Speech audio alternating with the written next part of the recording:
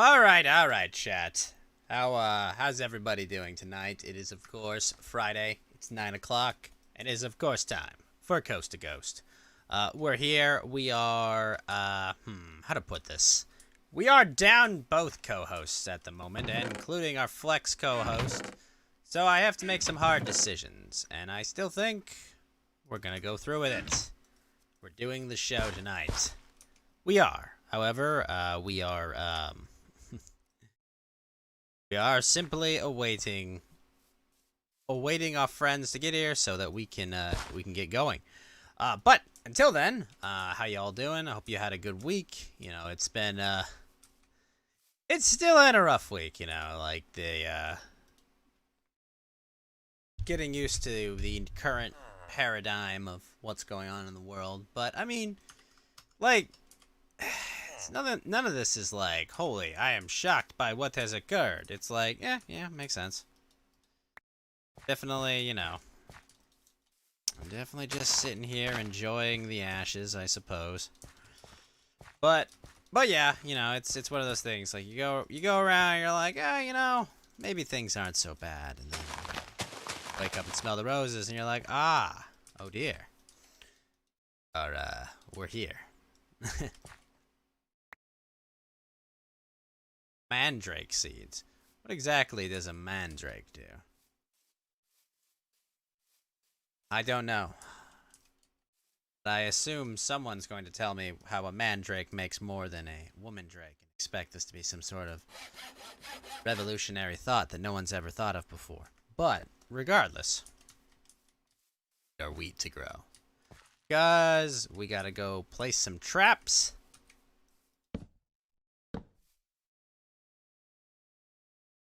I see what's going on with that. I can work with this.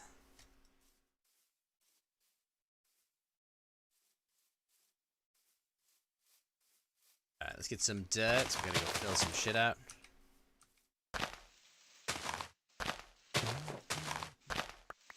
Server's backing up. But until our friends get here, we are going to just be playing some Minecraft. Chilling, relaxing, breaking some blocks as we prepare to talk about everything that occurred this week. And never a dull moment, I suppose.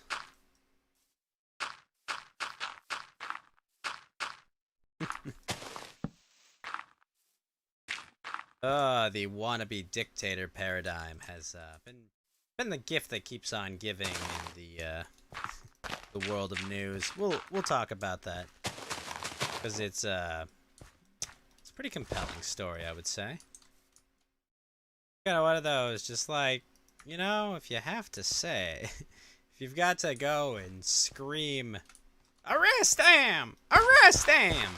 Well, you know, maybe you. Maybe they have a point about, you know, wannabe dictators. Oh, man. It is the fact that it was like, oh, you're fired! For what? For questioning the immortal elite dictator of the United States of America. I mean, the president. How dare you? How dare you say his actions might be politically motivated, even though it's verifiably so would benefit him to have his political opposition destroyed by the legal process. One of those things, you know, where you're just like, you're not allowed to say it. Like, no, you can't say that. Think of the consequences. You could elect Orange Man again. You could let the people democratically decide who rules over them. We can't let that happen. No. Can't have that happen, can we? That would be a disastrous turn of events to let that happen. You know. But, you know, to those people, I don't really care about your concerns. Because, come on. You got 81 million votes, my dude, in 2020. How could you possibly lose? Like, come on. We were all there. We all know. It all went down, and you had no chance of losing. So, you know, no amount of just posturing and name-calling that could defeat the immortal ice cream man. He can't be stopped. Come on. What are you, delusional? Everything's fine. Everything's fine. You couldn't lose this, man. No. It's not like there have been severe consequences to your regime and, people are losing their jobs and having a hard time and things are going to get worse and worse long before they get better. No, no, no, no. None of that's happening. Everything's fine, guys. Everything is most definitely fine. And you'd have to be some sort of conspiracy theorist to think that anything but fine was going on. I don't know why they're so worried, guys. Like, I mean, come on. They've already won. I mean, like, what could possibly happen differently?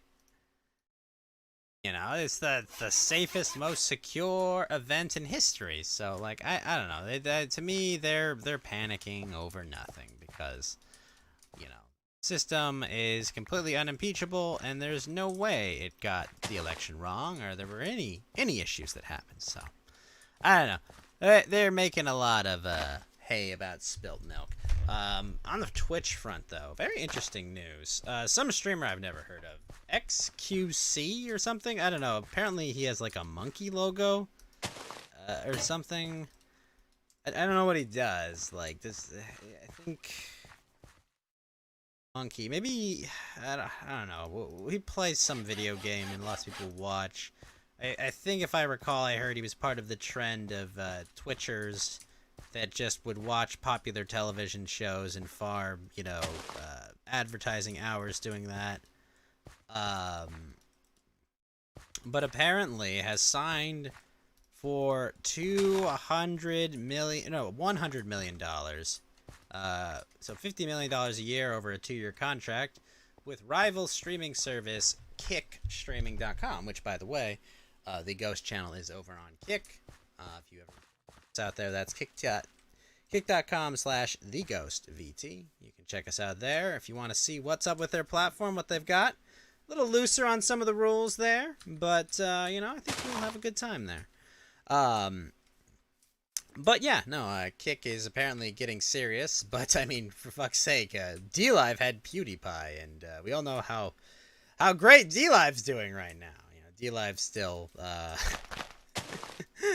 DLive totally still exists after that. But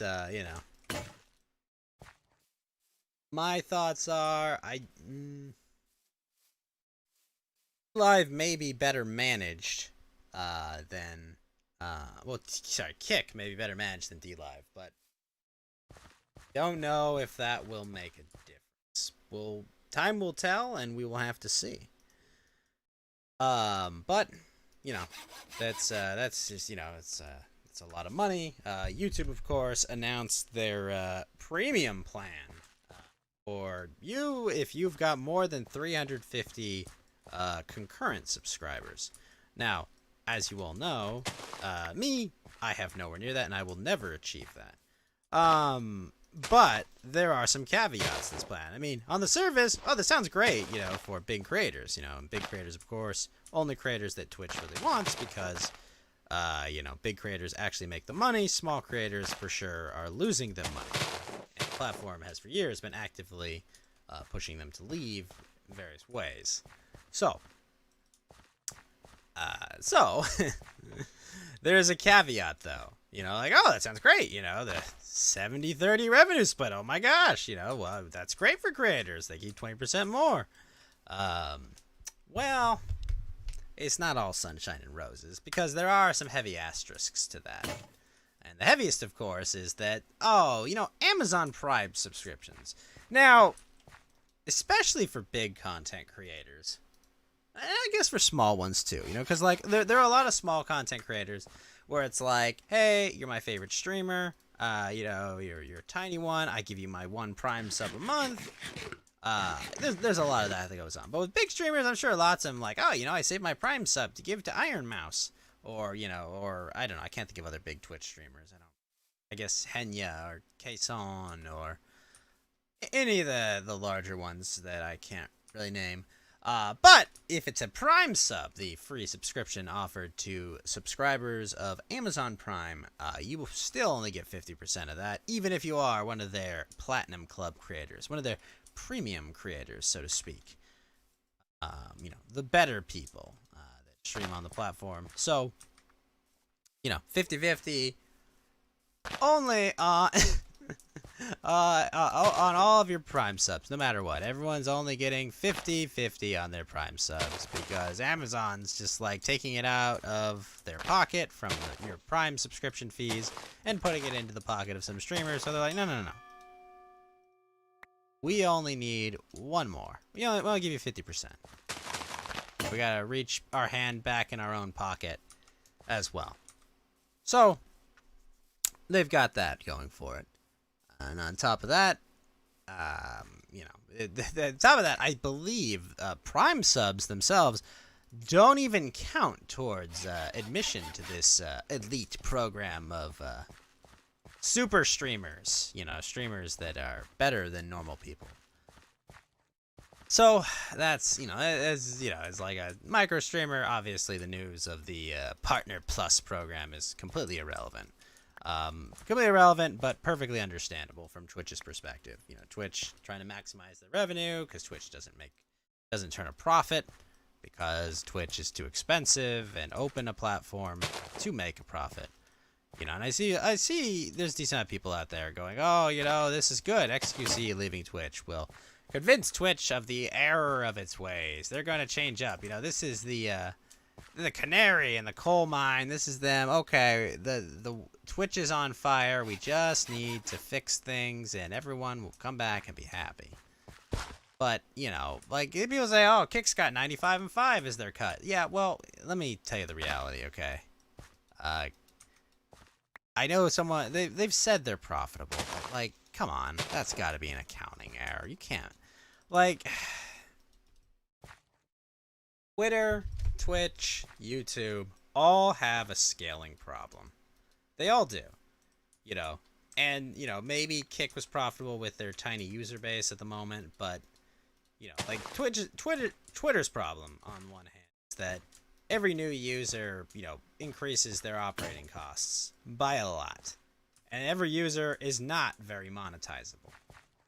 Nowhere near as monetizable as they would like it to be. So, Kick goes out, gets massive growth. Kick's operating costs are going to go up. Meanwhile, at a platform like Twitch, which is going, at best a 50-50 split. And, shoves tons of advertising and has tons of, proper ESG requirements to get literally any advertiser to support their platform for no reason. But as Kick grows, Kick is going to definitely require more resources, and it's gonna increase its costs. Like the scale. I don't watch ads on the internet, so I don't know what ads Kick.com has. But like they cannot scale it. They cannot scale without growing their costs unless they've. It's like easy to say. It's like, oh well, it's different this time. Well, no, it's not different. It's not different. It's not just gonna magically work out. There's no fairies and stardust that will magically make Kick.com work. I'm not saying you shouldn't go on Kick.com. It's great for creators. It's got a great cut for creators. It's a great platform for even big creators, just because they have a very positive policy. My concern is that in the long term, their strategy doesn't work. So if you put all your eggs in the Kick basket, now the nice thing is you put all your eggs in the Kick basket, and inevitably, like Mixer and other websites, Kick collapses. Great, you can go back with tail between your legs to Twitch and YouTube, take your smaller cut, and you probably bring most of your community back with you. Because it's a large enough platform that enough people use. Yeah, there's mass. Oh my gosh. Oh shit. Oh shit.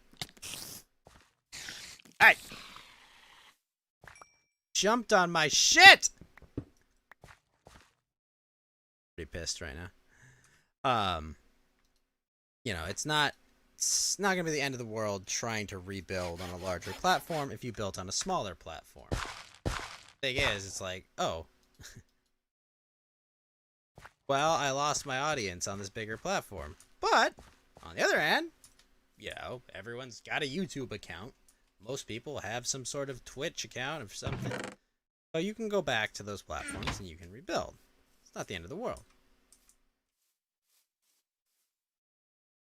So I guess that's my advice. If you switch to kick, come in with clear-headed, okay? Because it'll be fun while it lasts. How did I one-shot the spider? I didn't one-shot the spider, Titania. I two-shot it. It took 2 hits to kill. And it wasn't that strong a spider, I'm pretty sure. Because it was just a bronze broadsword. It's not a super powerful sword. Right? Like, reinforced. It's got reinforced 1. And it does 7 attack damage. Not that powerful a sword.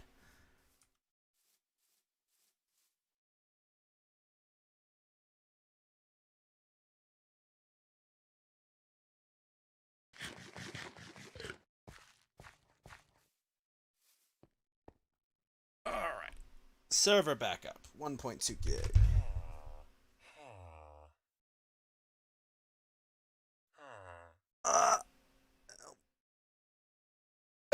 I'm pretty sure it was 2 hits to kill it, though. Hey, what's up, Colonel J? How's it going? Thank you for the blissy. How things been, Colonel J? Long time no see. I am awaiting Yellow Lantern to appear so we can discuss all the news of the week. But yeah, right now I was just talking about, I guess some Twitcher, XJXQC or whatever the hell his name is gonna go get paid, 9 figures to go stream on Kick, which sounds cool, but we all remember how well PewDiePie panned out for DLive. Crazy arcs. Yeah, that's for fucking sure. Lots of crazy arcs been going on, Colonel J. It's like we live in insane times.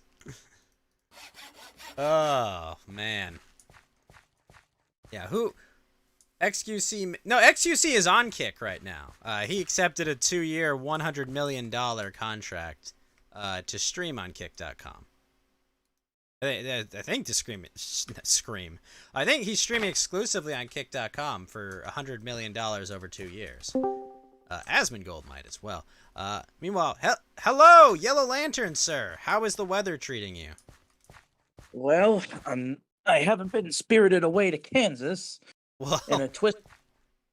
So have you tapped your boots together 2 times to to get back? Yeah, and I didn't melt when it started raining. So Well, that's I good. think You're not the Wicked Witch of the West, that's for sure, or the Wicked Witch of the South. yeah. Oh man, crazy, interesting week this week, hasn't it been, Yellow Lantern? That's putting it mildly. I saw the Flash movie this week. You did? What did you think of it? I mean, I've kind of checked out of superhero movies in general. Perfectly understandable. I don't. That's an unwise position to take. Honestly, that was all right. I wasn't blown away by it, but it was fun. There was some super inside baseball Easter eggs in it. I'll just say they reference the Kevin Smith Superman movie that never got made. They reference it very much so. Yeah, I heard about certain cameos of deceased actors portraying, and the fact that they remade them using computer generated, which, I mean, so I'm a little mixed on this, right? Because there's obviously the history, right, of the Superman actor like saying it ruined his career, and people are like, oh, that's not cool, right? But like, I like that Adam West was there. I thought that was a really nice touch. I think Adam West would have been in that movie if Adam West was still alive. yeah, they should have made this movie 10 They years should have ago. made this. Yeah, at least 10 years ago. Yeah. But I will say Michael Keaton really, really good as alternate universe Batman. Like I thought he did a great job. It's fun to watch him on the screen. I liked him as Vulture in the Tom Holland Spider-Man movies, and I thought he was really good as as Batman. Because he kind of plays the role of like I'm Batman, but like I solved crime, so like I'm retired. So he's like, he hasn't been caped crusading for a while. The woman they have playing Supergirl, she's fine. Whatever. I mean, Hmm. you know, she's not your traditional, like, all blonde Supergirl, but kind of her thing is she's been, you know, locked in Russia for a while, so she hasn't really been out, you know, even in the sun or anything. It was good to see Michael Shannon on screen as Zod again. I always did that was one. I did like Zod, his performance as Zod in the Man of Steel movies. It was good to see him again, Hmm. even if he's just he doesn't get a ton of screen time. And you know, I don't like Ezra Miller as a person because clearly his obvious criminal activity means he's a bad person. But like, he's really good as the Flash.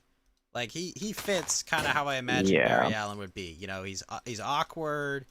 You know, like it works. Is what I'll I say. know. The comic news I have is, of course, the passing of John Romani Sr. John Romita Sr., yes, the Romita. very famous comic artist known for making Gwen Stacy sexy as well as various other characters. Mm-hmm. Rest in peace. I saw a Razor Fist tribute to the guy.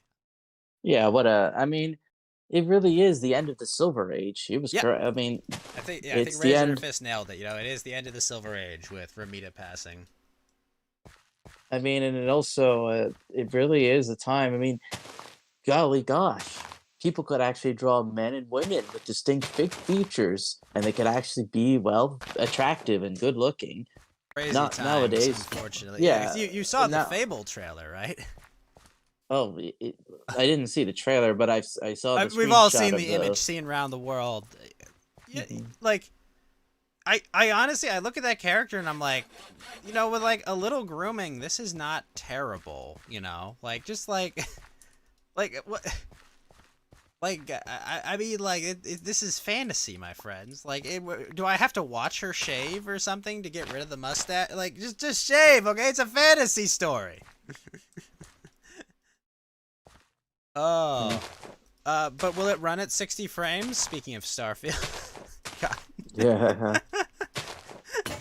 Don't worry, guys. The Xbox is the most powerful console ever. Okay, can it run Starfield at 4K? Well, no, it doesn't run it at 4K. Well, can It's it? really it really speaks something. Remember, 10 years ago, it's crazy all the stuff that's happened ever since 10 years ago when the Xbox One reveal was just so horribly botched. You guys want to watch TV and sports on your Xbox? No, I want to play Madden if I'm going to do anything with sports on my Xbox, okay? Yeah, I You still think. don't I want to pay mean, $200 a year to watch 16 NFL games, bro? Come on.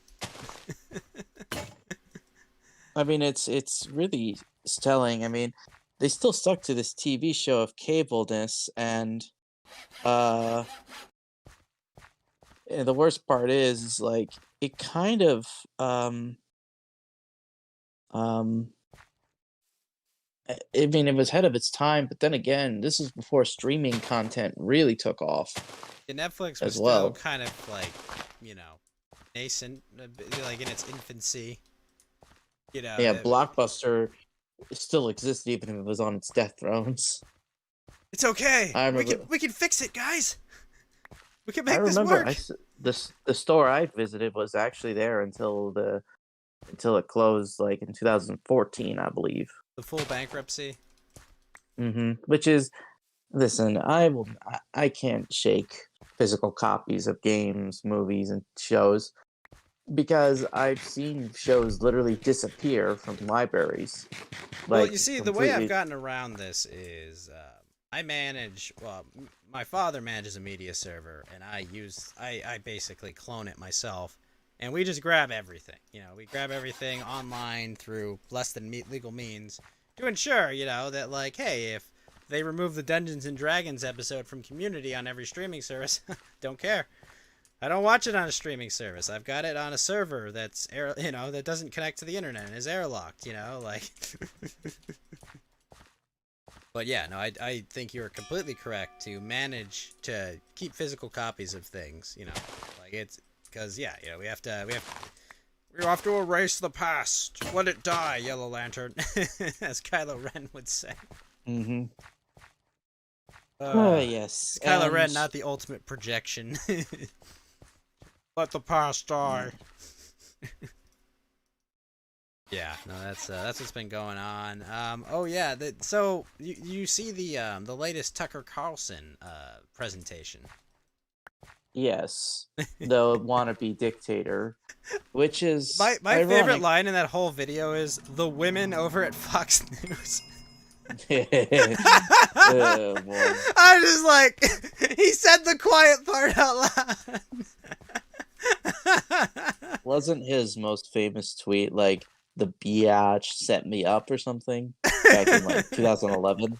I think so. It's so over.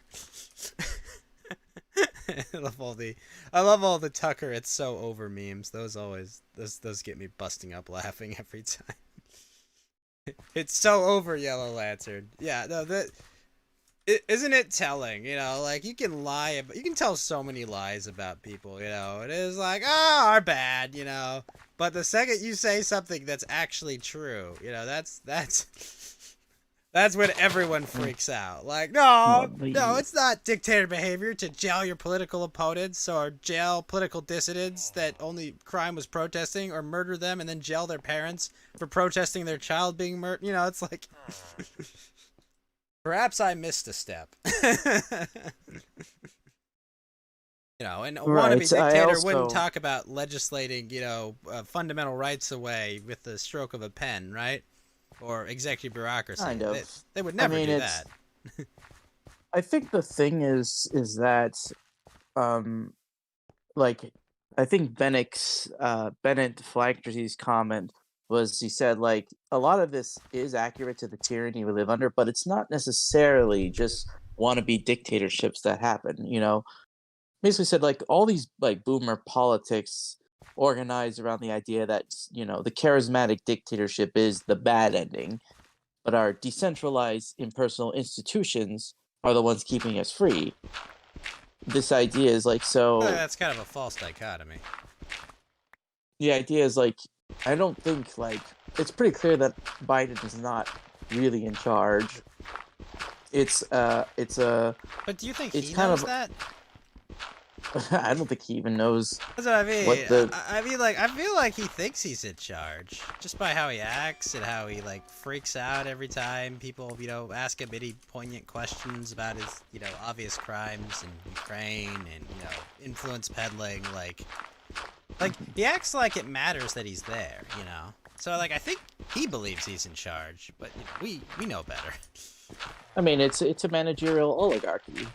It's the people who are really in charge don't want to be seen as the one in charge. What, like They want to Victoria Newland or like what the certain other neoliberal world order, as they call it. not even yeah, and even if me and many others in the reactionary sphere and writing like Carl's Bad would really quibble with this idea of the neoliberal. It's kind of like how people But I mean, say like like it was the neocon elite, but they kind of just like, you know, the neocons kind of just merged into, you know, okay, well, you know, we found this new vehicle, you know, post Occupy Wall Street, you know, for pushing, you know, endless wars and, you know, generally globally destabilizing policies that will push towards like a neo-globalist kind of world order, right? And that the best way to do this is not with, you know, yeah, you gotta switch. You have to switch teams, you know, from sure, I mean that's the boomer cons to the you know, the community organizers and the you know, the hip cool. So they tried to make it hip and cool, I guess. It's kind of like what I'm seeing happening with Reddit. You know, this you probably heard about this. Can you explain it for me? Been Because like I've heard about this, but I still don't get what's going on. If so, they took away access to their API front end, which means that you have to pay to edit things. yes. To, So like, the complaint policies or something. is people want to the moderators were using third-party apps for tools to like moderate and catch like spammers in their subreddits or comments or other sorts of thing. because they can't, most of them probably do not have the time and space to like moderate a sub to make sure like nobody's breaking rules. Now, of course, this is Reddit we're talking about. A lot of infamy and just how selective enforcement is of rules, how it's designed to be like an echo chamber and all sorts of negative connotations that website has accumulated. But ultimately the drama happened is that when Reddit took away these tools, Oh, moderators define taking them away, because as far as I understand, you can still access the Reddit API. Isn't that correct? yeah, but they didn't want to pay for it. They were Oh, so using they're they were just cheap. outsourcing. Yeah, they were outsourcing the codes to check to third parties. It's sort of taking kind of money and time. Basically, the drama was that many of these mods decided to protest, they started locking down subreddits, and What these were does not that just mean? the small ones.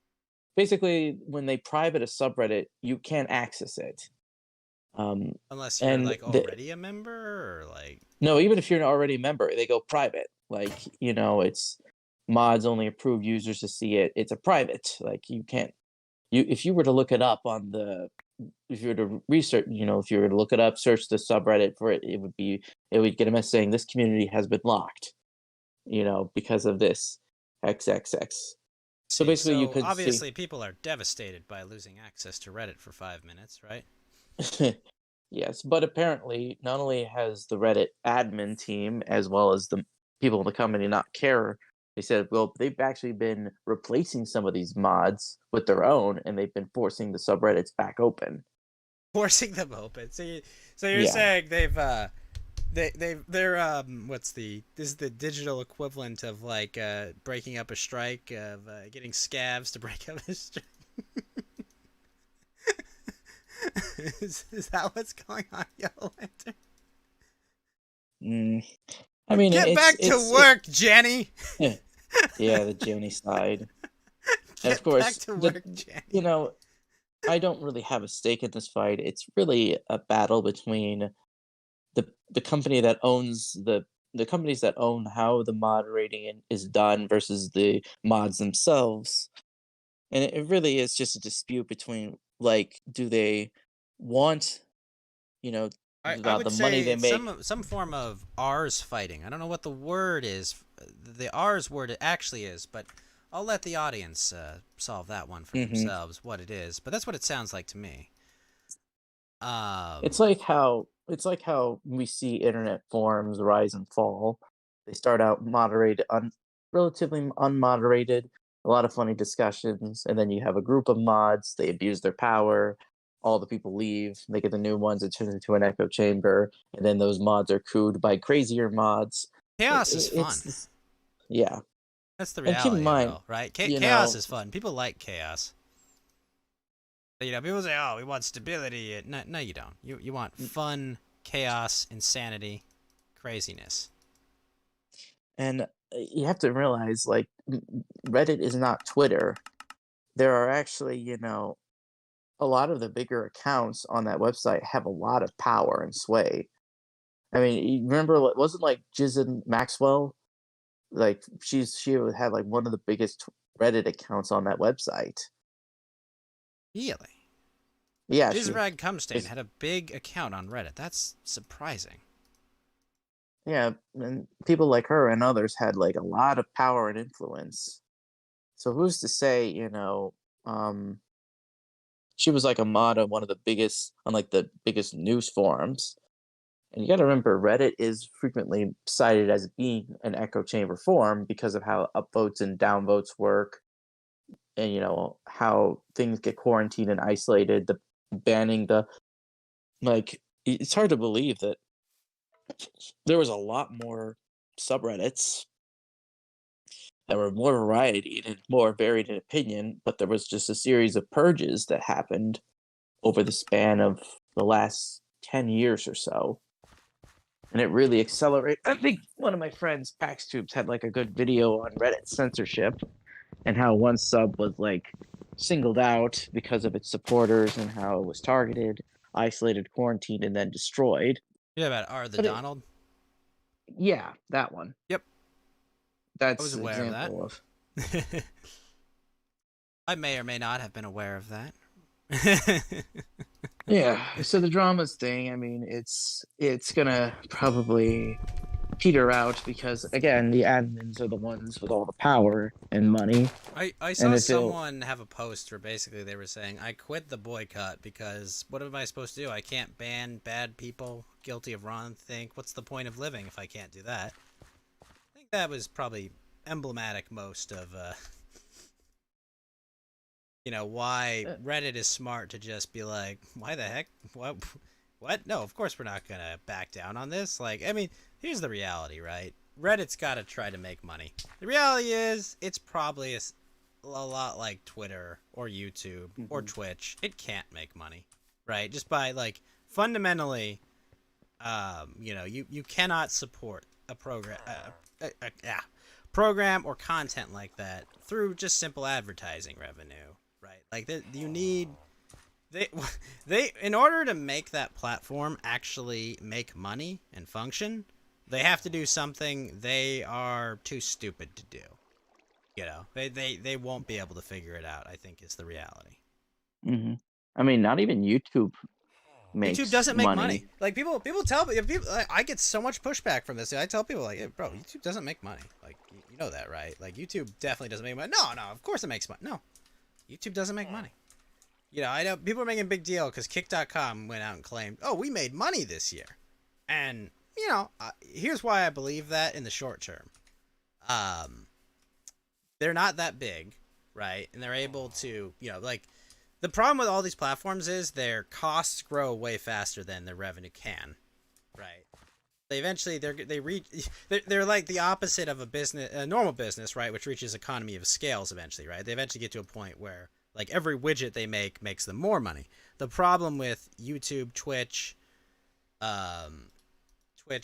all these programs is like they it's the opposite, right? They're profitable for a little or it's like you know, they have to do all these things to reach scale, but once they reach scale, they eventually reach a point of diminishing returns on every additional, every additional user that comes on the platform.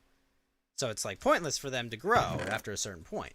And like Twitch is a perfect example, right? Like Twitch has made it very clear and obvious. They want no small creators, right? Small creators like me obviously lose Twitch money. Like there's no way to put it other way. Like I guarantee you Twitch has lost money because I'm on the platform. But their problem is Twitch needs to have like tryouts to get big creators, right? Like, cause not every, obviously you take big creators from YouTube, Twitch, that they love that, oh, perfect. We don't have to spend time and money developing. Their problem is they need a steady stream of creators to bring in large audiences. The problem is the cost of they basically have to run their entire minor league system on their own platform, and they don't want to do that very clearly. That's why they treat affiliates as badly as they do.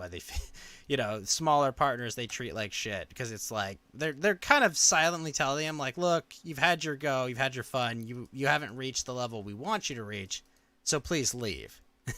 they're politely asking him to leave. But Reddit is much the same. The point of this is though, Reddit is much the same way. Reddit, Reddit has even bigger problems, right? Because Reddit lacks the direct monetization of a Twitch or YouTube, right? It's like it's an advertising platform, but it's just a forum.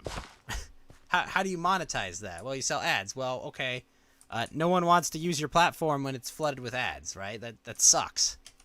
Like, it's like, no, I just want to read, like, one line. I want to go to your stupid forum to read one line how to make this video game thing do this thing. Like, I don't want to fucking sit through 80 ads to get to that, And there are other options. There's GameFAQs and other websites I can go to get the information that I need. And so, yeah, I don't know. I mean, charging for the API backend, right, I don't think this is going to solve their problems, Yellow Lantern, because, like, at the end of the day, like, if a whole bunch of people leave over this, like, then you're...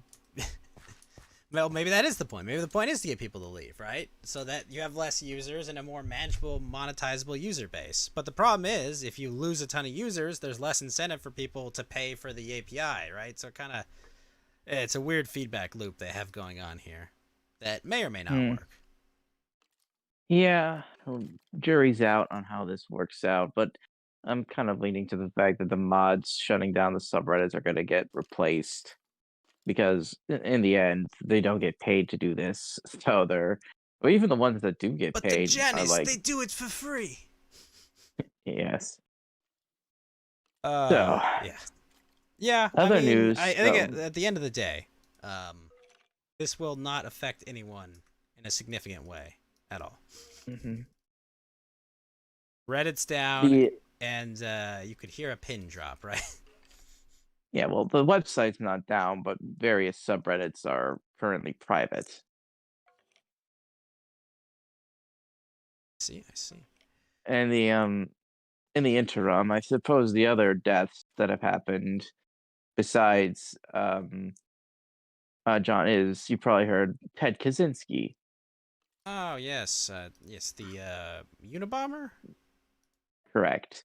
Right. So he blew The up reactions. the Oklahoma State building, right, with a bunch of fertilizer. No, that was somebody else. Oh, that was the Oklahoma City. What yeah, what Ted, well, besides the bombs were delivered over a period of roughly 19 years. He was And it MIT was, trained, right? This guy was an actual genius. yeah, he was a mathematical genius.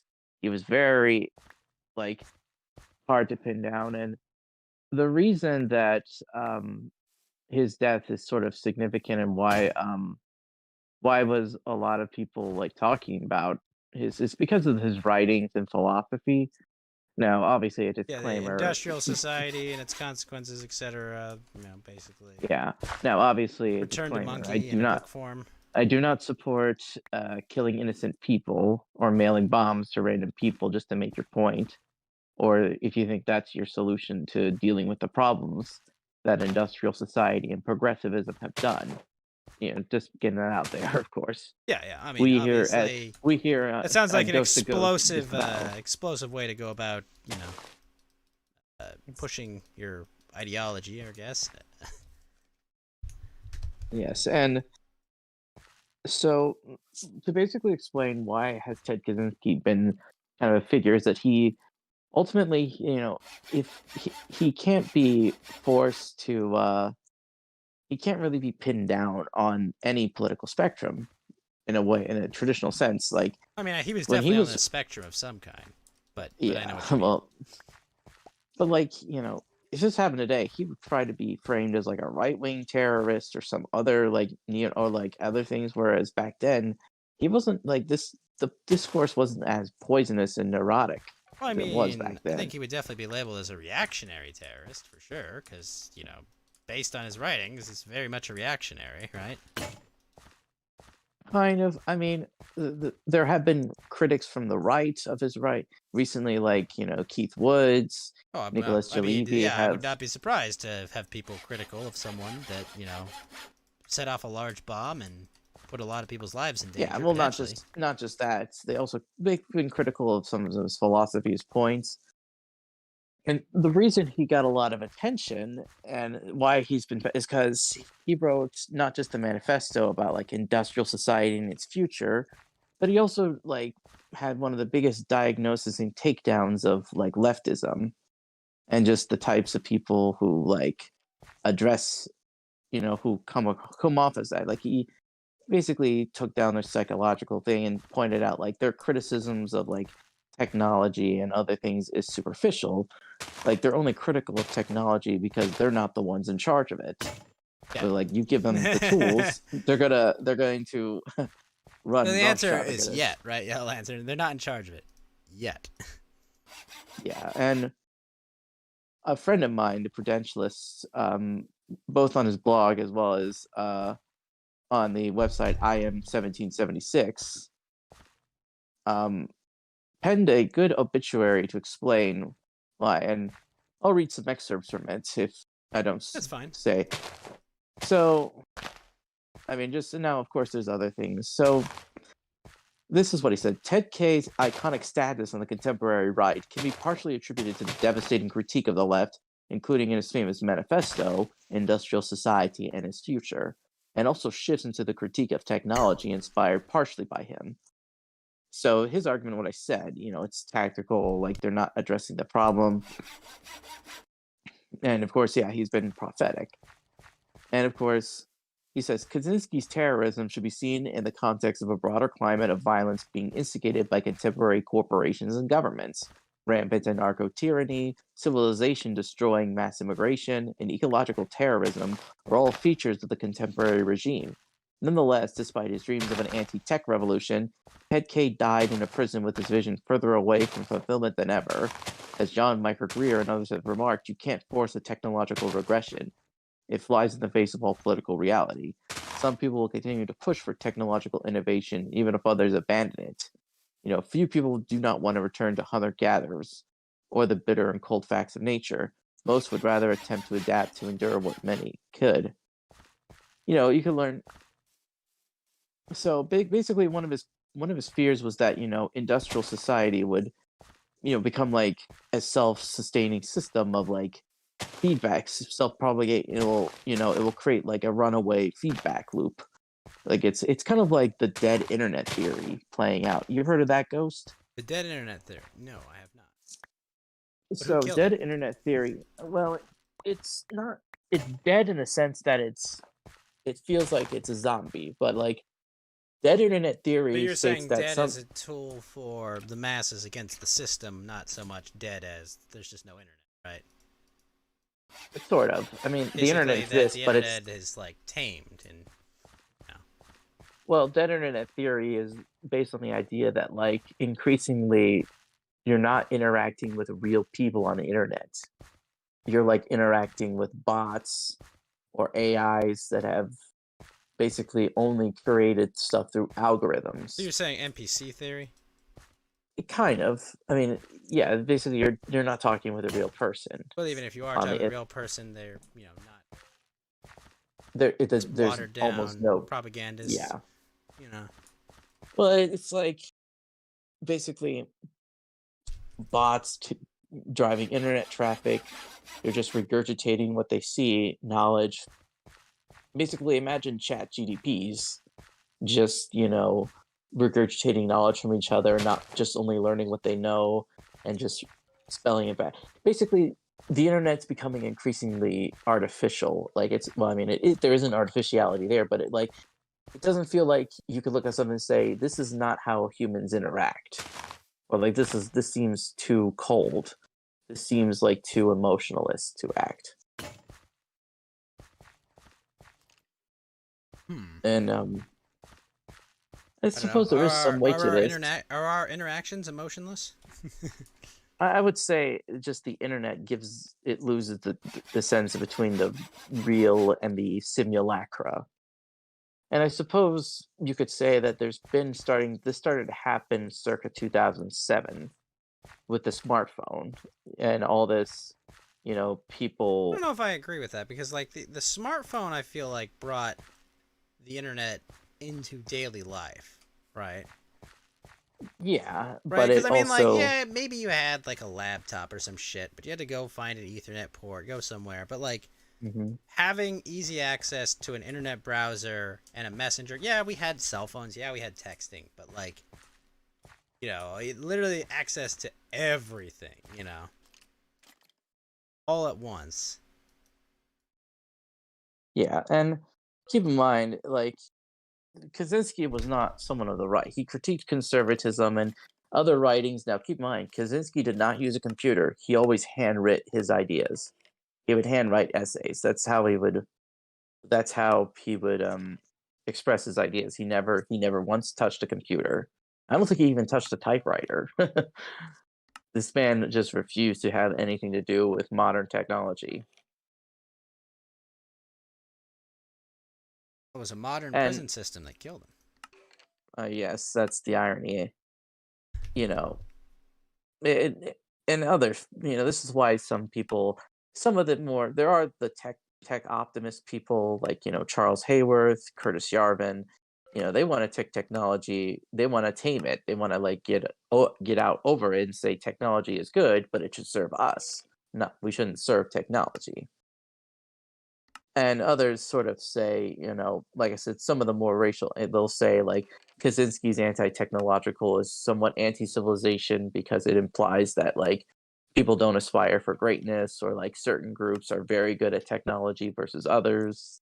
So like, and it's a weird thing, with Prudentialist note, like you got like a lot of his fans of Kaczynski's, strange bedfellows, blood and soil types, religious agricultural associations, the New Agers, Christians, neo pagans, neo Luddites, interrealists, disaffected former leftists. They all have, that's what his audience reached out to, in many ways. Yeah, yeah. So a lot find the same. Yeah. So you don't have to agree with all of his conclusions. Like I never finished any of his writings from, but yeah, like a lot of his stuff comes from the book Industrial Society and Its Future, Technological Slavery, and various other writings. And yeah, the famous meme said is like the Industrial Revolution and its consequences have been a disaster for the human race. Yep, that's the line everyone gets. And it's been memed. Well, yeah, it's been memed into oblivion at this point. Yes. And of course, the big news is the Trump indictment, where he pleads not, and it's he's free to go for now as long as he doesn't talk to his witnesses or whatnot. But I suppose this is what expect.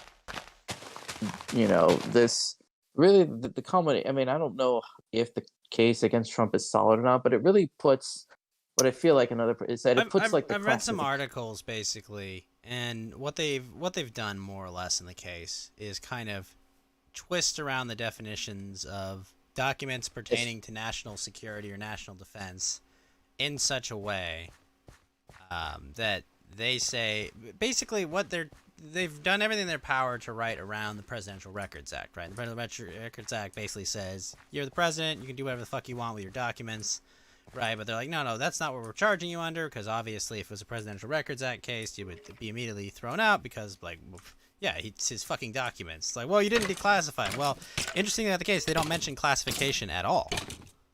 Yeah, They mentioned like, I oh, there think that's may what have they're been classified trying. markings, but no, they basically are just like they know they have to keep away from that because obviously the president of the United States has ultimate declassification authority to anything. He can declassify anything he wants for any reason, based on the letter of the law. But no, they're saying that he has documents contained in national security, and that regardless of their classification status, he was ordered to turn them back, and then everything else is just twisting the meaning of like, oh well, you've obstructed us in our attempt, and you showed these to people that didn't have the authority to see these, and you didn't have authority. It's basically there are 6 real charges and 31 invented charges built around those 6 charges, because the purpose of the indictment is not to actually get a conviction, because they're not going to get a conviction, right? Obviously, it's like it's not a solid case. The point of the conviction is to attack a political enemy of the president of the United States using the Department of Justice, which is the part of the executive branch. Like that's the entire point of this. Now, obviously, you can indict a ham sandwich, right? You can throw a charge at anything you want in Washington. Nothing would Yeah, stop you from doing that. and the point is, it honestly puts like the classification sort of regime on trial as well about Yeah, the powers why of. are so many documents classified? In a quote unquote Mhm. free and open society, why in the world does your government need to hide this information from you? Well, it's because they're up to no good.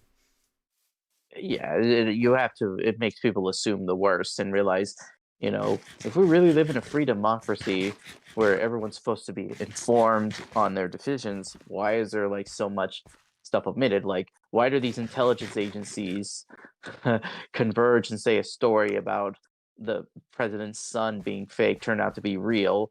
Why are all these people like What, you mean hiding the information? 52 intelligence agents that all said, no, no, no, this is obvious disinformation, even though I have no information concerning this. This is obvious disinformation, right?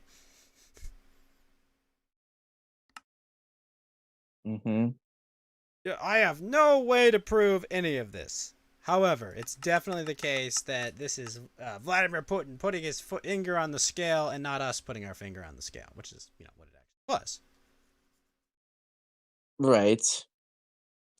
And it's basically, I feel like this is a regime that is failing, but it's also becoming nastier as it flails around. Well, you've heard the old adage, right, about a wounded animal, right? A wounded animal is Hmm. still dangerous. Yeah. You know, a wounded animal is still dangerous. And did I? Speaking of the Uniparty, did you see what Mr. Ron DeSantis compared himself to this week? Yeah, I Said just he's like a disciple of Jesus. which one? Hopefully not the one that got his head The one chopped off. everyone makes the Or joke. Oh yeah, Judas. But yeah, yeah, the one that betrayed our Lord and Savior Jesus Christ as well. I just thought it was so funny because I'm like I'm not even religious, and even I know that's a dumb thing to say. Even I know. Mhm.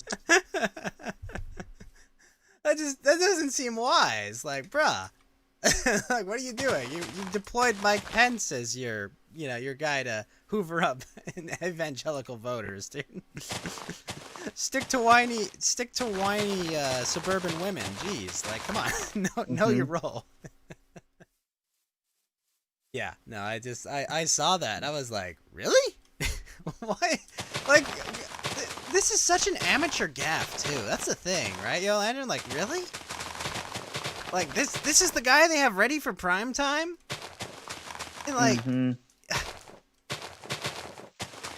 I mean, this is the it's kind of like how people how Patrick Casey recently did a pretty good takedown on the post-liberal cabal that have been making names like Sobra Amari, Adrian Vermeule, and even some of the other ones who have actually written decent, like Patrick Deneen. It's the idea of people who they use the excuse of the common good kind of rule their stuff. And Carl's Bad once said, if you hear common good being referenced other than just someone basic wants to do something supplies, horrible to you.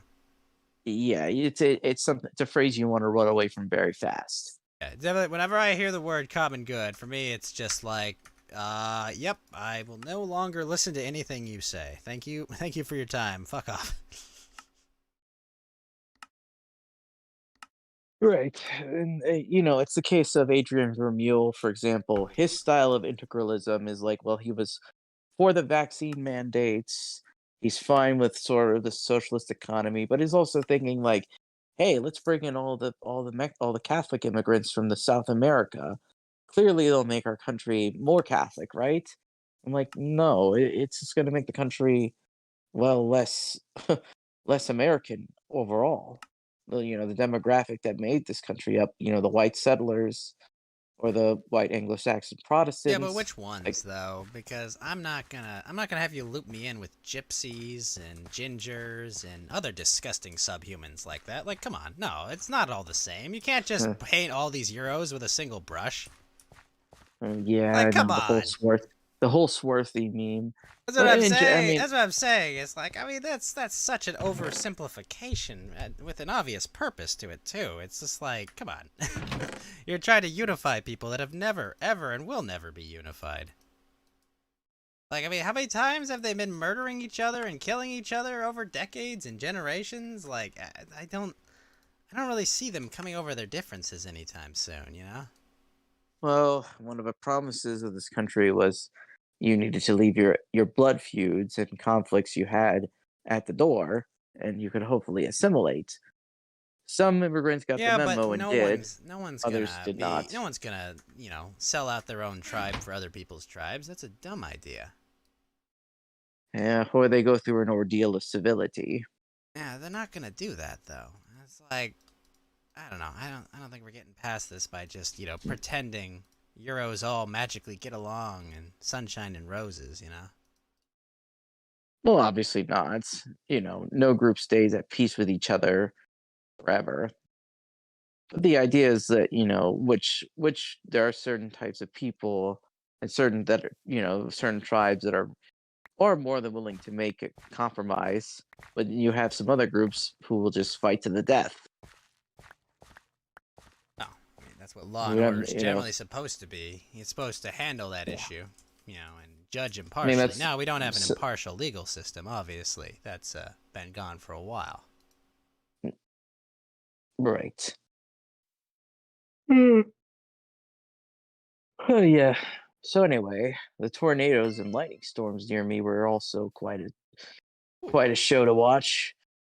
I mean, it's not every day I have two tornadoes near my area coming by and, well, scaring the heebie-jeebies out of everybody.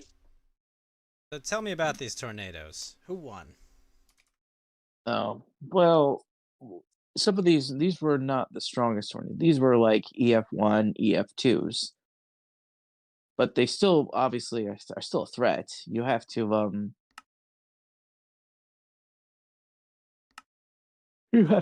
still take cover if it's coming towards you, because we're talking about wind speeds of like around 120 miles an hour bearing down on you. See? But it took out power Yeah, lines and infrastructure. yeah, damaged roof. It could blow roofs off houses, debris, tearing down phone lines, internet. It's something that it sucks. Like it takes about a few days for things to try to get back to normal. And of course, the people who lose their houses, they have to restart from scratch. And it's just that tornadoes are so fascinating and fun to watch and study, but they're also quite awful for those Oh, unlucky yeah, I in their mean, they path. wreck your property. They could do countless damage. It's Yeah, in the and ass. hasn't been any good tornado movies, maybe ever since Twister. Which some of the tornadoes depicted there were accurate, some were not. Accurate. Telling me that a fictional movie may not have had real tornadoes in it? Well, I mean, the way um, how they did it was like this: was that some of the tornadoes did look pretty accurate, but um, some of the ways they moved, like the first one that the team intercepts, Bill Paxton's character makes the boneheaded decision to drive into a ditch instead of just continuing on the main road to get ahead of the tornado, because they're not only they're trying to intercept, they're like releasing sensor radars into the tornado to try to get readings on it.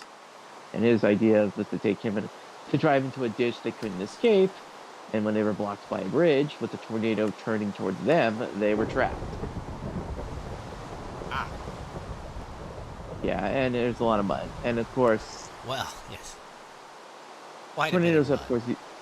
Yeah, and of course the tornado threw the car in front of Bill's wife, who was following the convoy, and there's some other tornadoes that have been set, which some were unrealistic, like two tornadoes merging into one. That's not how that would actually happen, because tornadoes are actually very sensitive to their environments. If one of the ingredients that makes a tornado work goes away or is interrupted by another one, it actually will cause one of them to dissipate.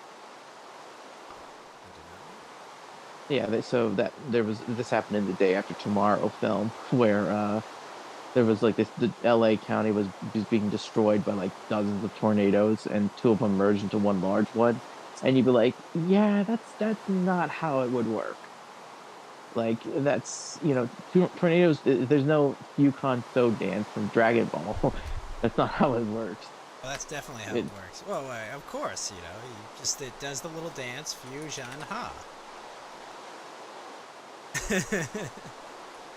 And that's definitely how it works, right? How else could it have worked?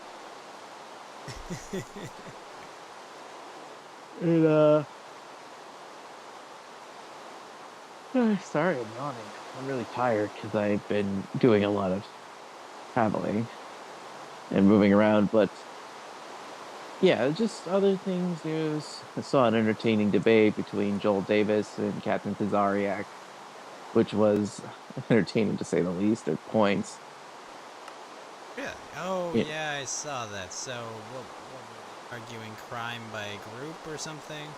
yeah, and which one is like on a basis? I mean, the captain was pretty entertaining, his quibs and stuff, but Joel Davis definitely had the better points about the type of crime, especially when he brings up like the establishment like is on the hunt for the great white defendant, to borrow a term. Like they politicize mass ones, like what happened to Daniel Perry or Penny. stuff. But it Penny, yeah. The other one is also a travesty, but I'll get to that one later.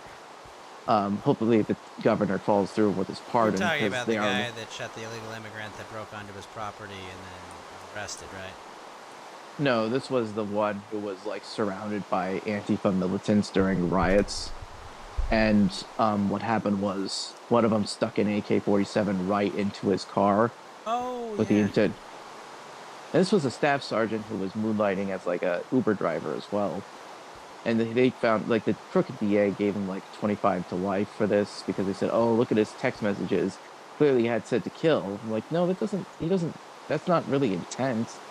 You're basically arguing that he had no freedom of speech, and therefore, unless we can show intent, and it doesn't help that both the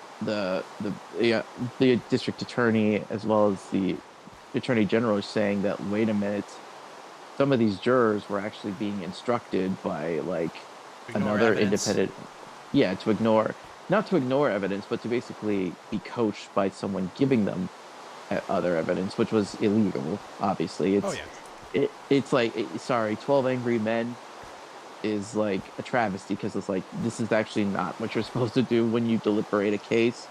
You're supposed to like look at the evidence presented and determine if the suspect is guilty beyond a reasonable doubt, not conduct your own sham investigation based on hearsays. I've read that article about the sham of 12 Angry Men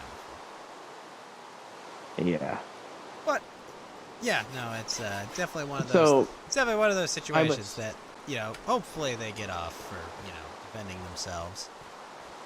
for now. It's going to take a little while because they have to appeal the process. They're going to look at the case as well, Well, the nice and I thing, think though, is even if this does take a long time, is that usually, if this goes right, this will establish a precedent yeah, and that this we can governor, judge future Texas cases governor by. said like Same with Daniel he Penny. said yeah, he said like your right to self defense isn't should not be nullified by a jury, activist judge, and activist DA.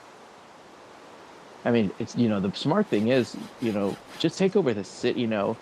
The city the people could vote to revoke the charter for the city of Austin or Austin or Travis County, and rule it directly because that's what any smart legislature would look at this and say these police, the people in charge of this county, they're purposely letting crime spike. Like they're not cleaning up, and they're never going to be voted out because the people, they gain vote banks by essentially letting criminals run around and then getting their votes back by promising not to lock them up. That's when you could step in and say, all right, I hereby revoke the charter for X county, and thus it No, falls under but now direct here's a control of the question, state right? legislature. There are still other people that live in those cities, right? Yes. There are other people in those cities that are affected by criminality, right? Yes. Right, like there are people every day, that run stores, try to just, walk to the supermarket, right? Like there are normal people, right, that live there, Mhm. right, and are affected by, this quote unquote anarcho tyranny, right?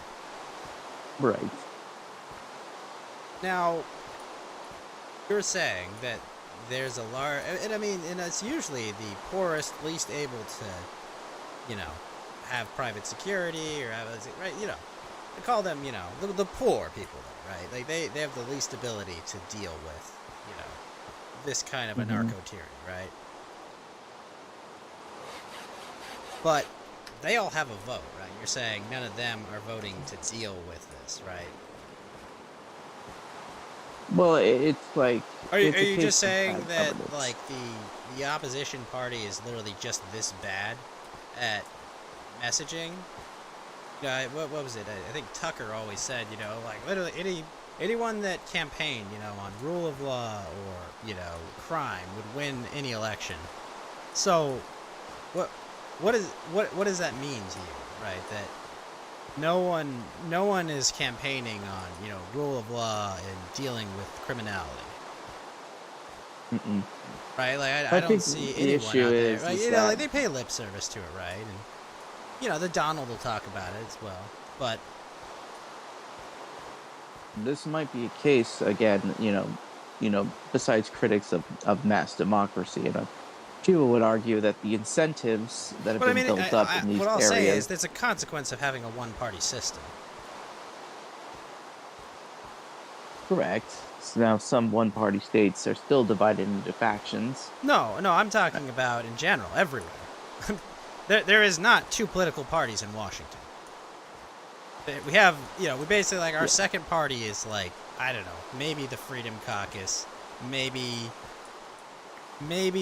some of the far progressives might be another party, but it's definitely not, you know, there is not a party beside, you know, there is one party in Washington and in most legislatures, right? Mm.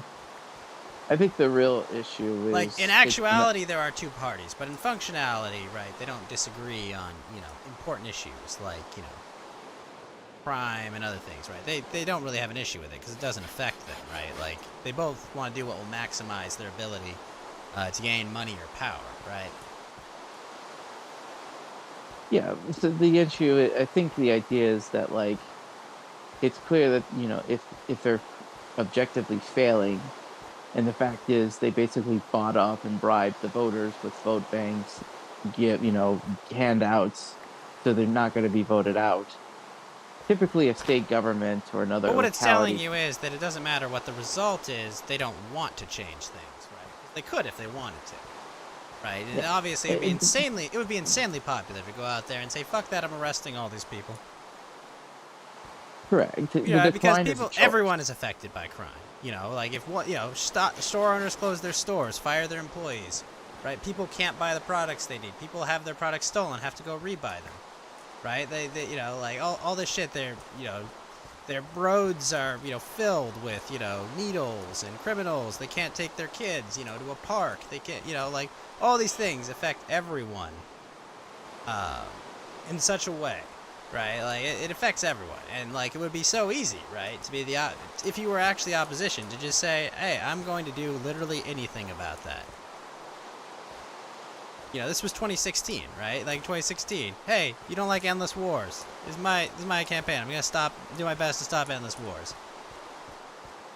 Amazingly won that election, but like this is all they have to do is talk about this, right, and they would win. And instead of talking about it, like actually implement action. You know, right now they pretend they can't do anything about it, right? But you're right. Revoke the city charter. Problem solved. Hmm. They don't have jurisdiction anymore. They're not a city anymore. Right. But I what it mean, tells this you is like- that, you know, that they're in a one party state right there. You know, not in, you know, Well, this obviously is- they still fight on social issues, but the important issues they don't fight on. Well, this is different in the national government versus the No, I think it happens state even at and the state locals. level. Depends, like on demographics and No, I don't think it happens. I think that they don't want to win elections. Because they make money either way. Right? Whether or not they have control over things. And actually, it's easier to make money and not take responsibility. You know, when the other side's in charge. Like, well, what are you talking about, man? I wasn't in charge. You know, I was just there trying to hold back on this, even though, you know, they weren't implementing it.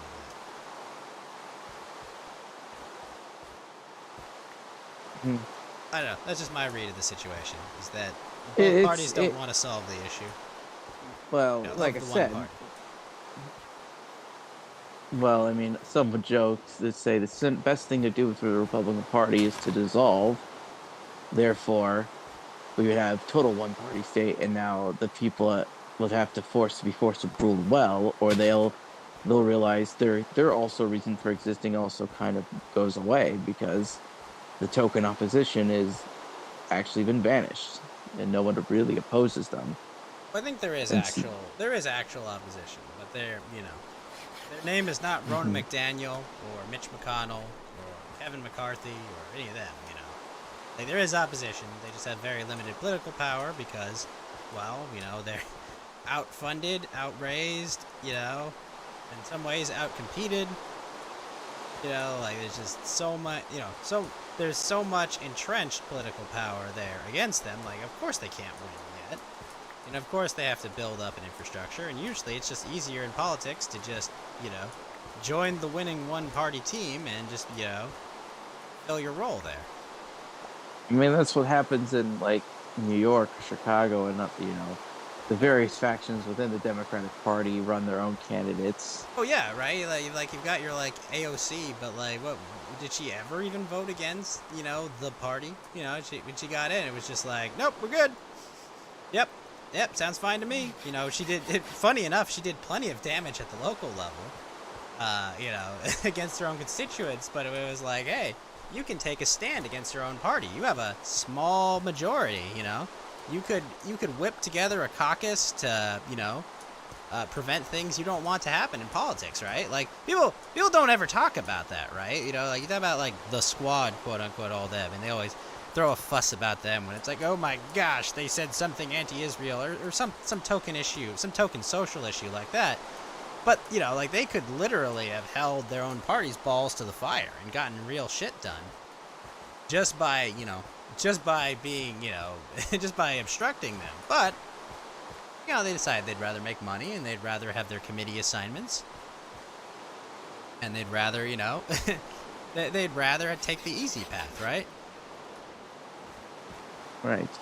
And, you know, we had the Republicans. They had, you know, the Freedom Caucus revolted against picking McCarthy, you know, set a whole bunch of rules for him. And, you know, then here it was. This was their big chance, you know, to, like, actually institute their power. And, you know, they decided against it, which is really unfortunate. You know, it was a real good opportunity, you know. Unfortunately, the problem, I think, was that they knew that you know, McCarthy would just have recruited enough Democrats to support the plan, and in the, you know, I think they had to do the calculus that shit, you know, whatever he comes up, he would rather negotiate, you know, with his quote unquote political opposition than he would with, you know, his actual political opposition. You know, his like he'd rather negotiate with his real political opposition than his, you know, performative political acquisition. Does that make sense? I suppose you could say it is. But like I said, you know, I don't have much confidence in the National Party, considering the, you know, pretty much a one part, yeah, different factions of the inner and outer party at this point. I think it's the uniparty is the easiest way to conceive of it. None of them have any disagreements about actual government spending. You know, like no one really cares about the amount. They just care that it's going to a place they want it to go. You know, like, hey, we need to go buy more tanks from my district and send them to Ukraine. Or hey, we need to build more jets and send them to Ukraine. Or we need to, you know. We need to make sure that we can drill on this land so that my constituents are, it's just like, you know, it's just like, Ed, you know, make sure that I get my vacation to Aruba paid for by this nice company that's technically anywhere in the world, if you did this, would be called bribery, but in America we call it lobbying. Right? Yes.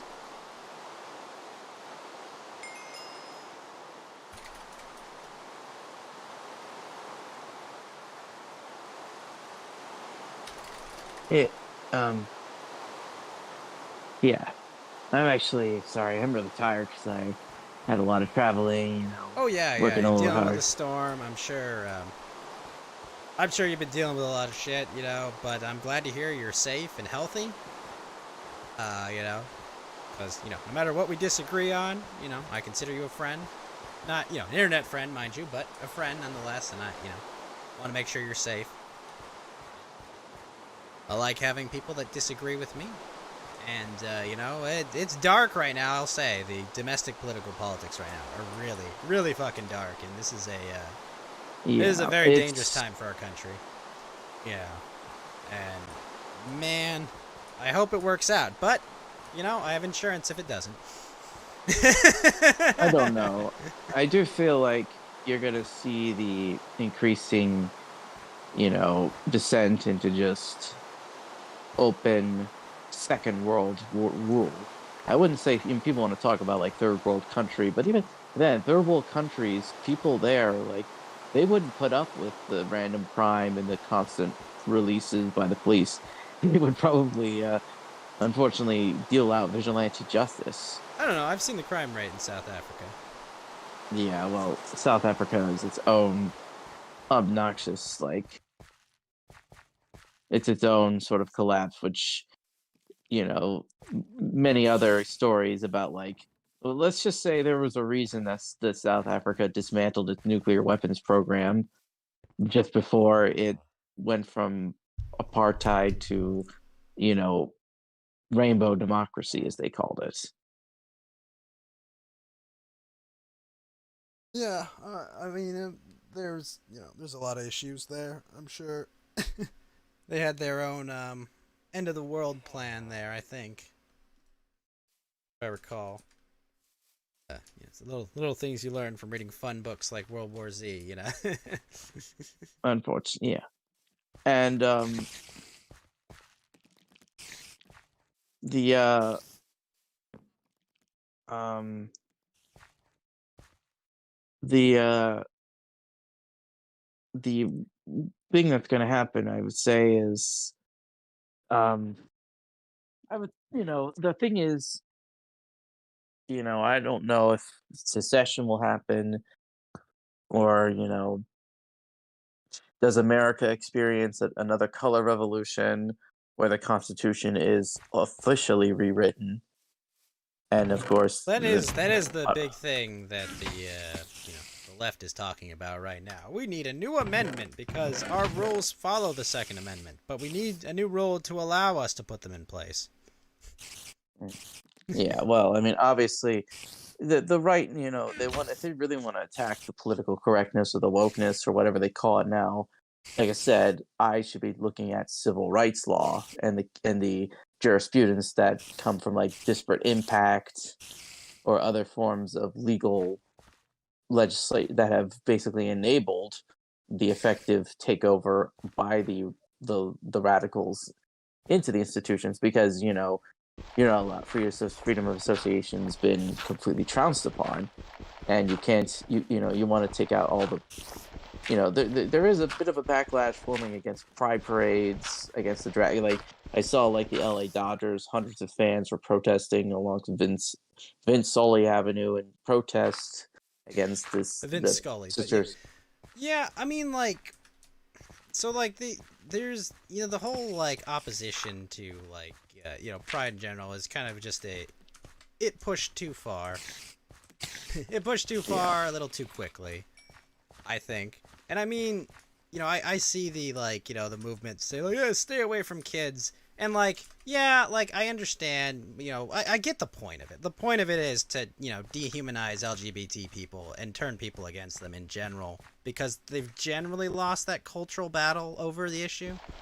Like it's not like, most people are kind of moved on from like we need to police people's lives with morality. Most people understand that yes, the Constitution forbids us from, policing your morality, and it's not coming back. But like it's definitely like people say, oh, we just want to protect children, and it's like no, you just kind of want to dehumanize these people. Like I get it, it's obnoxious, but that's the point of it. Like in general, I see. Like I'm not Mm. saying pride events are any place for children, obviously, because they're rampant debauchery and sex, Well, and even the even my obvious. LGBT family will say, like, yeah, no, I wouldn't take my niece there, I wouldn't take, my cousin's kid there because it's like no. I think unfortunately, I don't know how this could happen because maybe the views, let's say 10 years, what if they drastically flip backwards and people start kind of saying, wait a minute, this identity, their identity is artificial or something Artificial. like that. There's been a lot of talk that the concept of group identities that are marketed that began in the mid 20th century are basically constructs based are like they're derived from peoplehood and real traits, but the identities that some people form around like these people have made up. are not really real. If you the concept of identity versus a sense of peoplehood was a Identity major versus conflict. peoplehood. Can you explain this for me? Basically, like there's a distinct people who have like a different culture, a different language, different groups. Like these people form a sense of self, whereas the concept of identity is kind of artificial in a sense of like it's determined not by what you are, but what other people say you are, in a sense. Basically, other people control what your identity is. Well, it needs to, it comes from the outside and self validation versus what you yourself, versus something that's natural and being yourself. Now, unless, for example, if people start viewing things like these behavior, people would say like we used to say sex when referring to male and female, men and women. Then we start saying gender, and people are kind of taking back and saying gender shouldn't be gender itself was formed built as like a replacement for sex, but people have said that sex um, should have been used formally. Gender itself is not really the best way to say it. It's the same thing. There are people who are would say that you know things like homosexuality, basic like these are social contagion behaviors and identities that are But I mean, it's more not. that's a sexuality than it is an identity. I mean, you see a lot of people make it their identity, right? Like, I mean, it's like Yes. you know that guy that's like the world's biggest like Pittsburgh Steelers fan, right? And that's his whole identity. That's kind of how I see it. People like go and they make like, oh, I'm gay, like my entire personality. I'm like, yeah, but who are you? Like just tell me who you fucking are is what I want to know. I don't care, where, what you Right. do And behind closed doors. Like that's the least of my concerns. I think, well, like I said, there's people who have completely thrown out that distinction, and they say no, but what people do can affect you. They've started to question a lot of the memes and sort of points people So have put we're forward. back at Pat Robertson or Jack. What's his name? Jack. What was his name? Fucking Jack. Oh God, the guy. Jack Thompson? Jack Thompson. We're back at Jack Thompson. No, less polemical, more focused on the specifics, But I mean, especially it with the sounds to internet. me a lot like Jack Thompson's argument. That people can't distinguish Well, reality from fiction. well, that's kind of the whole thing with dead internet theory, simulacra But I'm just versus. saying, like, isn't that the whole argument? That like people understand, right? Like they can, you know, understand what is and isn't real, and versus what isn't. Well, it's kind of Like like the reactions to the recent, the Spider Verse universe movie. There are people who think Miles Morales is the real Spider Man, at least like the original one, like Peter Parker doesn't exist. Or people would say like, Miles Morales has been like being pushed a lot to kind of phase out Peter Parker, even though they both met and they've said like, we're in I each mean, other's Jaden Smith is universes. definitely gonna play Miles Morales in a live action movie, right? That's what's gonna happen. Mm.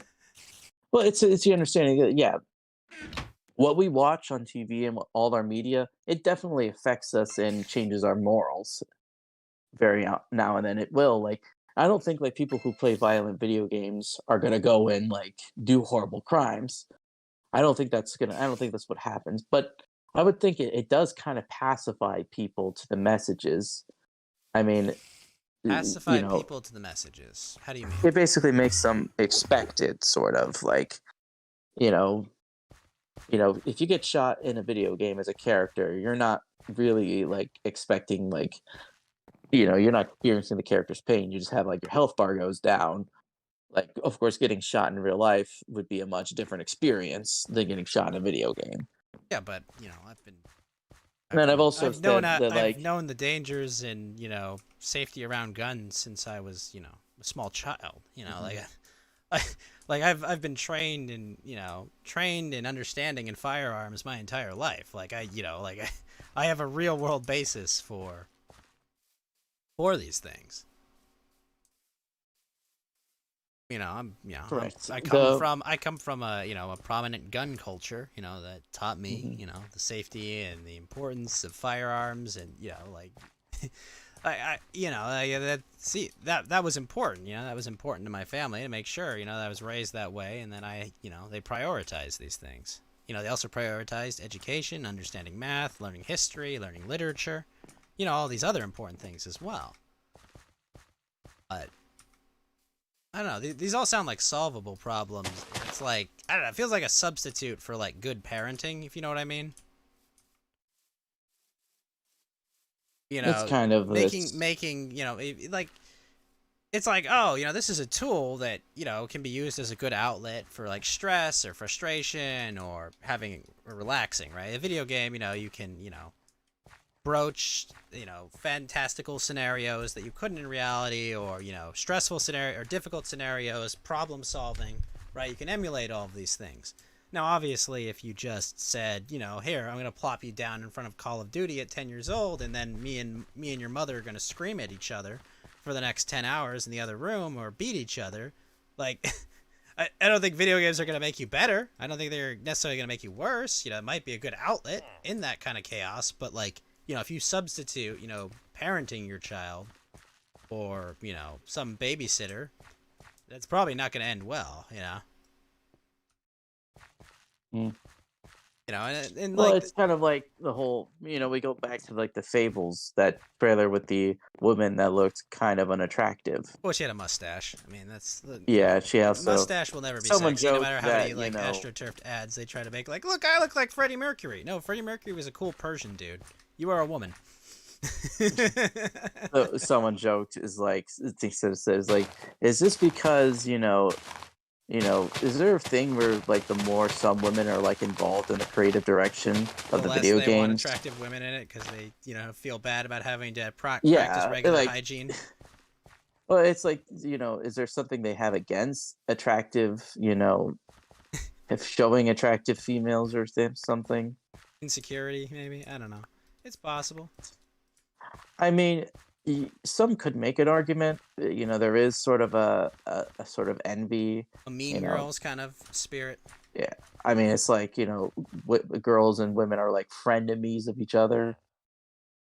They have like their way of bonding and instincts is different from men's, and they're more prone to like certain others forms of backstabbing, or just like various other forms of like basically the general decline. And there's a difference of, it's, you also have to consider that the people in charge of these medias, they don't really play video games as much as other people do.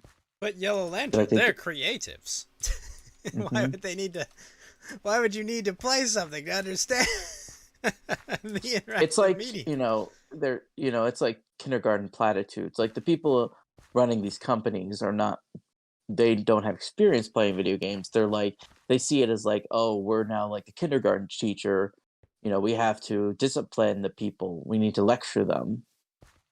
Yeah, It's the like, Sarkeesian effect, or basically that kind of. we have to. These are all you're all bad people for having fun and enjoying this, and we have to show you why you're bad people for enjoying this because I mean, it's like, have you ever watched? we are ethical, we are ESG responsible creators, who have to make sure that we give you we everyone freaked out about morality and shit, man. The second you give anyone the ability to make themselves the arbiter of morality, they're like, oh well, I am the most moral person ever, and I must Well, teach you my morals. have you ever seen the documentary on the Halo 2 developer commentary? Have you ever seen like the like behind the scenes on like what it took to make that game? No, I have not. But it's actually available on YouTube. But like, I don't you play the can Halo just game, tell. so that would never have crossed my mind. I see. Well, I know it's rare. I forgot you haven't played the Halo games. Well, I did. I've played a Halo game or two. I don't like Hmm. if when I hear this new Halo game, I go, oh okay, whatever. I don't like viscerally dislike them. It's just like it's just like they're like meh.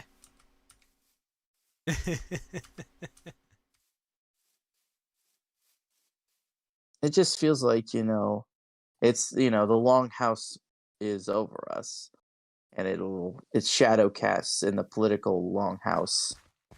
It's this what Lomez called it. Political longhouse? Explain. So the long let me look. He actually wrote an article.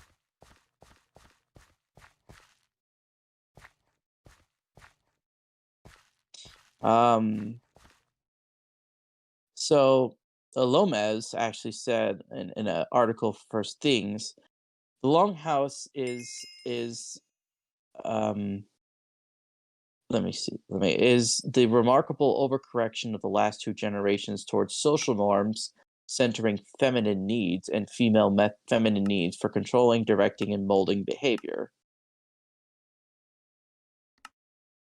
Um, so that's it comes from. This was from the First Things magazine that he wrote a few months ago.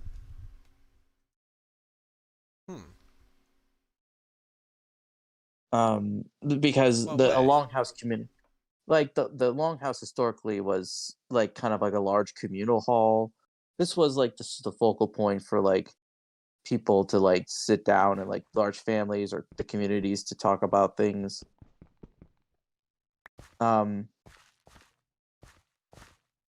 so the quote is like, it's kind of things of like, the longhouse is this overcorrection, and they made a note of this. Remember, there was a book, like there's books and things like the title. Remember, like Hannah Rosin announced the end of men. Hillary Clinton makes a slogan saying the future is female, which is, you see the Star Wars thing, like the Force is female. And think about this, um, as of 2022, 52% of the U.S. the people in the PMC, the professional managerial class, 52% are women. They own the majority of bachelor degrees, masters, doctoral degrees, and they're overrepresented in professions such as the human resource management and compliance offices. They're the ones who set the bar for the workplace behavior, and they have an outsized influence on the professional culture, which impacts the American culture generally. And like I said, the ascendancy of the civil rights legal regime transforms HR bureaucracies into this kind of enforcement of behavior. You know, you get what I'm saying? So, women, am I right? Yeah, women. I mean, it's you know can't live without them. We know, they have differences of us men. We're supposed to complement each other, but lately our changes, it seems like we're kind of pitted against each other. And this, it's kind of like the people like, the men look up to Andrew Tate. Women are not unjustifiably disgusted by him. It's that those divides. Well, Andrew Tate. So, it's funny. I had a discussion with some normies, and someone brought up Andrew Tate, and I was like, he's kind of like, it's kind of like, it's like, look, men, it had come up in the context of a discussion concerning, American Psycho. It was like, oh man, there's a red flag liking the movie American Psycho, and it's like, well, like, no, I mean, obviously, too much in the weeds, it's like, the whole Sigma male mindset, like, but there is an understanding, men need time to themselves, men need to be alone sometimes, not like fundamentally and like societally, but like sometimes, men just need to be alone to like do their own shit, because at the other day they're responsible for everything, they're responsible for making everything run, generally they're, fix the pipes. Yeah, it's like, yeah, there are women in those jobs, but it's like 90%, the maintenance of modernity in society is completely on our shoulders, right? It's kind of like that, but And and it's Andrew Tate it's and Patrick Bateman, Christian Bale's character in the film, like they're kind of cartoonish versions of that, It's like they're like cartoonish versions of like, complete checking out and detachment from society, as large, and just getting their time to themselves. Now, obviously, we shouldn't be checked out completely from society, but they're like, there's times where we just need to check out and like play video games for 10 hours, like that's healthy for us because All the other times we're fucking, making sure everything runs on time. But otherwise they go insane. They go and bomb a federal building or something, right? Men need time to themselves, and that's kind of Andrew Tate is kind of just like this cartoonish, stylized version of like ultimate maleness, I guess. That makes Mm, sense. yeah, I see what you're trying to say. I mean, uh, Like, yeah, I would understand why women would be disgusted by him. And man, if he has lung cancer, I mean, like, that's always been one of my major points of contention with him is that smoking is very cringe and not based in any way, shape, or form. It's a horrible, harmful habit that will shorten your lifespan and, eventually make you dependent on medical services you really don't want to be dependent on. It's like, it's a bad idea all around, if that makes. But, there's some wisdom in some of the things he says. And, you know what there isn't wisdom in him saying, though, Yellow Lantern?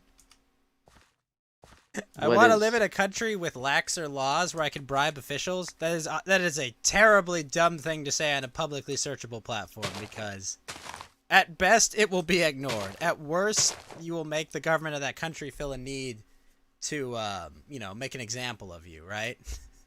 Mhm. What a fucking idiot. Just like, bro, even if it's true, shut the hell up, man.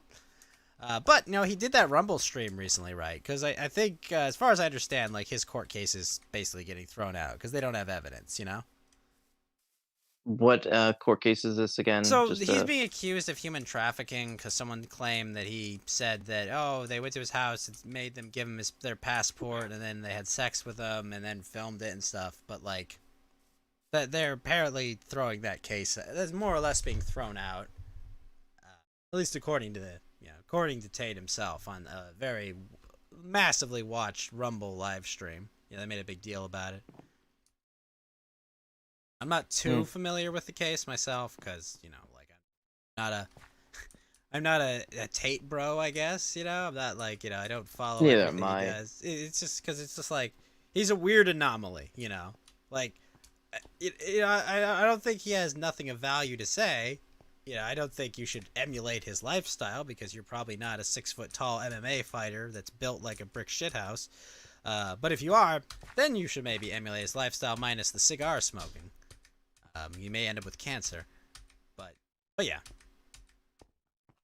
Okay, so managerial estate run by women and establishing female norms. Which makes sense with education the way it is, right? Education is obviously feminized because teachers are. I mean, let's be honest. Women are generally considered and culturally raised to be more nurturing, right? Well, not just this. There's also The different nature of approaches. childbearing as well, right? That like Yeah. you know Or just the reaction to how women cooperate between men and like women and how they act. This is actually a quote, like the Joyce Bennington summary, like early childhood girls compete using strategic strategies that minimize the risk of retaliation and reduce the strength of other girls. Girls' competitive strategies include avoiding direct interference with another girl's goals, distinguishing competition, this guy completing over and only for a position of high status in the community, enforced equality with the female community, and socially excluding other girls.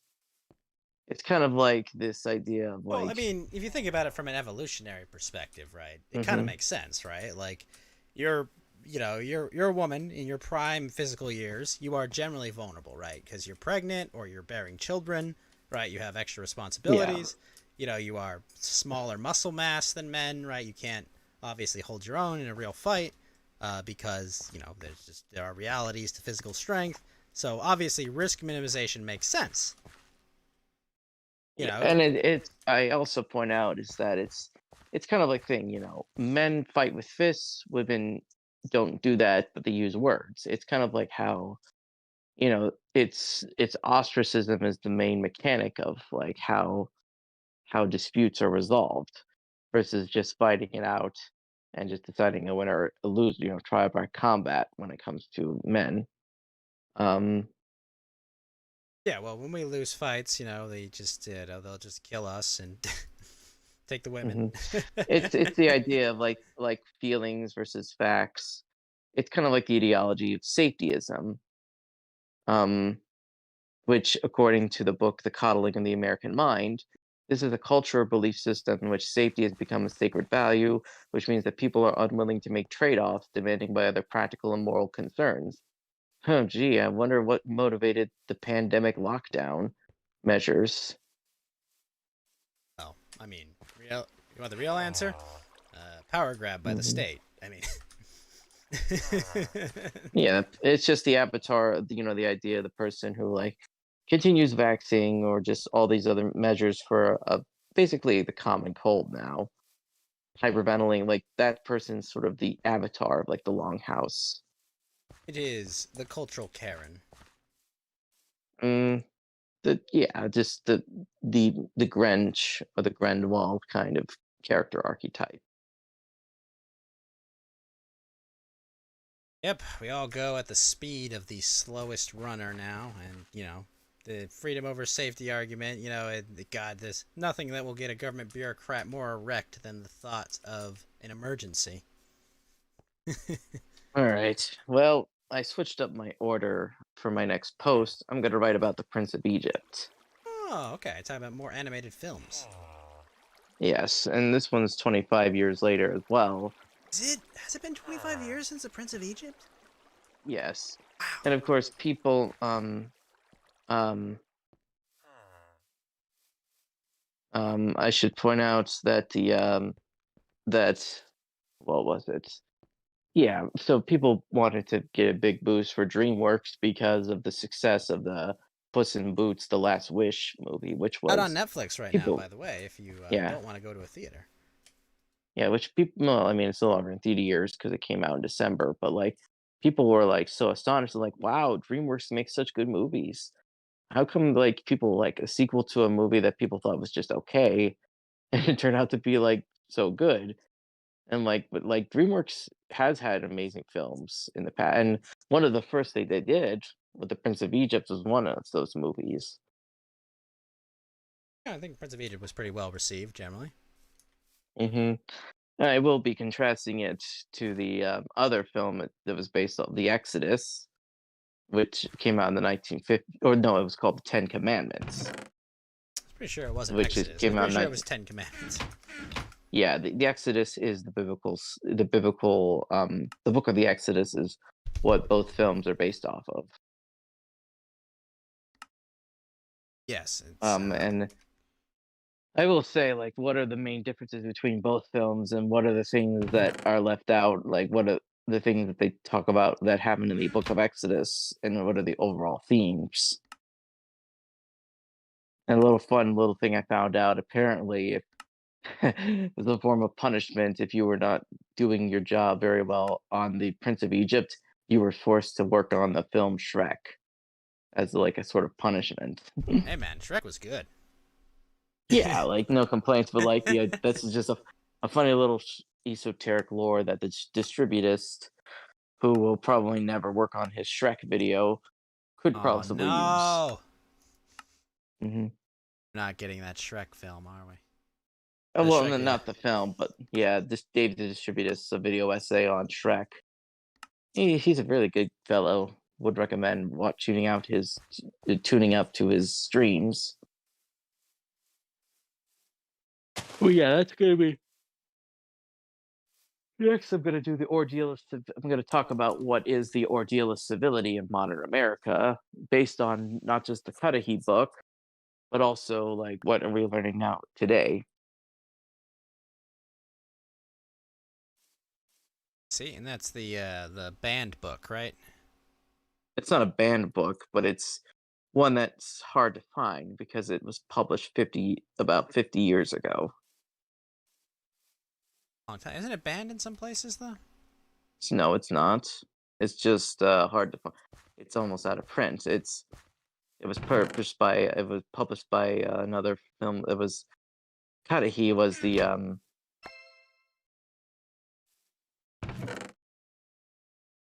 that was the book. There was also a sequel called No Offense, But the purpose of the ordeal of civility is to explain the difficulty process for like how does an immigrant, especially one that experiences a culture shock, deal with this sudden thrust of culture?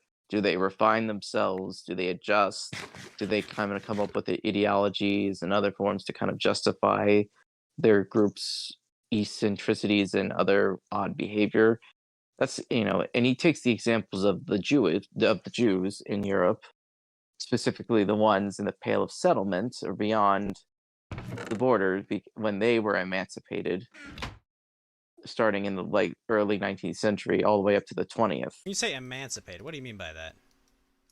It means that Jews could now have participatory rights in society. They could open their own businesses. There were all the restrictions on their activities and livelihoods were lifted.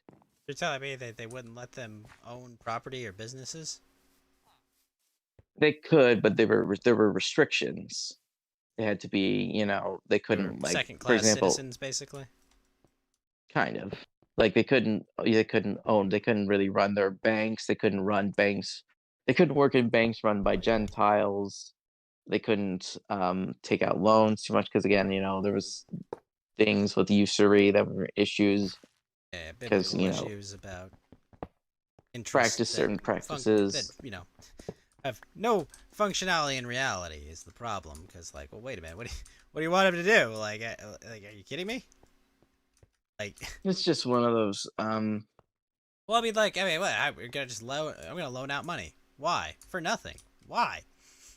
Who would do that? Like, there's risk involved. Like, and that all interest is understanding risk. But It's a one of the things. And Cudahy looked at the various ideologies that some intellectuals come up with, like how did Levi Strauss, Karl Marx, Sigmund Freud, and others coped with this sudden rush of the Protestant work ethic cultures versus their Yiddish kith and other forms of the Jewish tells.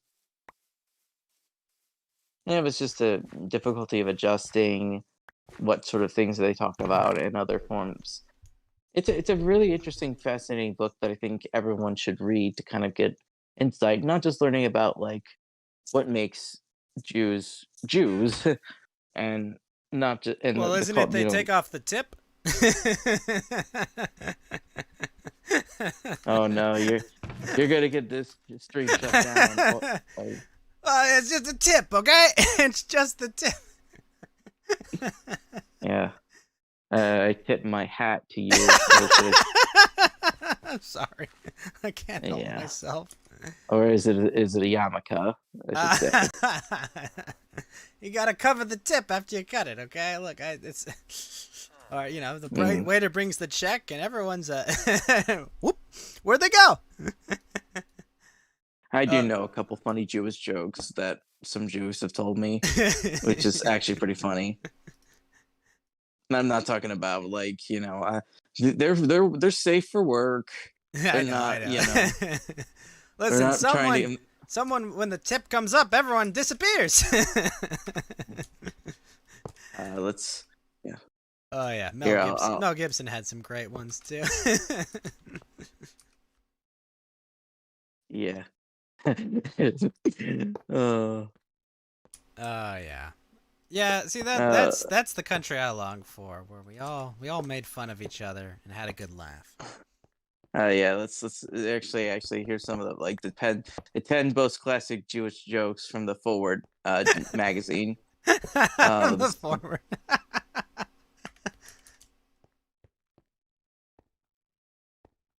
This is a good one, the waiter joke. A group of 5 Jewish women are eating lunch in a busy cafe. Not nervously, their waiter approaches the table and says, "Ladies, is everything okay?" That's a kosher joke.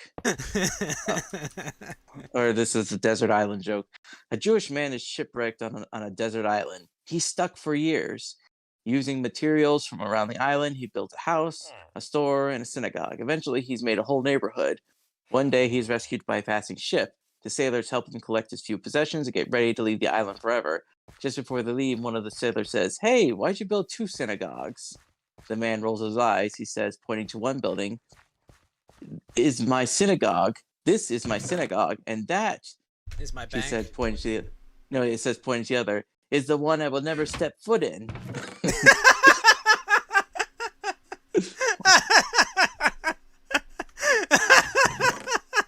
God damn it. Oh man. Oh my gosh. Hmm. Yeah, that I do miss the time when we all sat around the campfire and laughed at those jokes.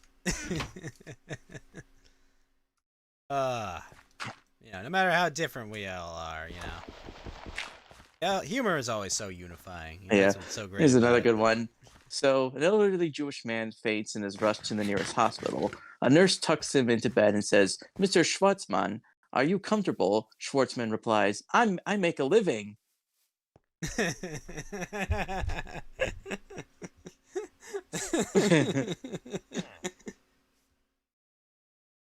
Yeah.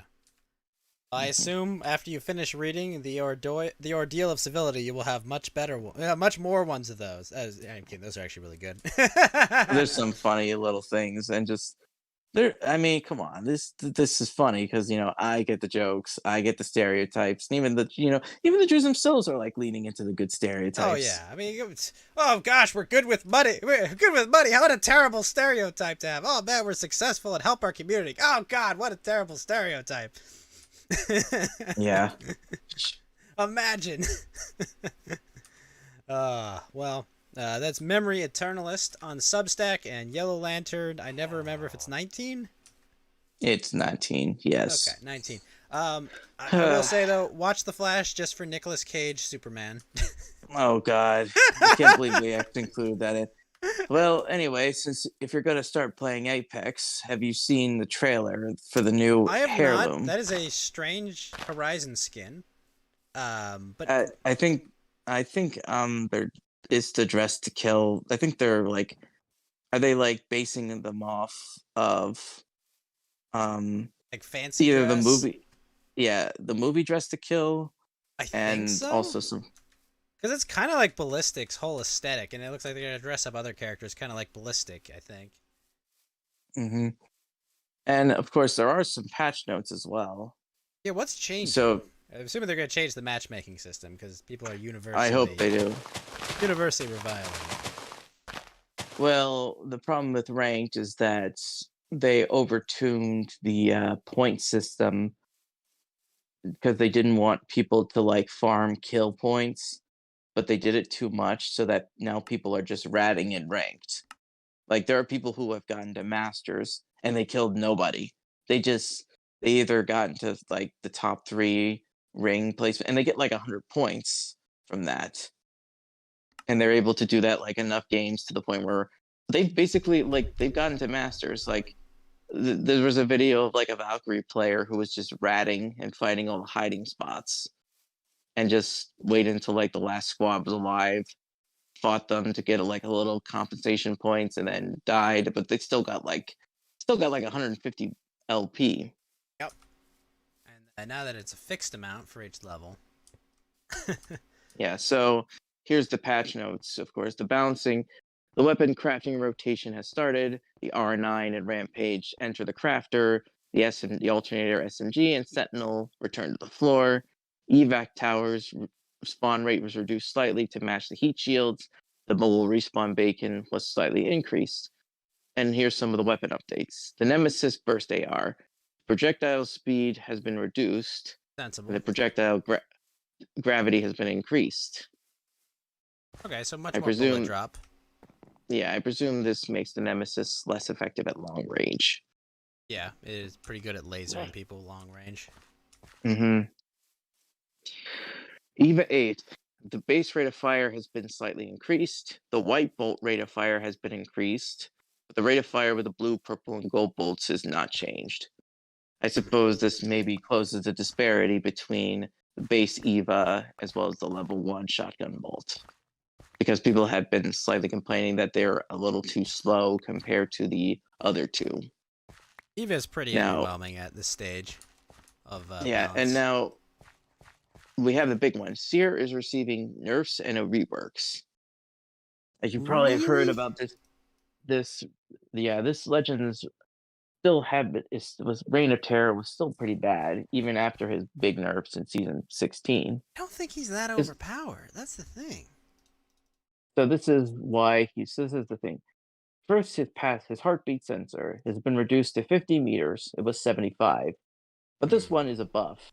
Initial heartbeat delay has been reduced. Therefore, I would assume means there's less of a gap between when a heartbeat is detected. Yeah, yeah. Okay. But I mean, 50, that's a pretty close. I mean, it's still insanely useful on in between walls. But what's the other part of the rework? Or was it just his Oh, this one's going to be a big one. So his focus of attention is tactical. The range has been reduced to 60 meters, was 75 meters. The firing speed has been increased. It's now 30% faster, but it removes the heal cancel and the revive cancel and removes respawn Oh begin my interaction gosh, interrupt. finally. So it no longer will interrupt. Like if I'm 9 seconds into a Phoenix kit, it's not going to cancel it anymore. Correct. And if I'm The almost under scan revive, time that was it was about the time. scan time has been cut down by about 70%. It's only 2.5 seconds, but the scans now once again include full body highlights. But hear this, enemies now hit by focus of attention are now slowed for 2.5 seconds. The silence time increases to 10 seconds, was 1.75. So enemies who are now silenced by Seer are now also highlighted with a threat outlined to Seer and his teammates, but only when they have line of sight. So you know what that means? It means that Seer can actually silence abilities, kind of like Revenant. Yeah.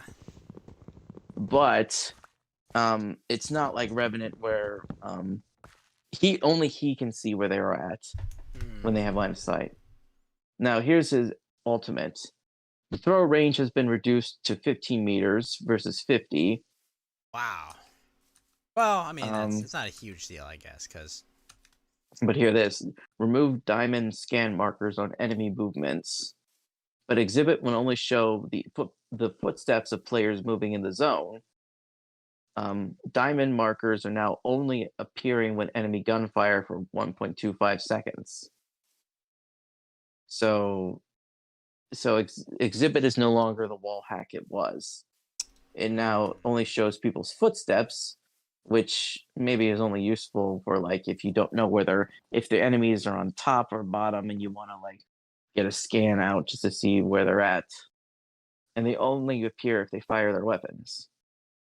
hmm. The footsteps only appear if they fire their weapons. No, footsteps are the default. They'll only appear as diamonds. Oh, I see. So, and then the party doesn't see him, or Yeah, they see them, but like they'll only get the diamond markers if they when they're shoot their shooting. weapons. Okay. Yeah. Yeah, those are pretty heavy nerfs.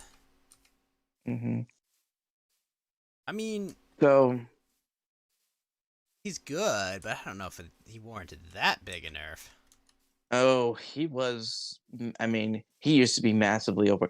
Oh It's yeah, just the yeah, fact no, that no, no. No one's gonna sit here and be like, "Oh man, 5 damage, cancel any ability, insane range, insane time to land it." No, no, this is perfectly balanced. No one's gonna sit here and like say that, right? But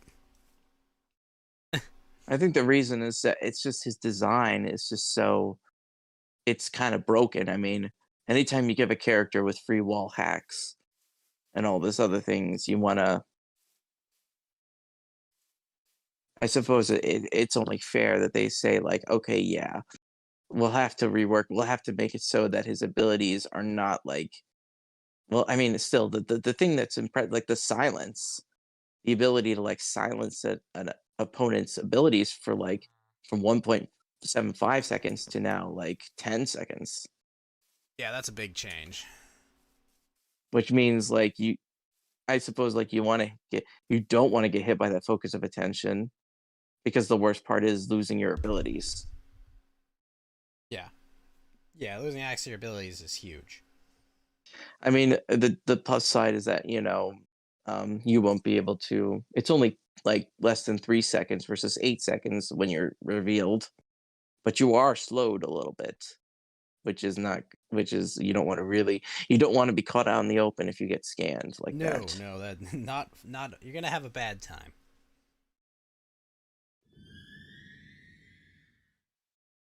Hmm. Interesting. That is an interesting rework. I don't know. Maybe I just play it too low a level to know, but like I don't know. Like for me, it's like Hmm. I don't. There's other quality of lives on like the bug fixes, changes to the firing range, just quality of life improvements.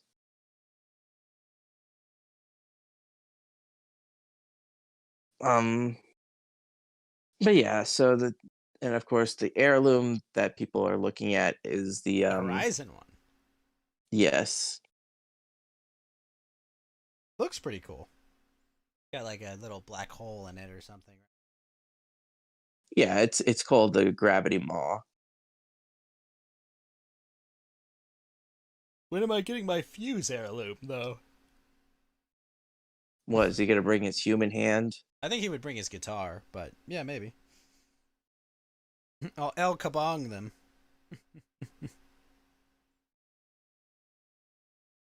Yeah. So that's the dress to kill event. Oh, Now, people have probably they saw the files for the Revenant Reborn skin or whatever. That's that's the because super premium skin, right? Basically. yeah, it's the skin you pay like $160 for, and you can get like an it'll be an event. You can like you get their skin, they get like a new finisher, a new quote. I think that's like the main draw. Yeah, no, I have that with I have the Bangalore one. I think that Hmm. was the one they had I, during the Animu event. yeah, the gravity maw. It's funny is the gravity maw looks like a Scottish mace. Well, she is That's what Scottish.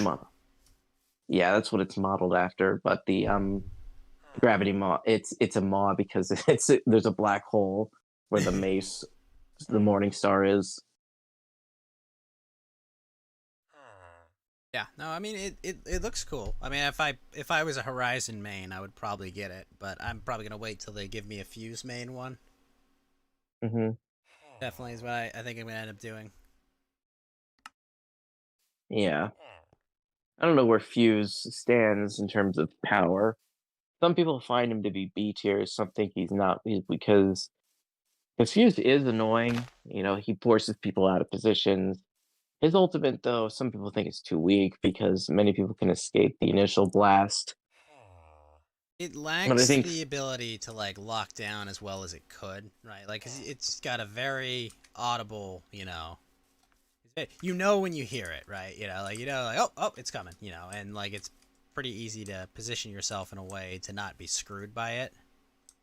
yeah, but and it's also Fuse, unlike Catalyst and what Caustic, Fuse is affected by his own ultimate Yeah, and his own effects. Like he will actually be affected, which but it would be I so mean, broken if you could just run right in. Oh my gosh, mhm. like, could Well, you imagine? I mean, even your allies get slowed a little bit if they're in the fire, if they're in the mortar flare. Yeah, but man, would it be cool? All right. Well, today is 16th. I have officially 11 days until my birthday. Oh, what are we doing for your birthday? I Are don't you know gonna what I'm all sing doing. Dixie? Well, my birthday is on a Tuesday, so I guess not. Well, that Friday we can all sing Dixie. I suppose. I mean, what do you have planned for your birthday though? I don't know. Maybe maybe I'll take the day off, I would or maybe advise I'll taking get. the day. I didn't take the day off for my birthday, but my job is chill enough that it's not. Mm-hmm. It's like it would be more stressful to not go to work and not have especially it's also my birthday happens during close. It's just not fun. Not fun for All like right. missing days, but I hope you have a wonderful birthday. You know, stay happy, stay smiling. You know, remember that people that want you dead want you sad, depressed, beaten, and broken. Smile at them because you're a lot happier than they are ever gonna be. Mm. But yeah.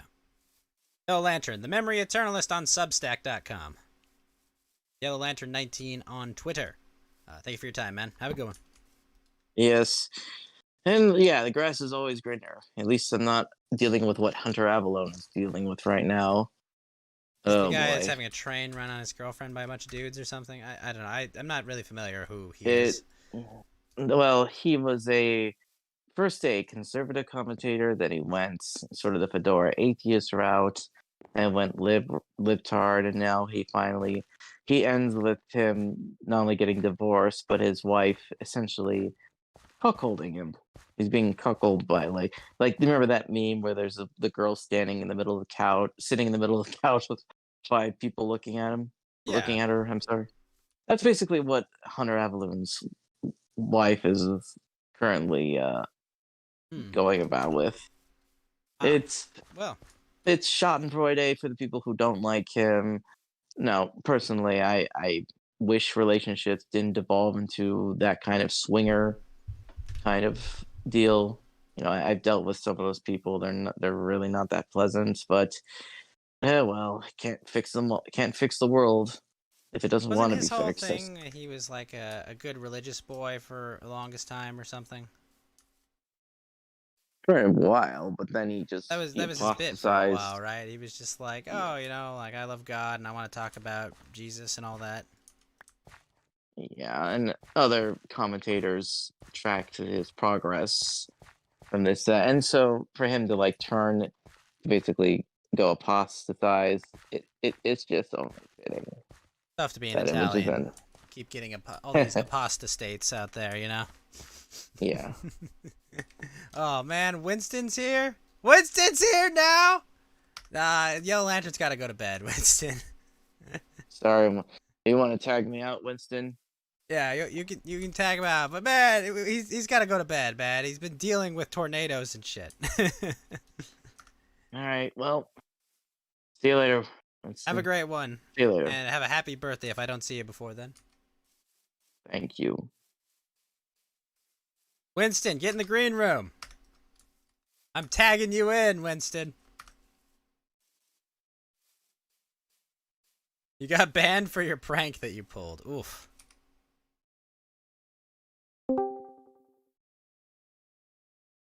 Is that the man, the myth, the legend? Winston Fujimori himself? All right. Good night, Winston. Good night, Ghost. Good night, Yellow Lantern. yo. Oh, and don't forget this. Oh, never mind. Okay. Look, man, I was gonna tell. you came like right as he was doing his goodbye.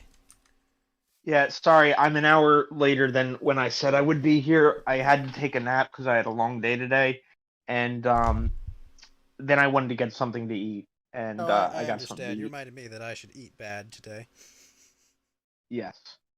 I thought you were in the other one because the secret server. Because No. This is the secret server. this is not the secret. This is the regular server. No, this is the secret server. The other server is my Oh, okay, public never facing mind. server.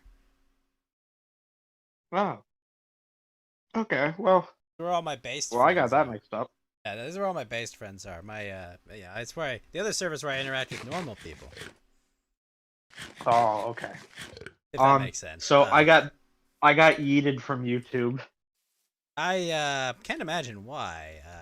Are you being sarcastic or? I mean, you're very, very, very convincing. Out of season April Fool's joke may have done you in. Oh, you saw the Pippin joke? I did see that. I was like, oh no, Winston. How did you find that? I only DM'd certain people that. Well, remember when you said hi on my channel on my birthday? Yeah. You were on that account. I can see on my Oh, restream shit. bot your. Oh yeah, that's right. That's right. Yeah. I will say this. I'm no snitch. I didn't report you.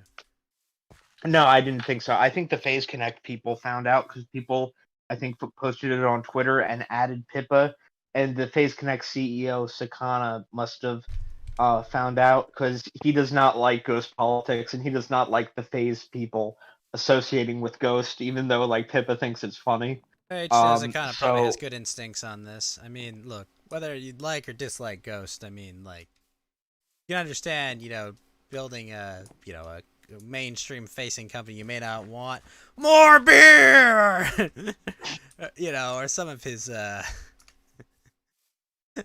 very famous soliloquies. yeah, you maybe don't want, you maybe might not want your company associated with. I mean, look, yeah. You know how No, it he's a is. melting pot of friendship. Yeah, well, yeah, the Japanese are a bit more reserved in their the way they speak and Well, these things. it's a Japanese and Canadian company. Well, the Canadians are also very polite too.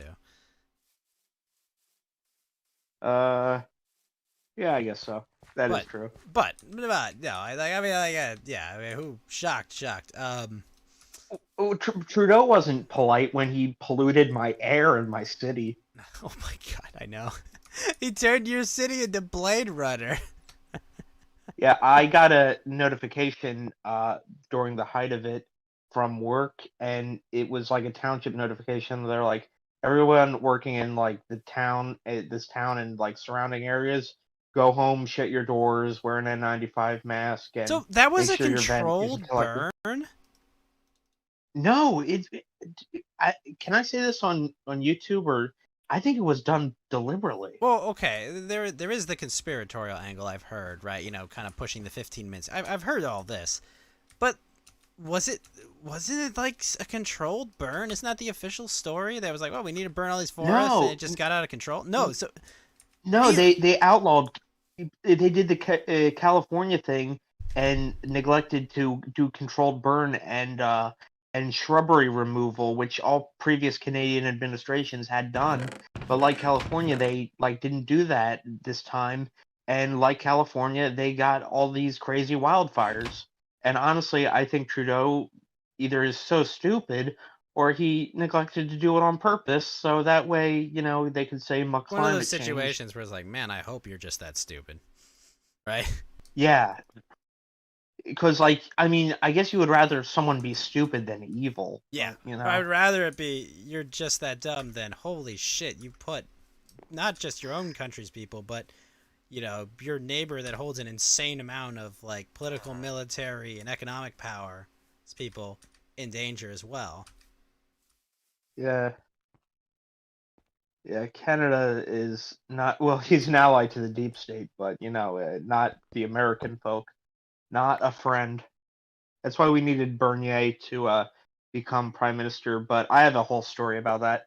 I don't know if this is technically like you're allowed to do this, but back in like 2 years ago, I was working with a group that was helping the People's Party of Canada, the one that Bernier started, and we were getting mailing lists for like provincial MPs and for members of parliament. This is foreign election interference, Winston. This is the worst thing ever. I'm just kidding. No, you see, it's not because I have my VPN set to Canada. Yeah, but there you go. Yeah, so it's completely legal. In Minecraft, in a video game, Roblox. Yes. Sorry, we gotta appeal to those hip Zoomers. Yeah. Well, either way, I did a bunch of and like honestly, I could put this on like a resume, but the people I was doing this with, I later had a falling out with because a lot of them are still in like the Groyper cult, like Tyler Russell and all of them. But most of them left the Canadians, but I don't have their info anymore. Oh, actually, I do. I have a few people's contacts, but like the main ones that were in charge of all this, they're still in the Groyper plantation, so they wouldn't make a very nice recommendation if I were to use them as a resume source. But either way, you had to put in like coding info and whatnot. He told me how to do it, and I did that for provincial MPs, excuse me, and for members of parliament for Saskatchewan, Manitoba, Ontario, Prince Edward Island, Nova Scotia, and I think a few other. I think I did some of the territories too, like none of it. But so that was a pain in the ass. But we got to listen to music while we were doing it, so it wasn't that bad. But I would I would put on the resume. Got to listen to music at my last job, so it was good. Yeah. Well, No, I it was mean, fun. you wanted to protect freedom and liberty in the world. Yes. Yes, without busting down, countries' borders and invading. So, yeah. Oh well. I mean, we do our Although best. usually when we do that, or at least in previous administrations, like we don't really establish a democracy. We kind of establish a public. Well, I'm not getting into this. But Either Anakin, way, this is democracy. No. Obi-Wan, this is definitely not democracy. So how have you been, Ghost? You have a happy birthday? I had a very happy birthday. A lot of friends showed up. We had a great time. Tons of friends Yes. there. Played Among Us. I- Played a lot of games. Oh, it was a blast. I am sorry I showed up late. I just had a very busy day and a lot of stuff that I had to do. And then I had to go home and make food, but I wanted to take a nap beforehand, and it was a long story. But I You'll be did show fine. up, and then I fell asleep. Then I fell asleep on the Discord call when you all were playing Minecraft. It's fine, man. You didn't hear me snoring, did you? No, I don't believe I heard too much snoring there. Oh, okay. But, I had a fun time playing Gartic Phone. That was my first oh my time playing gosh, that. that was fucking hilarious. Oh my gosh. Yeah. It was like poop face, man. Like, what is this? Yeah, that was funny. Classic. It was classic. No, I had a great time. It's so good to see so many friends, old and new. It's like, this is why I do this shit. I mean, like, what? I'm not gonna make money off this. Like, come on. I remember how we met initially. I thought I was going into Andy's server, and and Kyler gave me the link to yours, and I remembered you after the fact because Andy on D Live would host you after Subcultured was done if it ended, early or whatnot. And like I was like, oh, if you and Fed brought me into the show, and I was like, we heard you before, I think on Ralph. Yeah. And I was like, oh, are you guys here waiting for Andy too? And you're like, no, are you watching the stream? And I'm like, yeah, I'm watching Andy. And Fed thought I was being rude and like being passive aggressive, but literally I had no idea about this. And then you pointed out this is a different stream, you idiot. And I was like, what, really? Yeah, and I was just trying to like make peace. I was like, whoa, what's going on? Like, what do you mean? Yeah, that was funny. Fond memories. We were all so innocent and young back then. It was crazy times. Crazy. Oh, by the way, I do follow you on Odyssey. I remember you gave the link to streaming.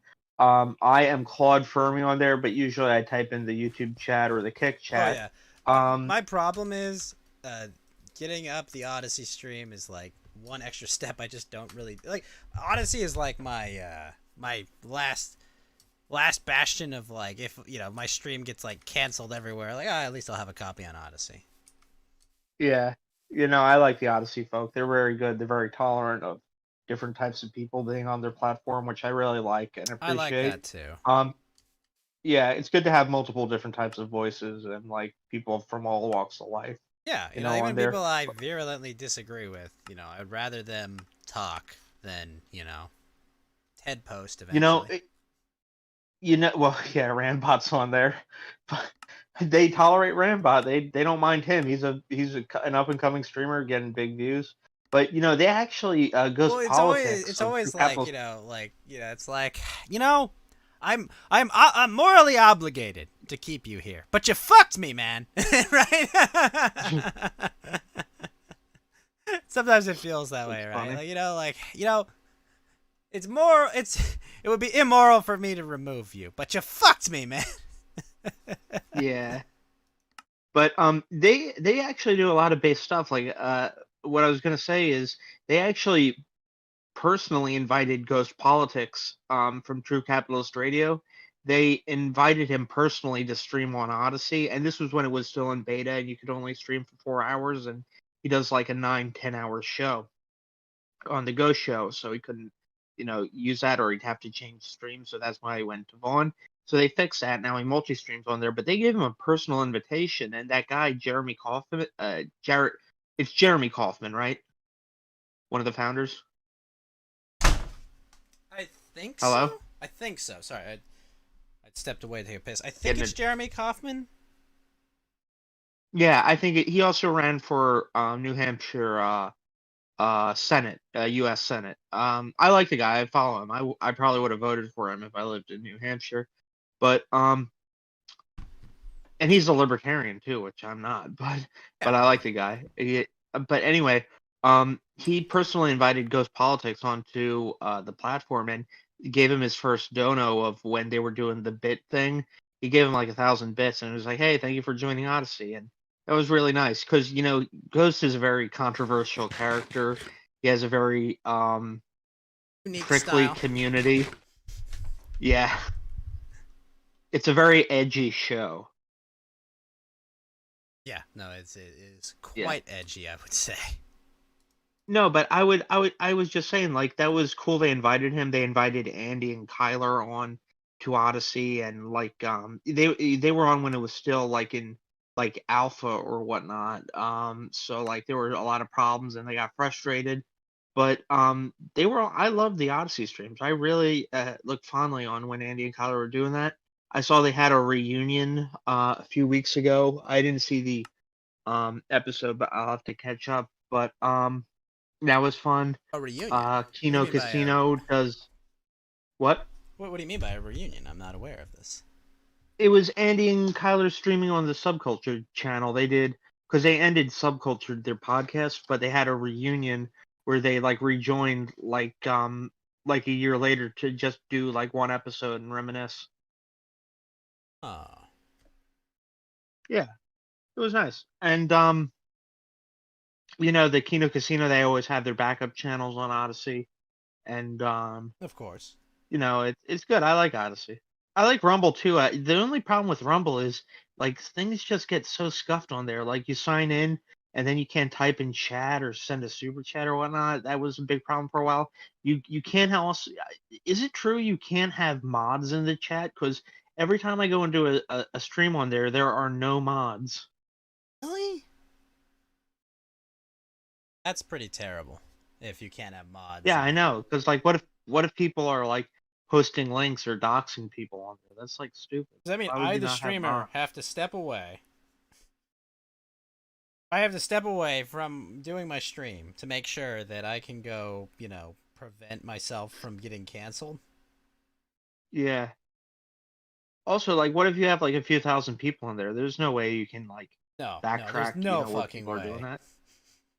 Yeah, I like Rumble, but man, the Mercer family needs to get on top of things. I don't know what's going on over there. Oh, it's the Mercer family that runs Rumble? They are the biggest investors on it, and they helped found it. Well, I know a lot of people, shit on the Mercers because, they're, GOP elites that, put their finger on the scale of, electoral politics for the party, more or less. But, I mean, I'm glad they're doing a free speech venture like Rumble. And, a lot of people, I'm assuming, are just, well, oh, it's just going to be Parler too, but, one of the many failed alt, but not quite alt tech movements, right, on the platform. Yeah, I think it was the Mercers and Peter Thiel and a few other peoples that helped found it. So, I like Peter Thiel. I don't mind the Mercers. They just play the political game, but I'd rather have the Mercers than someone like the Koch brothers or George Soros or something like that. Or Murdoch, or Yeah. or How old Carlo. is Murdoch? God, He's old. he's like in his 90s. Speaking of that, though, did you see the latest Tucker Carlson video? His stream on YouTube? No, his Twitch. Not YouTube. His Twitter video. Twitch. I did not. What happened? So he talked about there was the big news story that happened recently. It was about It was about Fox News had a video feed of President Trump and Joe Biden both talking side by side, and the producer put up the text, "Wannabe dictator arrests political rival," and that producer was fired from his job, and the headline was taken down in 27 seconds. And Tucker does like a whole 10-minute monologue about like, really, is he really a dictator? Going over all the ways he's been squashing dissent, arresting his political opponents, killing people, and then arresting their parents for protesting their death, etc. It's a pretty good one, I'd say. He's been on fire with these last 4 Twitter talks. Yeah, I'll have to catch a live stream of his or watch. Are the replays available? It's not live. If you go to his Twitter account, right, they're like 10-minute monologues that he does, and he records and he releases them on Twitter. Oh yeah. So it's not a whole. It's not a whole show. It's not like a whole stream. Not a whole show. Okay. No. It's kind of like whenever he has something topical, he just gets out the camera, records 10 minutes of it, and then puts it up on Twitter, and it gets like 100 million views. Hey, let me take a look. Oh, look at that! He changed his profile picture. Wait, you haven't heard about this at all? No, I've heard about this. I just thought he did whole episodes. No. Because he's in a contract dispute, and they're trying to Fox News is trying to cease and desist him, so he'll go away. But the problem is, his Twitter account predates his time at Fox News, so it's still technically under his control. Right? It's not him running the show. He's just posting to Twitter. No, I know that because he has like a 2-year contract with Fox not to do any shows on other platforms or other TV during networks. The duration of his contract, he's not supposed to run a show somewhere else, right? Like $60 million over 3 years. Even though he's not doing a show for them anymore, he's still under contract to not work somewhere else. But he's disputing, well, wait a minute. No, this is my Twitter account. I can do whatever I want on my Twitter. Right. Yeah. Yeah, I'll have to see that. I like I said, I thought they were whole shows, but since they're only monologues, that's pretty interesting. Yeah, it'll be good. I think it's go ahead. It's like TikTok, but for what would normally be a nightly news show. So instead of having all the filler that you would normally need to fill out a show, you'd have to talk to an animal shelter or some interest story. You can just talk about the big stories, right? Right. Which I think it's really true. Great. It's a really great twist on the format, I think. You I don't have that constraint. It doesn't have to be weekly or daily or monthly. It can just be whenever something important happens. Yeah, true. I wonder when his contract thing expires. I wonder if he'll go to One American News or if he'll just stream on Rumble. Well, I think or he's Odyssey or something. I think he's kind of testing the waters. Depending on how this turns out is going to determine what he does. Yeah. I'm just thinking, what if he does live streams and he takes super chats? Medicare Masochist for $100. That would be a terrible idea. I think we all know why that would be a terrible idea. I hate blanks for $25 says. That would be funny. It would be funny. He'd make a lot of revenue doing that, though. Oh dear gosh, yeah, he would be insanely wealthy doing that, but he would have to find a very friendly platform to do it on. Yeah, I'm sure it could happen on Twitch or something like that. Maybe. Did you hear the Kick news though? No, I've been following one of my friends, Purity Sin. She's in the Subculture Discord. She streams hentai games. Yeah, but she's a VTuber. Kick knows about this and allows it. She talked with Jim once before. Yeah, I remember that. They talked about anime. So Twitch, not Twitch, they wouldn't allow that. Kick has allows actually that. changed their terms of service since. They no longer allow that. Hentai games are not allowed? They've changed their terms of service as far as I can understand. Oh, okay. Because that must have been a day or two ago. Because someone was telling me this exact thing, and then they were like, "Oh no, I just checked." No, they changed their terms. You know why they changed their Okay. terms? Because they just signed like this insanely massive Twitch streamer or Twitcher. Who? It's like XKCD, no XQC. XQC, yeah. I don't know what he is. Like, what does he do? He's um I don't know. I think I would have to guess he does normie stuff and plays games and just gets a huge audience. I don't know. Hmm. I never watched him, but I know of him. I think he's in the streamer house with like Ms. Kiff and Maya and I don't know who any of those like people that. are. I know of them. Like I don't know. If you're on Twitch, you're pretty much like guaranteed to be a normie unless like you're doing it like really well under the radar. Yeah, yeah. Or you're just me, and it's like you're a nobody, and it's like, hey, you get left alone. Well, yeah, I wouldn't say you're nobody. Like, don't put yourself down. But I mean, the thing is, like, because we do censor ourselves on like this show, like, Of because I know course. you're on YouTube and whatnot. But what was I gonna say? With like Twitch, like, I don't mean to say like normies, like I think what I'm thinking is more mundane streams. Like, I remember when Critical streamed on YouTube, it was really entertaining. I really liked it.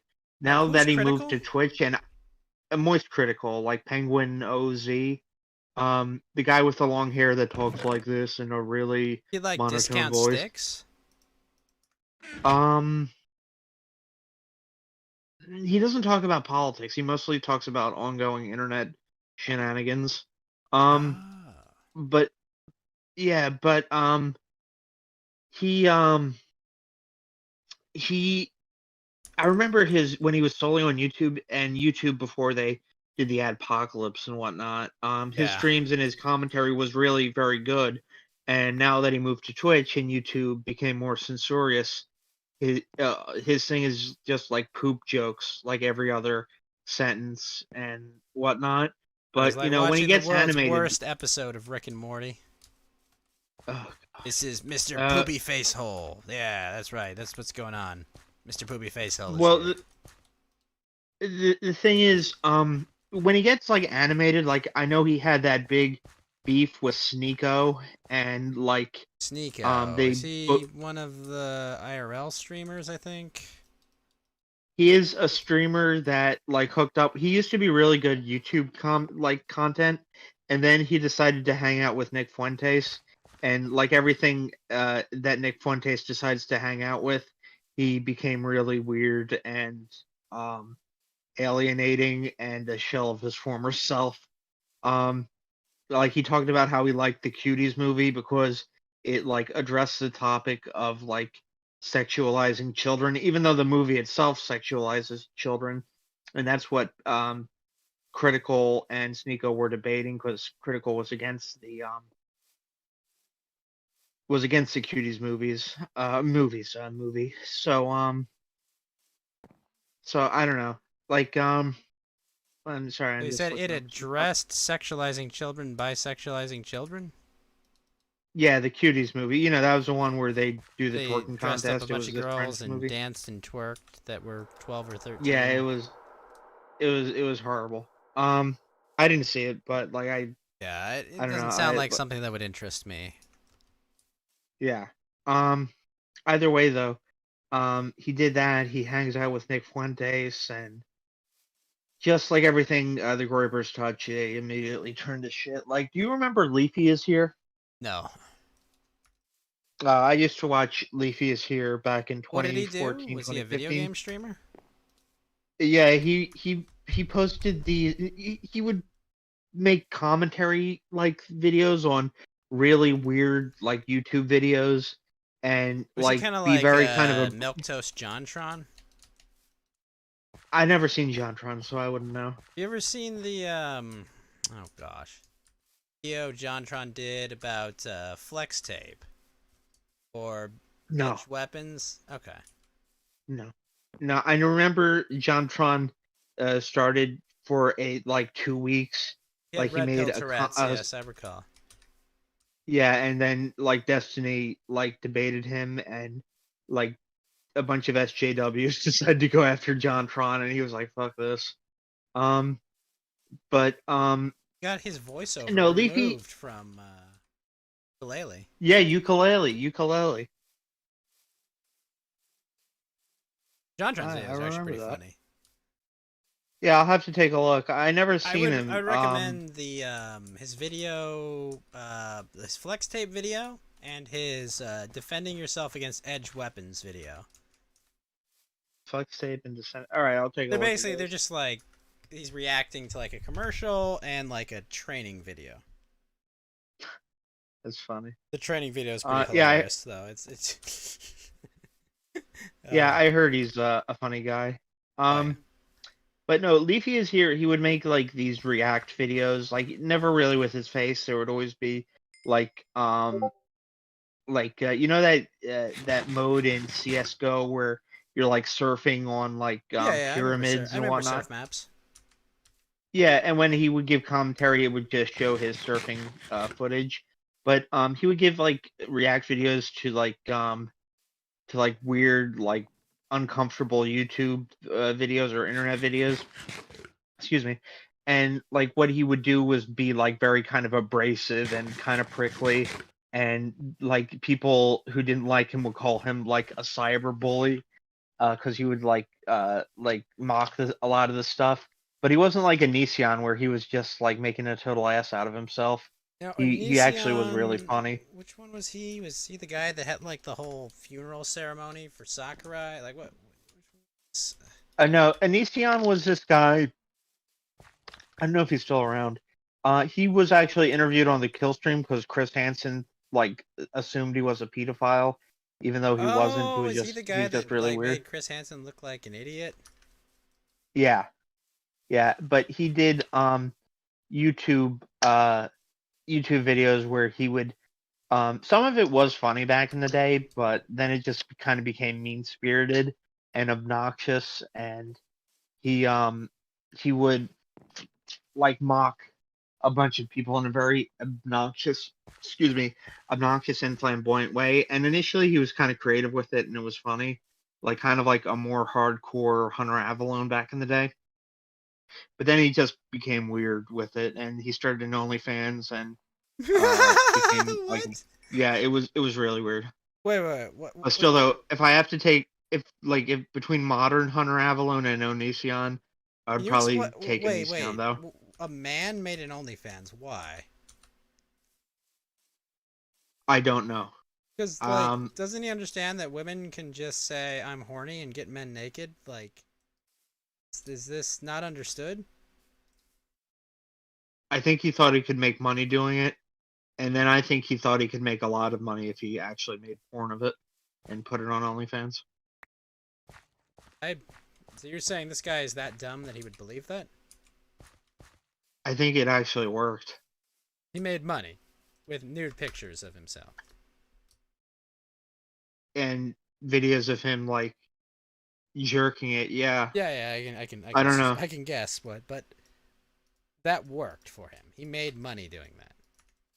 I know it sounds insane, but there's a market for that stuff. I don't know. What's the like here's market? the thing. Like he was already famous or infamous beforehand, so like just by doing that and making porn of yourself. But did he look like, I don't know, Ryan Gosling or something? Like what are we talking No. about? What was he working with? He used a lot of makeup in his videos because really his face is very like rashed up and like and blotchy and whatnot. And yeah, I get you. Kinda, yeah. You're telling me he made money selling nude pictures of himself on the internet as a man? I think, yeah. That's I don't know. I ridiculous. can check his social blade. That's. So I'm scrolling through the timeline. Who is Crow Biden? Ah, yes. So about 2 weeks ago, there was a little crow on my apartment building, kinda. He could not fly. Well, he wasn't little, but he wasn't big, right? He was like halfway between full sized, and he could not fly. His wing was clearly injured, so he just hopped around everywhere, right? So like I would walk out of my apartment building, and he would just poop and hop into like a bush to get away. I saw him for about a week straight, because he's just, he's like, he couldn't fly, but he couldn't go anywhere, so he needed to go to like kind of the shrubbery we have near our apartment building. But about a week or 2 weeks ago, a cat clearly found him because we found his remains on the outside the apartment building. So, because he was this decrepit, a non-functional creature, I had called him Crow Biden, because well, he can't really function. The other crow, interestingly enough, the touching part of the story is that the other crows would caw at people that got too close to him. It seemed like they almost cared about him. Like, whoa, whoa, whoa, whoa, whoa. Like, that's our friend right there. You can't just attack Crow Biden right there. And I was like, we're not going to attack Crow Biden. But yeah, no, that's the story of Crow Biden. He was a little crow, and he died. He was killed by a cat. Oof. Well, cats gotta eat. Yeah. Uh, It was sad. There were people out there that told me, "Oh, you should have taken him in and cared for him," and just no, that's. I let nature run its course, and now he's dead because of that. But it was kind of like inspiring to see him there. Like, oh, look, he's still going, man. He's not dead yet. But no, he's gone now. So I had my friend make a meme of it. There's a chud meme where the guy's saying like it's over, and Japanese for it's over. Yeah, it's it's Crover. So it's Crowarida. It's Crover, Crowarida. Yeah. But that's the story of Crow Biden. Oh, okay. And he was a baby crow? He wasn't a baby, but he wasn't full grown. He was small. He just had a fucked up wing. Could not fly. And because he couldn't fly, he did.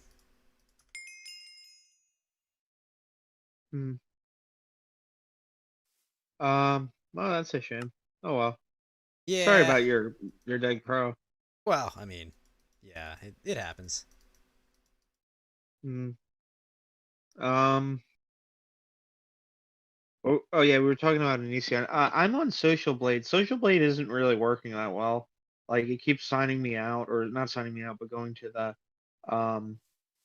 the Cloudflare protection screen, and I don't know why it's having problems with that.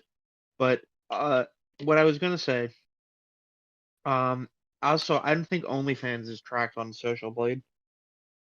I don't think so either. Not sure. I'm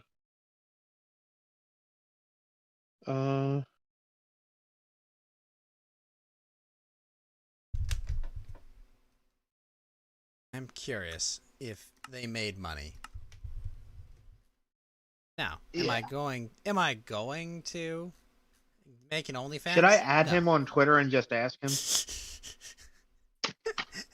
Hey, bro! Did you make I'll money? Do that. Did you make money with your OnlyFans?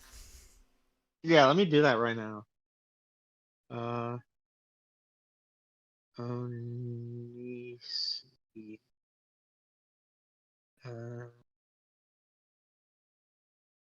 Is that how it's spelled?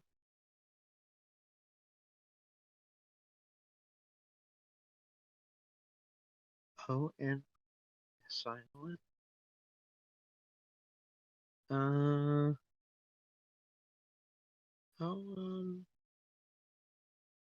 let's go to his Twitter.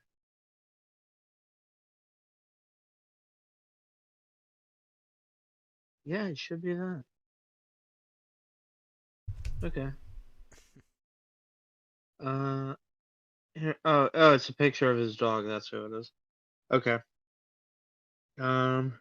Picture of his ex-girlfriend's boyfriend. Yeah.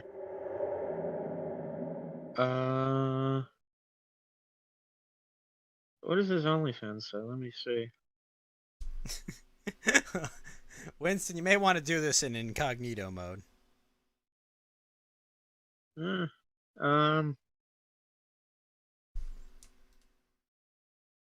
don't know.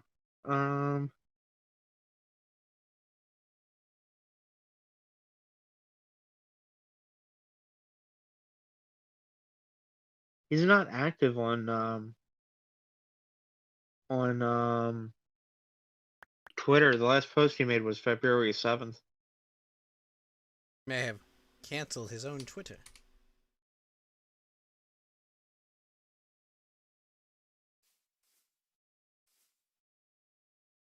You know what I'm trying right now? I'm about to try, Winston. What? Grimace shake.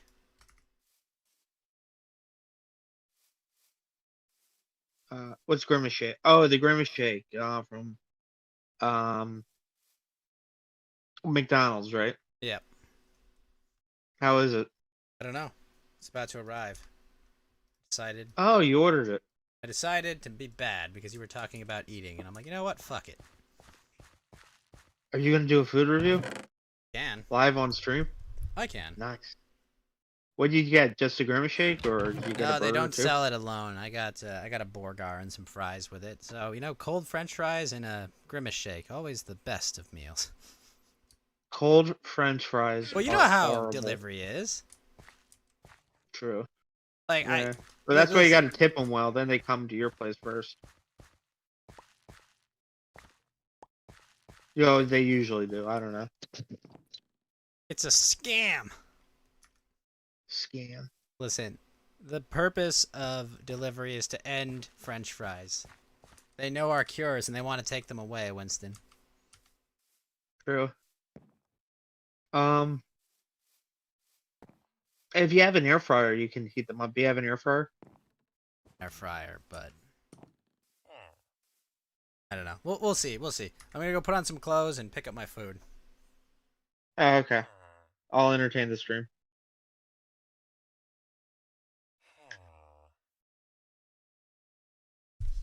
All right, let's check out the today's news stories, chat. Okay. Today's news stories.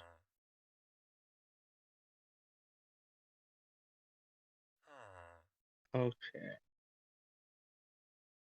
This is really riveting content. Oh, Daniel Iceberg, the guy who leaked the Pentagon Papers, dead at 92. Oh, calling for new gun laws. Biden says U.S. children. Oh, it's the New York Times. They paywall all of their stuff. I am not buying a New York Times subscription. But Winston, think about all of those useful regime propagandists you can fund with that. No, oh, wait, did you get your food already? Yeah, they delivered it at my door. I just had to go to my apartment door, pick it up. Oh, that's really that was fast. I mean, I didn't order it like the second I said. I had ordered it earlier. No, I know. I just okay. Is the Grimace birthday shake. Fries are still warm. I am not in hell. Fries are still warm. Nice. But they're on the cusp of being warm. Oh, okay.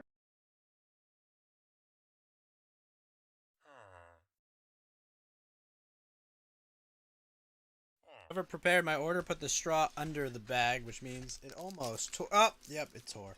No! The bag tore. No, the straw tore. Oh, like it bends. Yeah, but aren't you gonna need it any? Oh wait, did the straw break apart? No, it looks like it might function. We'll see. All right, testing Grimace shake. All right.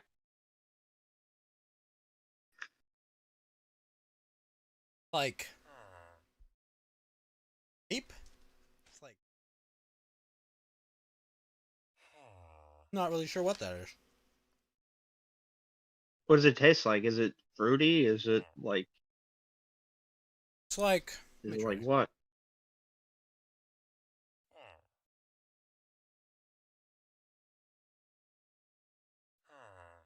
Huh. Like maybe fruity, but it's almost got like aftertaste-ish thing going on. I don't know. Is the aftertaste good or bad? It's not bad. But like Yeah, go ahead. no. I don't know how to describe it because it's not. It's like almost grapey, but like it's got like almost like a weird cough syrupy. What? Cough syrupy? That sounds horrible.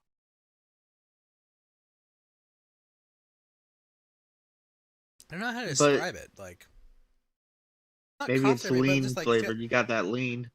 got a weird texture to it almost for a shake. It's got a weird like um what consistency? Yeah.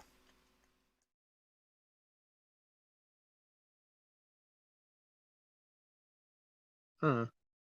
Here, let me search this. What is the Grimace shake? Is it a secret what it's made out of, or? Maybe. Well, yeah, that's what I'm trying to figure out what it is.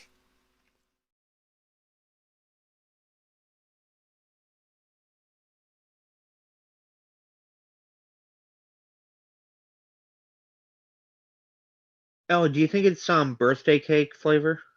Almost. McDonald's has launched a limited edition Grimace birthday meal, which includes a purple shake made with vanilla soft serve and a berry flavor inspired by Grimace's iconic color and sweetness. The shake can be um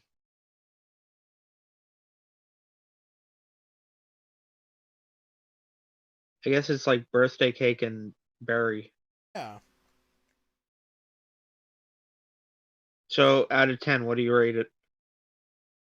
6. A 6 out of 10? Yeah, 6 out of 10. It's not great, but it's not bad. Like, I'd rather have an Oreo shake. Oreo shakes are nice. Yeah. It's not bad. Alright. Well, try something new. And it's only here for a limited. Okay, real talk. Do you like the McRib? Yes or no? I think I asked this before. I have never eaten a McRib. Never. Nope. Oh, you gotta try the McRib. The McRib is the best. I look I'm not for a big fan well. of things doused in sauce. Depends who makes it for you, but yeah, it can be a little saucy. Yeah, it's so sauce. Like, dude, I saw somebody eat a McRib, and I'm like, what is that? They're like, oh, it's a McRib. There's just sauce everywhere. Well, not all of it. Not every time you get it is it so saucy. Like I've gotten it a few times, and the sauce was very scant. I guess you gotta ask for it that way if you don't like saucy stuff. But I love the McRib. I look forward to that every year or every other year. When does it come back? Usually about once a year for a few weeks. For a while, it didn't come out for 3 years. Well, I think when COVID happened, it didn't come out for a long time. But then they like made a return for a brief period, and you can only get it at certain times. Apparently, in Germany, and only in Germany, you can get it all year round. What? Why Germany? I don't know. Maybe they like their pork or something. I don't know. I suppose. That's the other thing. I can't eat pork right now. Why can't you eat pork? Because they're injecting pigs with mRNA. All of them? Good amount of them, yes. Oh. What about the beef and the chickens? Are they like? Not yet on the beef. Uh, Chickens, it's probably Gotta coming make- soon because of bird flu. yeah. You got to make sure you eat the bugs one way or the other. Yep. Yeah. Grimace shake, 6 out of 10. 6 out of 10. All right. Well, I'll try it. Hmm. Damn it, Grimace, you're just a purple cookie monster. Is that what he is? A cookie? I don't know what he's supposed to be. Uh, He's a I don't know why they themed- made the. What was that? fast food themed monster, I guess. Yeah, true. I don't know why any fast food place would make their mascot a clown though. Like, aren't clowns universally considered creepy? It's like That Ronald is more of a McDonald. modern thing that was, I think, popularized by It, especially. Oh, that movie scared the shit out of me when I was a kid. I think it I was, saw the modern one, the It from like 2019. And then I like the remake in 2019. Mhm. Then or the 2018, and then I saw the sequel in 2019, and I couldn't even tell you what it was like because I had the worst theater experience seeing that. Like everyone would not shut the fuck up, Ugh. and like yeah, I couldn't tell you what happened in the movie because it was so distracting. I think there was some like woke shit like put in there, so I probably wouldn't have liked it very much. The sequel, but Honestly, it too is. It's okay. yeah, Not great, but it's alright. You know, yeah. I wasn't like, man, I wish I hadn't gone to this movie. I was just kind of like, yeah, it's fine. Also, the second half of the It book, it's really not as compelling, you know. Uh, You know, it's just because it's like they're all grown up, you know? And it's like a killer clown is scary as shit when you're a kid, but like, dude, you're grown adults, okay? Like, come on. yeah. It doesn't hit the same way. Hmm. Uh, But, you know, at least neither of those, they had all the boys run a train on that girl. oh yeah, didn't that happen in That the happens in the TV book. movie they made? Might have happened in Yeah. the movie, but that definitely happens in the book. Stephen King writes a 13-year-old interracial gangbang into his book for some reason. Jeez. But other than that, it's a pretty good scary story, I'd say. Oh, R.I.P. Cormac McCarthy. He died. Cormac McCarthy. He was the author. He made No Country for Old Men. He made The Road. Never seen it. He didn't direct them though.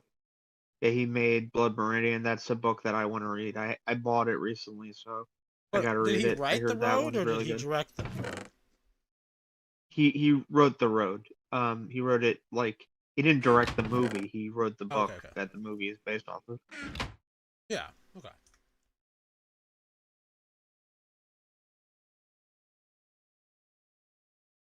I've heard only good things about The Road. Yeah, it's a good book. I liked it.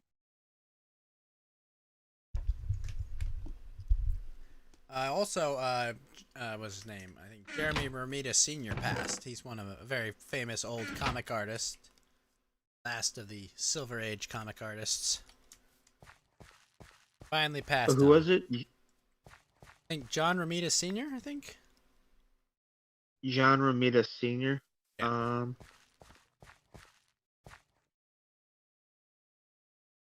And he was a comic artist. Mhm.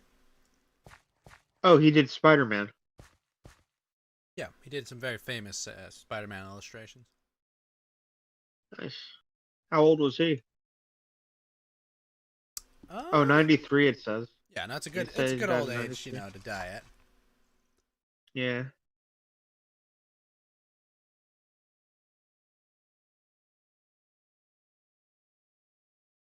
Some Titans passed. I saw the Flash movie. Oh, you saw the Flash movie? Mhm. I didn't even know they made a movie. How was it? I liked it. There's some fun stuff in it. Wouldn't say it was like great, but it was like, yeah, it was fun. You know, Ezra Miller's a Is it terrible one of those? person, but Why is Ezra? What did Ezra Miller do again? he kidnapped a bunch of people, started a cult with them, and what else did he do? He got a pretty long, crazy rap sheet. And he's still directing. No, he's acting. Oh, okay. I thought it was The lead director. actor I of the haven't. film. Okay. I haven't been like up to date on a lot of the Hollywood stuff. So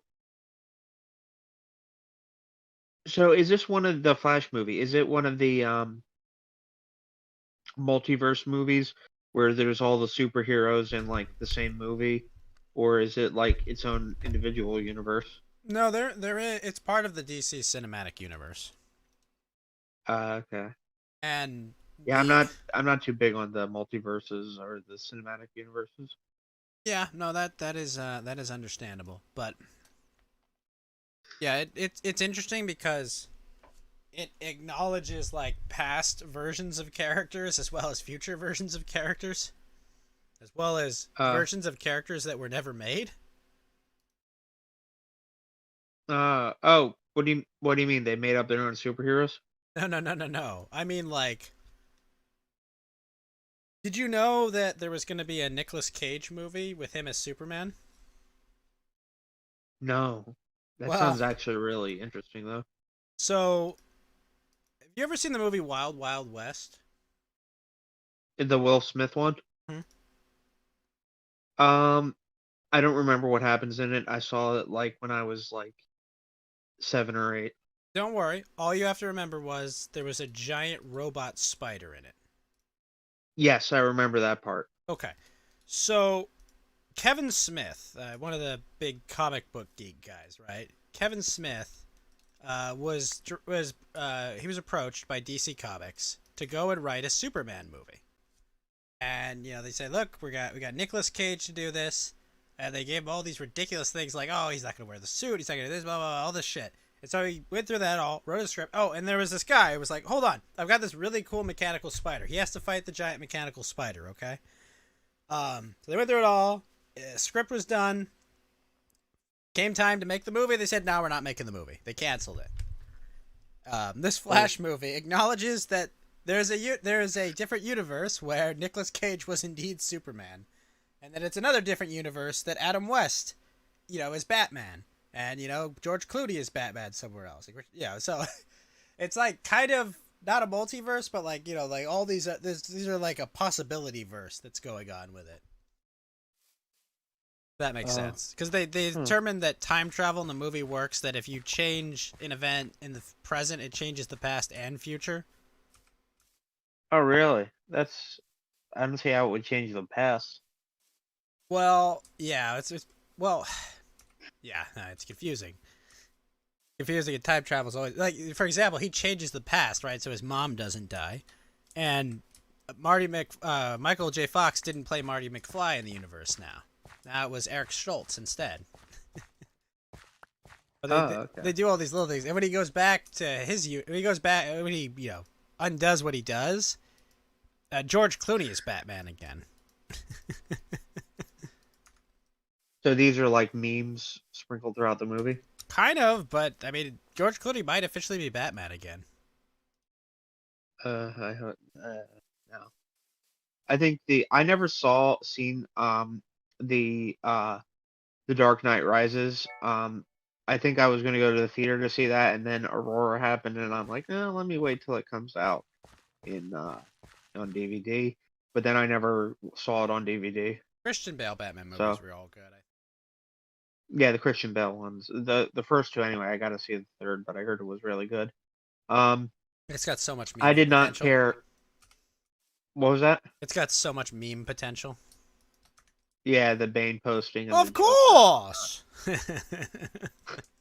Tom Hardy. Tom Hardy is so good. I love Tom Hardy as an actor. I did not care for the Batman, the one that came out last year. I didn't really care for it. I've heard some people really liked it. I thought the acting was horrible. They made Batman like this weirdo goth incel. It was kind of stupid. Zoomer Batman. No, I don't know.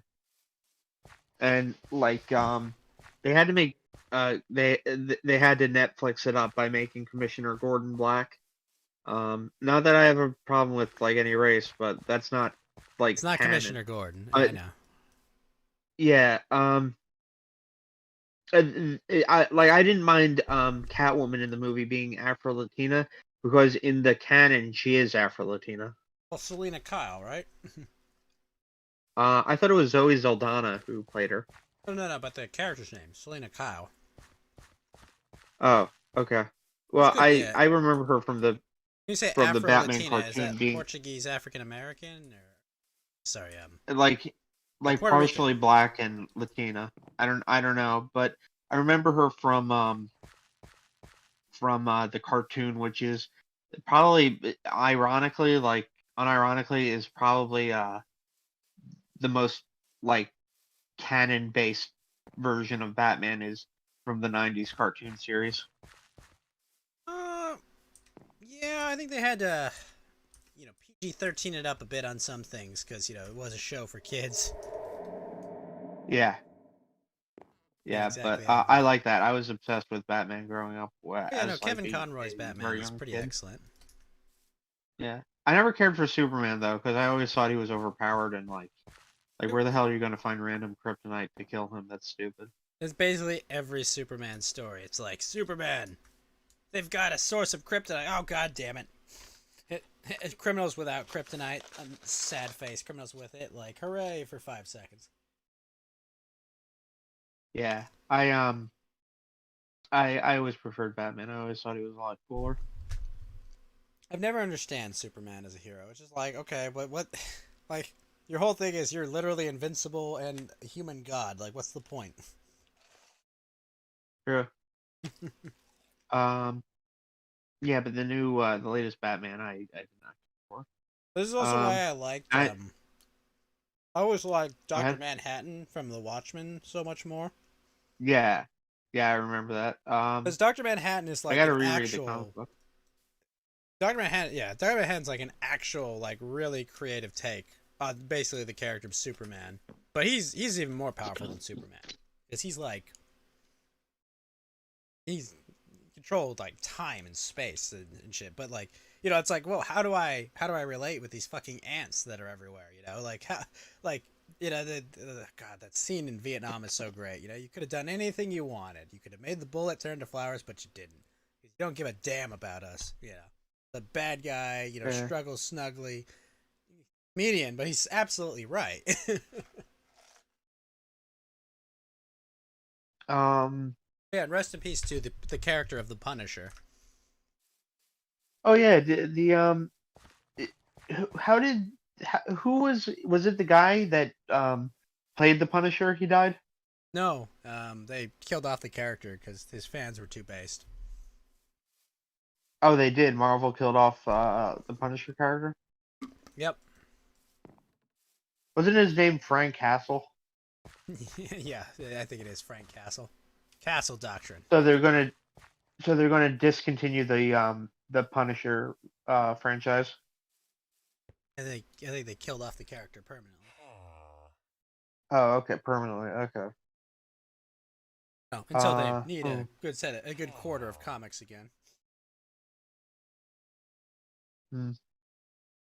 Yeah, I heard the Marvel and DC stuff has gone woke. Marvel especially.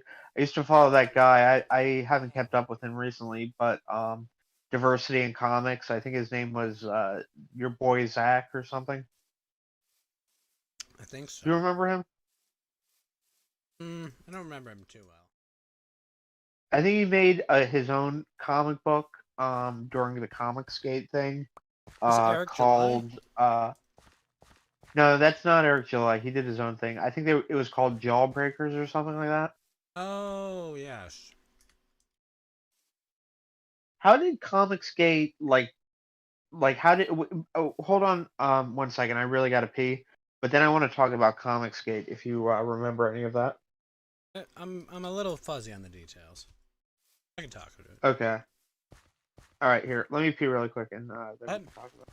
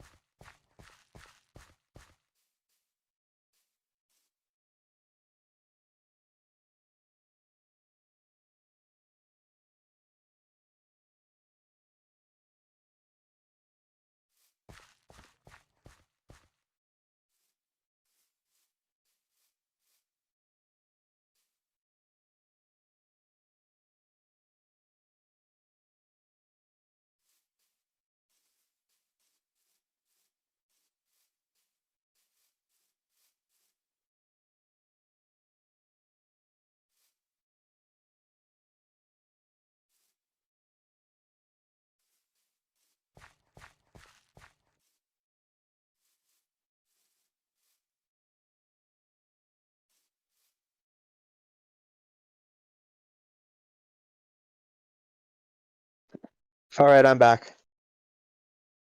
Welcome back. Where were Okay, we? hold We were on. talking about Comicsgate, right? Yeah, let me just put in back in my ear pods. I wanted to charge them for a quick second. Sure.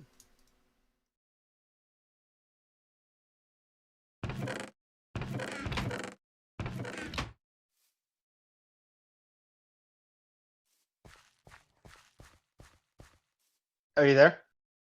Yes, I am. So, what Comicsgate? I'm kind of confused about the lore of it. Like, I know that Marvel Comics was making like woke shit and like killing off characters that they thought were toxic. Um, but I forget like what the whole machinations of it, because I remember Doug TenNapel was a part of it. That The Earthworm Hawaiian Jim guy guy. who was what was that? Earthworm Jim guy, Ethan Van Sciver, usually a big Ethan figure. Van Sciver, Yellow Flash. Doug TenNapel was the Earthworm Jim guy. And I remember there was this thing where Mr. Medicare, it was pretty famous at the time and really profound, a lot of people thought, was when Mr. Medicare joined the call with a bunch of the Comicsgate people, and he basically warned them, like, look, Gamergate failed because there was no direction or anything happening, and everyone just kind of went and did their own thing. And the industry people were able to use that to exploit it, the weaknesses, by not having a united front. This is what I think Jim said. And like the thing ultimately failed and it got absorbed by people's egos and cults of personality. And he said he fears that, or thought that Comicsgate would do the same thing. And a lot of people in the end thought that Jim was right. Because he was given his like experience with Gamergate and what he thought the major problems were with it, and he related that to the Comicsgate at the time. But I don't really know the whole story of Comicsgate. I mean, as far as like a movement to change the industry, I think like Comicsgate more or less failed. Just like Gamergate kind of failed, to change the industry. But like, I think the core difference between Gamergate and Comicsgate is that Comicsgate kept its direction and like it really pushed the independent angle. Like it really pushed the what? Fine. The industry will not change, right? They're not going to change, bro. So instead we have to go make the culture. Right. Rather than try to like absorb and subsume these large, massive, multi-billion-dollar entities that are owned by Disney and BlackRock and massive woke ESG corporations, instead of trying to pressure them because they got endless zero interest financing they can get from wherever they want. Instead of that, just build your own independent comic industry. And you see this because there's a lot of creators in Comicsgate that have like their own independent comics out. Ethan Van Sciver's self-publishing his Cyberfrog, and when Razor Fist put his comic up there, like he got a lot of support from them on it because they're like, hey, independent creator, pretty based, like go support him. Like they kind of took a different path. Gamergate, like the idea of Gamergate, I think was, hey, we're just gonna pressure game developers into not being woke morons, right? Right. Did Razor Fist comic come out yet? His graphic novel? It just finished its Indiegogo recently, but I think you can Okay, still because pre-order it. But it's called Ghost and of the Badlands. It's a Western comic. it's like it's a Western comic and it's like a graphic novel, correct? Yeah. You know who the artist is Yeah. for it? You may know this man. Um, Chuck Dixon, right? Nope, George Alexopoulos. Or no, Who is Alex. that? Sorry, Alex Alexopoulos. Who is that? Google Alex Alexopoulos. You'll recognize immediately who he is. Okay. I never used to follow comics. I did read my fair share of You will graphic novels, and I recognize. do You will really. recognize his web comics he posts from time to time. He's kind of a conservative-ish political cartoonist, I guess. Alex Alexopoulos. Yeah.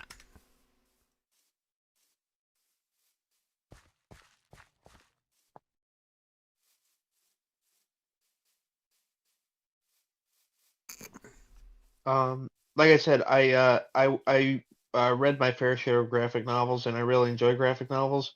I just never really got into comics that much because it seems like it would go on forever. Are you sure it's not Adonis Alexopoulos? Might be. That was Alex Alexopoulos, but maybe it's not. Just look up the Alex Alexopoulos. You Ain't Black. One of his more famous political cartoons.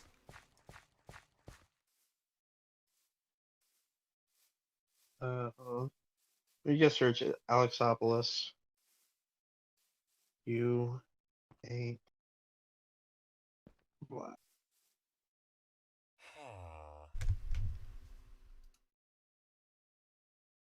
Oh, I know this You know guy. who he is. Yeah, I know this guy. I've seen these George Alexopoulos. Oh, it's George Alexopoulos. Oh, I it's follow George. that My guy on bad. Twitter. He has the New Yorker looking avatar, like Yes. the Yep. mascot of the New Yorker.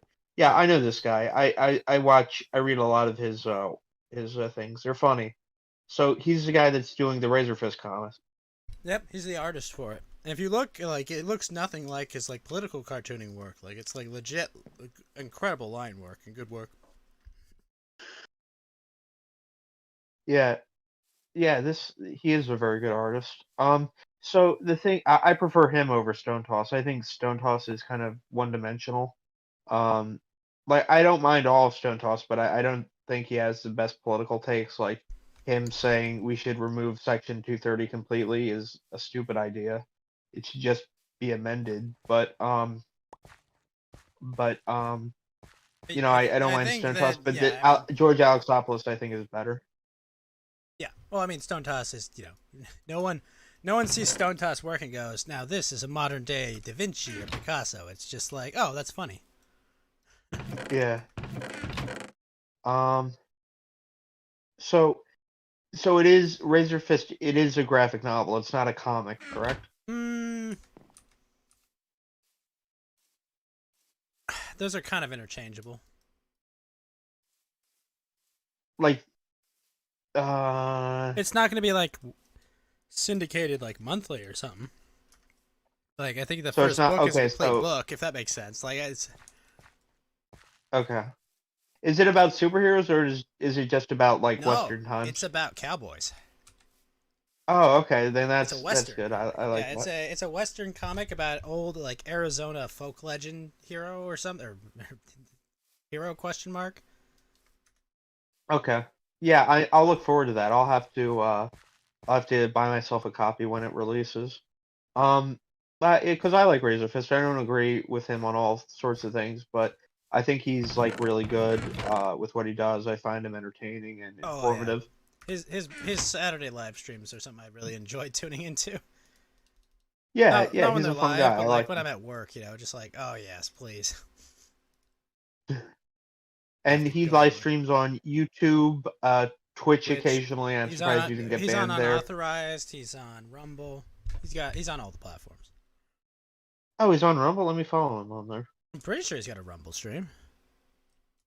Is he on Odyssey? Yeah, I think so actually. The search function on Rumble sucks. Oh, the Rageaholic. Okay. Yeah, there we go. Let me find.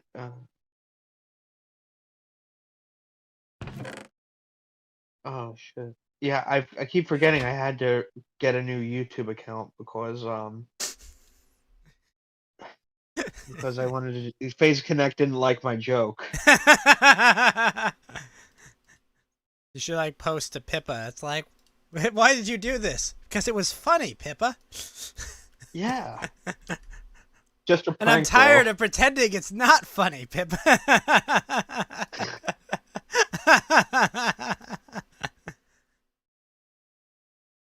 There we go. Yeah, let me stop doing one. BitChute, I'm not a big fan of because like like picture quality is like 480p, and at like their search function sucks. Their moderation function sucks. And not that I'm a big Janny like guy, but I mean like like there are a lot of crazy people You're a on there. Janny-sidal dictator, my friend. I'm not a Janny-sidal No, dictator, I'm joking. but there's like a lot of crazy people like the schizo shit on Rumble, and it's just spammed nonstop. Not Rumble, I mean on BitChute. BitChute. Yeah. Yeah, Rumble's not that bad with that, but Let me tell you how yeah, the honest, Catholic Church is an evil satanic organization, okay? Alright, let me yeah, something like that. the flat Earth shit is like Oh really my gosh. yeah, like it used to be fun when you would go on YouTube and you would search something crazy that was blatantly not true or blatantly extreme, and just like watch a bunch of like schizo videos on Well, there. you see, With if you Rumble, look you at the just horizon. yeah, not Rumble, with I keep fucking up with Rumble and Odyssey. It's not them; they're good platforms. With BitChute, you like search the word "the" and you'll come up with a bunch of different like schizo videos. You can never get anything directly. You can't even search for the exact channel's title and get it. Like the Wait, search wait, function let me tell you sucks. how the Las Vegas shooting is actually a giant psyop, okay? Scary part is it might be. Oh Lord. Yeah, I know. I was going to say that, but I didn't know how to break it to you. Let me tell you, Winston. I'm kind of retarded. But. He's so. Going back to Razor Fist, so does he simulcast his streams on unauthorized? Because I know unauthorized. I've actually talked to Vox Day before and had some correspondence with him. I'm actually subbed on unauthorized too, because like I just kind of like this stuff. But even though I think Owen Benjamin's kind of schizo, but Oh my whatnot. gosh, Um, yeah, he's a weirdo. yeah, but I do like most of unauthorized, even though I think they should like kind of expand a bit. Either way though, so he live streams on unauthorized, Twitch, Rumble, Live Odyssey, and he YouTube. simulcasts us. Yep.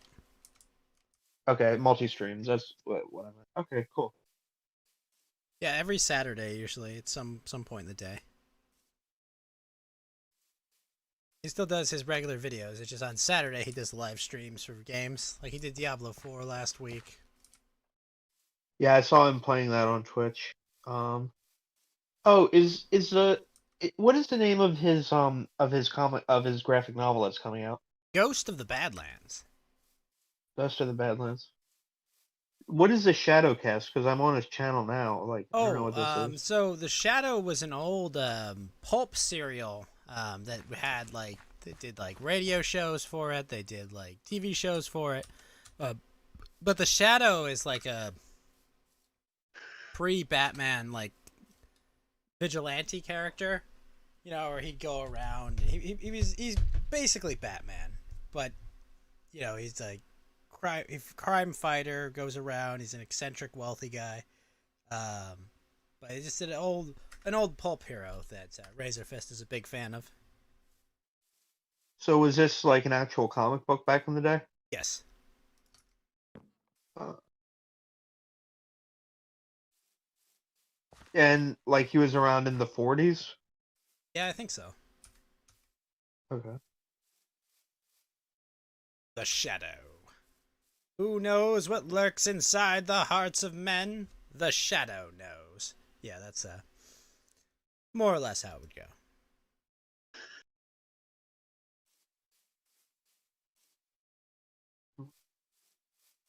I'm just reading one of his community posts.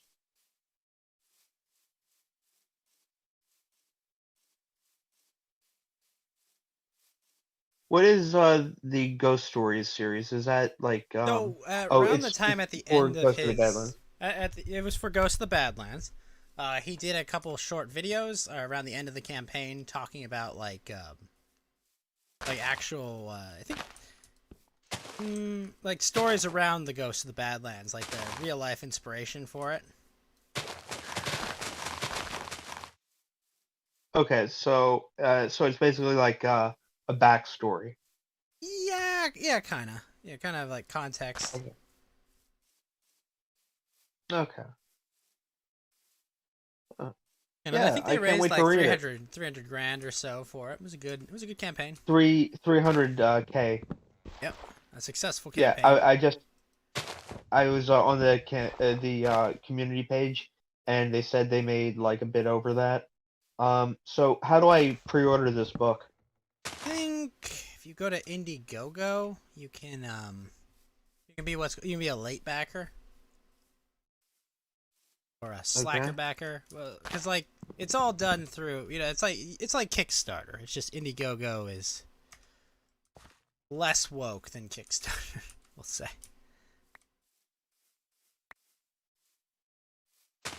Oh, Indiegogo is less woke than Kickstarter. By a small amount, like Kickstarter, very notoriously woke.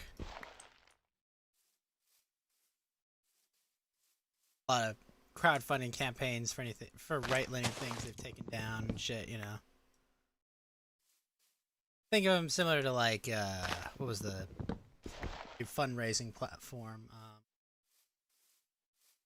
Give, send, go. No. That's the other one. No, the one like the normie one. GoFundMe. Yes, yeah. GoFundMe, notoriously took down campaigns for Kyle Rittenhouse and other innocent people, but left up campaigns for convicted criminals and whatnot. Yeah. Based on whatever the political flavor of the day was.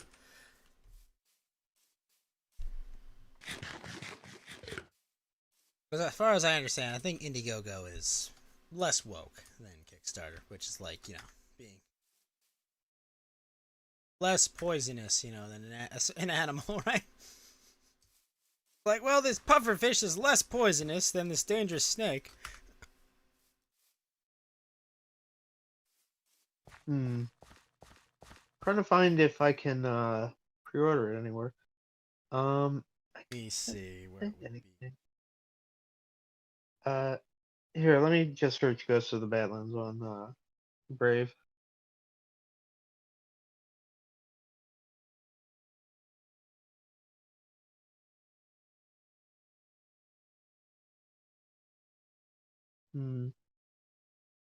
Yeah, Indiegogo.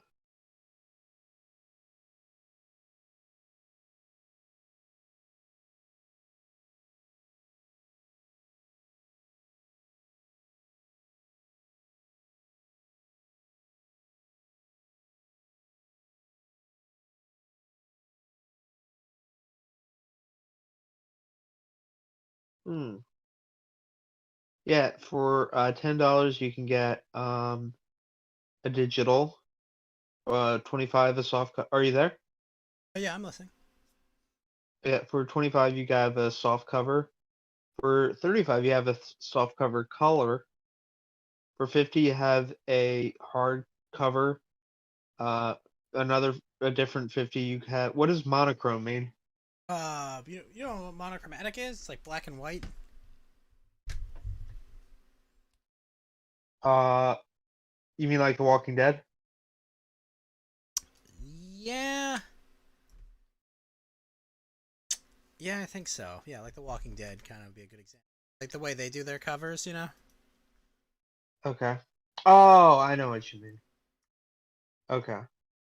For 50 you get a hardcover or a hardcover monochrome. Then you have a small combo that's 75 and a big combo that's for 100. I don't know what that comes with. Yeah, there's different options for like what kind of rewards you want to receive. It's very popular in the crowdfunding scene to do that. Yeah.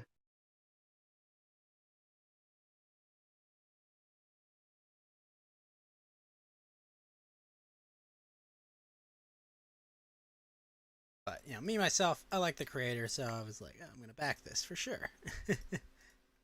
I'm not the biggest Western fanboy, but I'll check it out.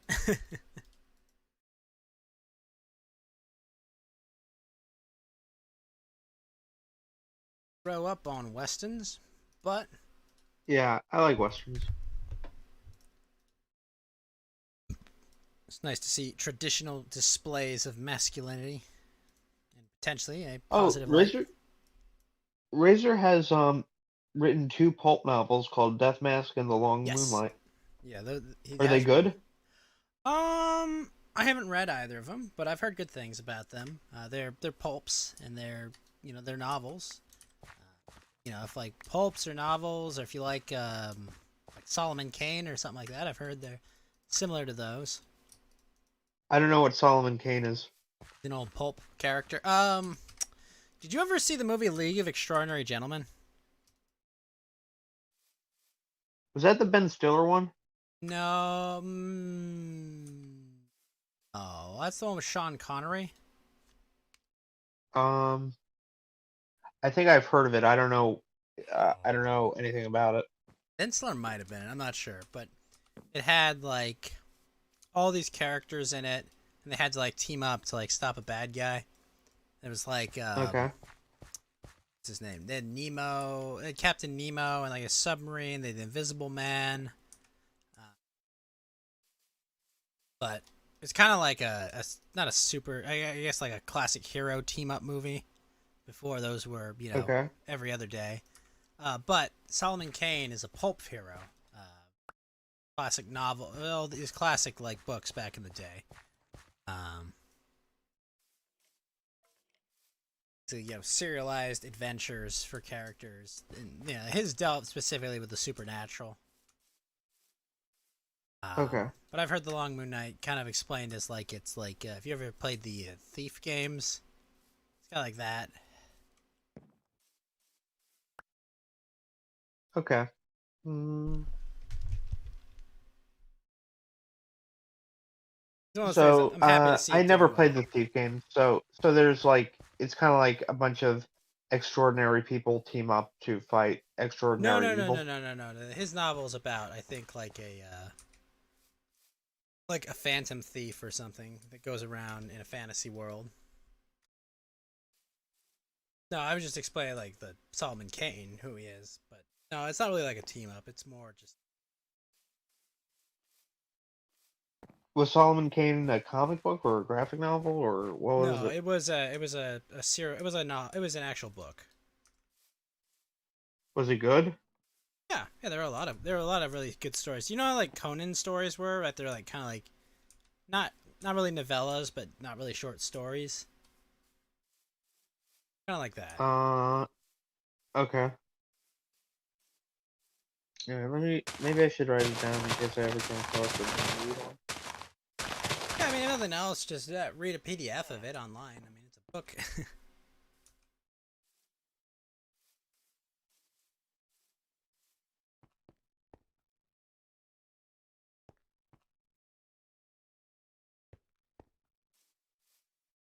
Oh, okay.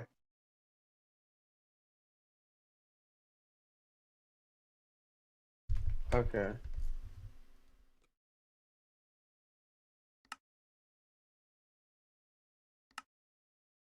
All right, let me write this down. And the Solomon Kane is like a fantasy kind of guy, like a sword and dragons kind of guy. No, he's like 1900, late 1800s, early 1900s, kind of. There is magic and fantasy in his work. Well, not really magic, I guess, but more like there's fantasy elements to it. But He's not like a wizard, I guess. He's kind of like an Indiana Jones type character. Okay. There is the weird and fantastical that goes on in his universe. He's usually, dealing with it.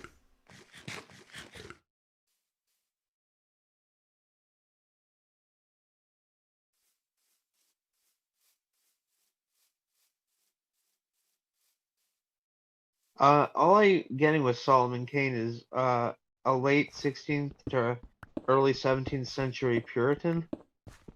Oh, maybe it is that. Maybe I'm wrong on the years. My bad. Yeah.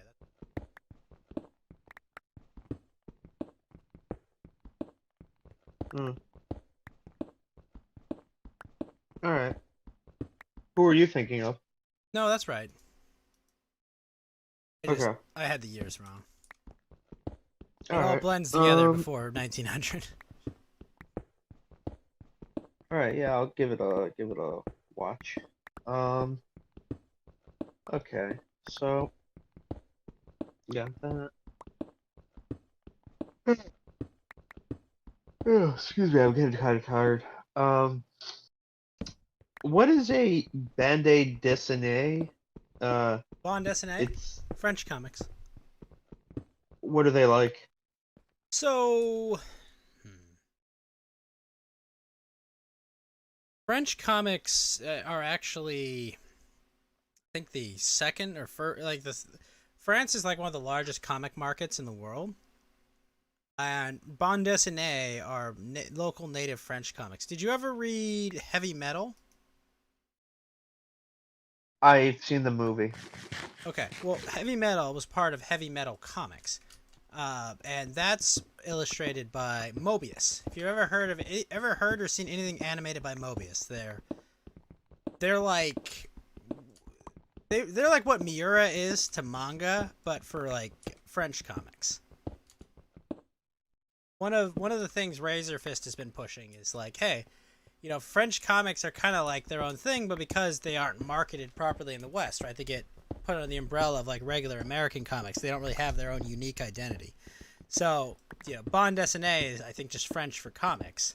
And so he's taken to calling it bande dessinée because, like, hey, we need French comics to be distinct enough from American comics to actually stand out. Are bande dessinée like graphic novels or like geared towards an adult audience or something? A lot Like of them not have really a for lot more kids? mature themes. Absolutely. Are they mostly graphic novels, the bande dessinée? Yeah. There's a lot of them that are published in like Heavy Metal Magazine itself, which is like I think a pretty famous what do you call it? Like really famous. It's kind of like almost like a Shonen Jump, but for comics. But no, I would say a lot of them are graphic novels or produced in that order rather than like rather than weekly like most American comics have been. But yeah, I'd say Okay. there's a lot of graphic novels in that.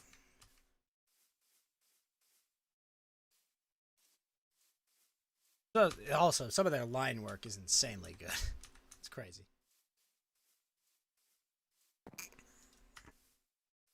But yeah, no, Razor Fist has a lot of interest in bande dessinée, so he talks about it quite a lot in his videos and. I gotta watch more of his videos then. Yep. Yeah, he's got actually a really good hour-long video about bande dessinée I would highly recommend that will basically Let explain me write what's that going on.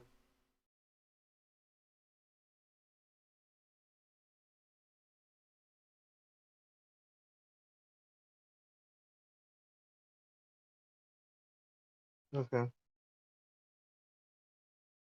Oh, I see it. Okay.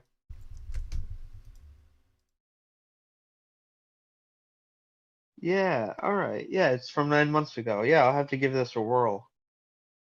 Yep. All right, cool. Thank you for telling me. Oh yeah, of course.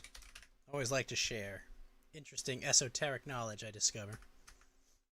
Yeah, you're a resourceful man, Mr. Ghost. Yes, I am. I have all Yeah, the world's I'm looking at useless the knowledge. artwork for. Go ahead. I have a lot of useless knowledge that I have accumulated, hopefully something useful. Yeah. It's never useless if it's the truth, you know? It's always good to know lots of stuff. But yeah, I'm looking at the artwork for Ghosts of the Badlands. It's really good, and you can tell it's George Alexopoulos, because like some of his style and how he makes characters, Yep. like the facial expressions are Oh kind of yeah, similar. yeah. The facial expressions give it away immediately. Like, oh, I've seen this before. Yeah. But yeah, you'll see a lot of his webcomics all over right-wing Twitter generally. It's kind of cool to see him get like a nice gig making his own comic, you know. But you know, before we had, you know, this renaissance of like crowdfunding and whatnot, this would have never been possible, you know. It would have just been, he would have been laughed out of every building, you know. Hey, you want to tell a story about an Arizona folklore as like a like, yeah, who cares about that? Go write us some Cape shit, okay? Mm. Write us some Cape shit that'll be old news, half baked, and you know, dropped in a couple weeks.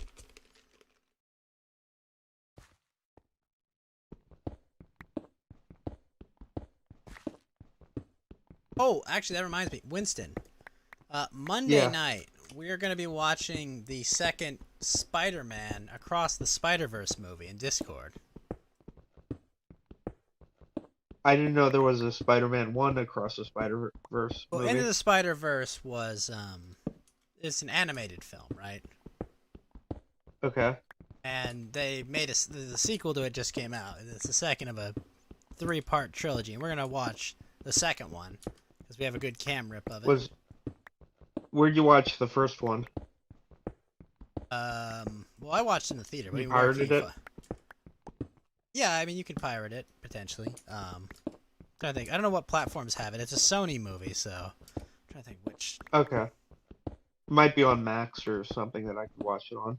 Oh yeah, it's somewhere there. But yeah, Was it good?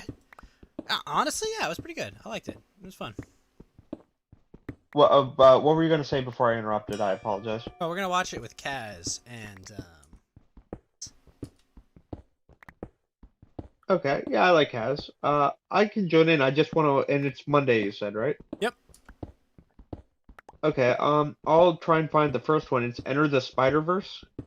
Into the Spider-Verse. Into the Spider-Verse. And it's a 2018 I'll film. see it. Okay, and it's animated, right? Yep. Okay. Is it one of the cinematic universe movies, or is it like its own thing? When I watched the first one, it's its own cinematic universe, but like, yeah, I would say it's its own it's its own universe. It's not part of the Marvel Cinematic Universe. It's not even part of the Sony Cinematic Universe. It's kind of its own thing right now. I didn't know Sony had its own cinematic universe. Technically, Sony had 2 different Spider-Man cinematic universes. They had the original Spider-Man, they had the Amazing Spider-Man, and Okay. now Tom Holland's Spider-Man is part of the actual Marvel Cinematic Universe. Okay. But yeah, they twice had Spider-Man, and they rebooted it twice since then. Alright, let me write this down. Excuse me, sorry, I'm tired. Into the Spider-Verse. Oh, it's on Netflix. There you go. Is this Miles Morales? Yes. I noticed the Spider-Man's black. Yep, Miles Okay. Morales. Now, this is a stupid question. You don't have to play the video game No. first in order to understand the No, story. you don't have to play the video game first to play the story. In fact, the video game Miles Morales is a different Miles Morales than the Spider-Verse Miles Morales, because the video game Miles Morales exists in the Peter Parker universe as well. Okay.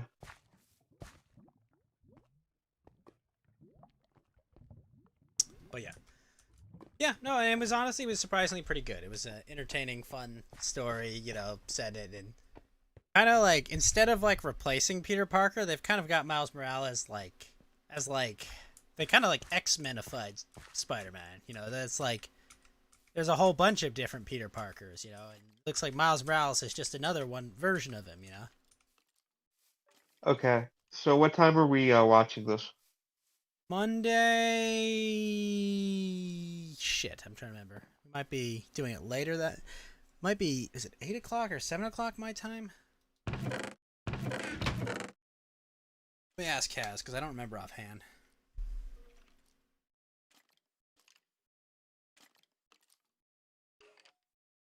Wrote this down somewhere.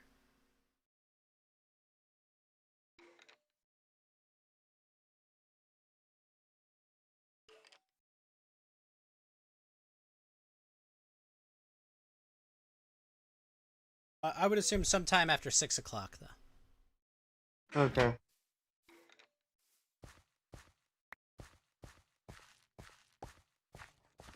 Into the Spider-Verse 2 movie with the Ghost. Watch the first. Here we go. First one before. Okay. And it'll be after 6. Yeah. So 6 o'clock your time. So 6, 7, 8, 9. I Okay. promise you, if we agreed on it, if I ended up agreeing on a different time, I will inform you of that before the show. Okay. All right. Thank you. So yeah, I wrote it down. If I don't answer or if I don't come in on time, don't wait for me because like a bunch of stuff happens with my schedule that pops up at random times. So you never know Gotcha. with me. Yeah, but I'll watch the first one before this. Hell yes. Yeah, it's on Netflix. Into the Spider-Verse. So I'll give that a whirl. Yeah, maybe surprisingly good. You know, all the things I watched, and I was just like, yeah, I'm glad I watched that. Yeah.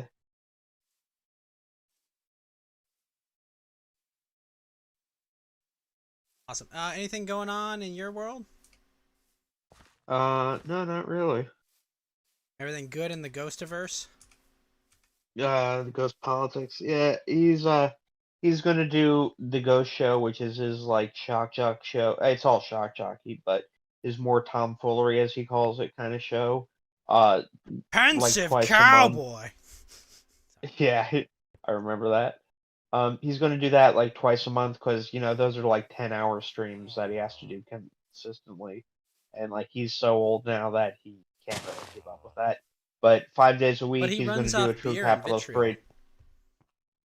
True, but that only goes so far. And the other days of the week, like around 4 or 5 days a week, Monday through Friday, he's going to be doing the Ghost Show sometime in the afternoon, like later afternoonish, on his. Excuse me, sorry. He's going to be doing that on his Ghost Politics YouTube channel. He's been doing that now for like 2 weeks, so that's what he's probably going to be sticking with. There might be a ghost show this Sunday though, because he hasn't done one for a month. Wow, he's That'll be been something off to for a look forward month? to. Yeah, he knows people like the ghost show, but he says he can't keep doing it for like the amount of hours that it takes to do it. Excuse me. So instead, he's going to be focusing on True Capitalist Radio in the afternoons, and he's going to do the Ghost Show like once, twice, maybe 3 times a month. Pensive cowboy. Pensive cowboy. What do you want, flamenco? Yeah. Oh yeah, Flam's gonna be streaming on Kick soon. He's gonna stream the new System Oh, Shock really? game. Is he going to be streaming exclusively on Kick, or? I don't know if it'll be exclusive. I know he will be on Kick. Kick has much better Did monetization he create an policy. account? I believe so. Let me go follow.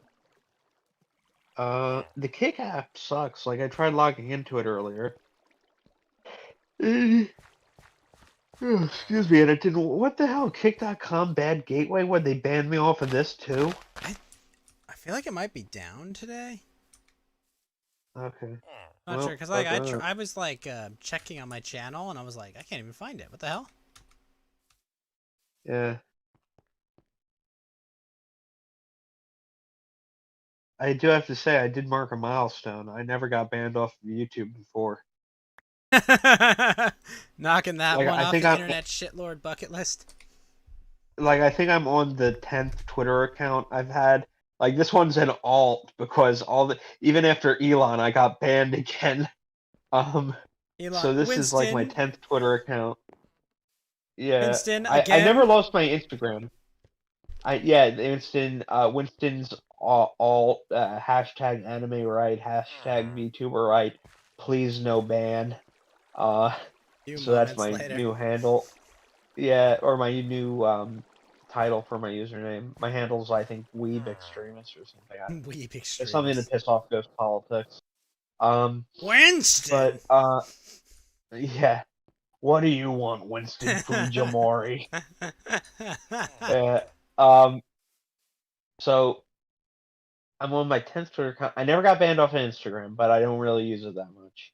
Used to use it a lot more back in like a few years ago, but I should probably get back on because a lot of funny stuff from the accounts I follow are on like post that, but they always Wait, post wait, wait, wait. videos People and like post humor on Instagram? yeah, like Doctor Based. Like, I Trying to literally think of just the go other on one. Instagram to follow really hot Asian ethos. But you go find humor Oh there? wow. Don't judge me. I No, mean, actually, do there's judge me. funny stuff. They get banned pretty frequently, but then they go on their alts. Um, but now they all post videos because like the images that they post can easily be reported. I guess that's why they do it. So, but I can't just sit down and watch like edgy videos like at work. So it's kind of time Listen to consuming. But I Winston got a better here, getting on system his for that. TikTok. No, I don't have a TikTok. I installed TikTok once, and I'm sorry I did because now I think my computer or my phone might have forever Spyro on it. Okay, here's my problem with TikTok. I have a TikTok account. Do you Huh? know that I can't follow people on it? Why not? I don't fucking know! I have no fucking clue why I can't follow people on TikTok. Yeah. Like, I've asked their Nah. support several times, like, what the fuck is going on here? And they're just like, oh, clear the cache in your app. I'm running it on my computer, you morons! It's more like a phone app than a website browser. But they told me to get on the website browser and try to do it. And I was like, nope, didn't work.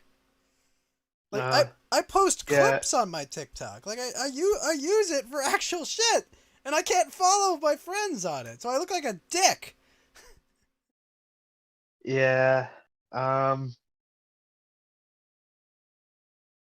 I don't know. I'm glad I deleted TikTok, but like, I'm just hope my phone isn't infected with spyware on it. Here's But what like, here's what I'll say, Winston. I think the whole TikTok the whole TikTok fear thing, you know, all the people trying to ban it and shit. Like, come on, be honest with yourself.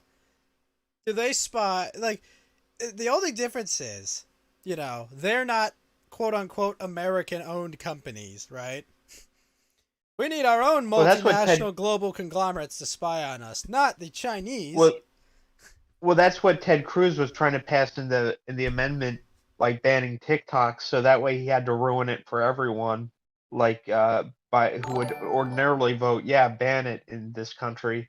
But Ted Cruz attached, no, actually, that the only spying that can happen is if they're American multinational corporations rather than Chinese. And people were like, no, that's not why we're signing this. It's like almost just as bad. So like No, in fact, the American so like companies are that bill worse. failed.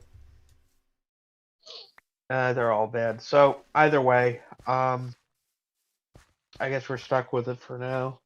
I Um, mean, why should we ban it though? Like, I mean, because it's spyware. yeah. So Facebook is spyware. Twitter is spyware. We should ban that too. You know that Twitter will never be banned. No, Twitter can stay for the time being, but it should be federated on the Fediverse. No, but you understand, right? Have its own Like, thing. the U.S. government uses Twitter to push its foreign policy. Yeah, I've heard stuff about that. I'm not thrilled about that. That should be. That But I should have seen we the may adverts. need I do know we what you're may need talking a new about. amendment to prevent the government from utilizing private corporations to get around the other amendments. I agree that. I agree with that That too. now see that's an Um, amendment I would support. You know, is that the U.S. federal government will not use private corporations as a proxy to infringe on anyone's rights. How about that? yeah, I agree with that. I think that's a pretty agreeable thing. We could all, we could all agree on that. That seems reasonable. Yeah, If true. only it were that simple. Um, See, I'm a libertarian, but like I'm willing to have a reasonable discussion about this, right? Wait a minute, hold on. I think I am all for putting reasonable limits on the federal government and state governments. That sounds like a plan to me. you got the plan. Wait, are you still live? Yeah, I went on your channel. It said stream 4 hours ago, pre-show gaming. Well, yeah, that was the one But before. your live thing is We're live like on right Coast here. to Ghost. Also, Llama I Loot hate Lover. the sound of my own voice. Sorry, Winston. Yeah, We go all ahead. have to live with the sound of our own voice, unfortunately. True. Yeah, I'm just playing Minecraft. Yeah, you're still playing Minecraft. Yeah. Sorry, I sound stuffed up. I think it's these allergies that are getting to me. But keep in mind, I just got better air quality after a week of the Canada quality Canadian of air. terrorism. Yeah. What are you doing in Minecraft? I'm playing a mod called Greg Tech New Horizons. I'm currently building a mine shaft looking for more iron.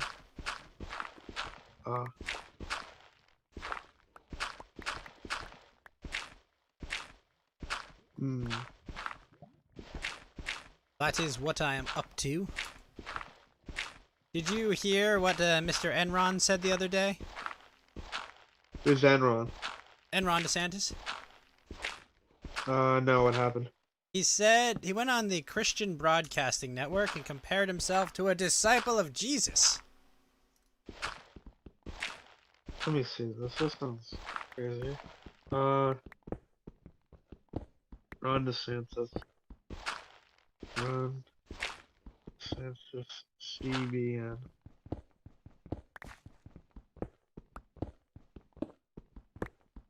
Yeah, I see this. CBN talks faith, family, and CBN exclusive. God has a plan. Ron DeSantis. Well, he's trying to get the religious voters because a lot of them support Trump. Well, he doesn't need them. That's why they've got Mike Pence there. He's supposed to siphon off religious voters for Ron. Yeah, but Mike Pence pissed a lot of people off by not doing what Trump wanted for the overturning. You mean his constitutional duty to perform oversight on elections? Well, Trump was hoping that he wouldn't go through with the states with electoral sketchiness. Right, no, he's And supposed to. He had a perfectly constitutional right to recount, and say, hey, wait a minute, hold on. There are some irregularities. Let's look at these. Yeah. So because of that, Mike Pence kind of pissed off a lot of the evangelical folk. So now Ron DeSantis is seeing this as an opportunity to cash in on that. Yeah. Unfortunately, he he thought it was a good idea to compare himself to a disciple of Jesus when he is a lapsed Catholic. True. Well, I mean, you gotta appeal to those voter bases, It doesn't bother me that too much. I mean, for me, it's a temperament question. Yeah. Kind of like, wait, really? You don't have the common sense to think this is a bad idea?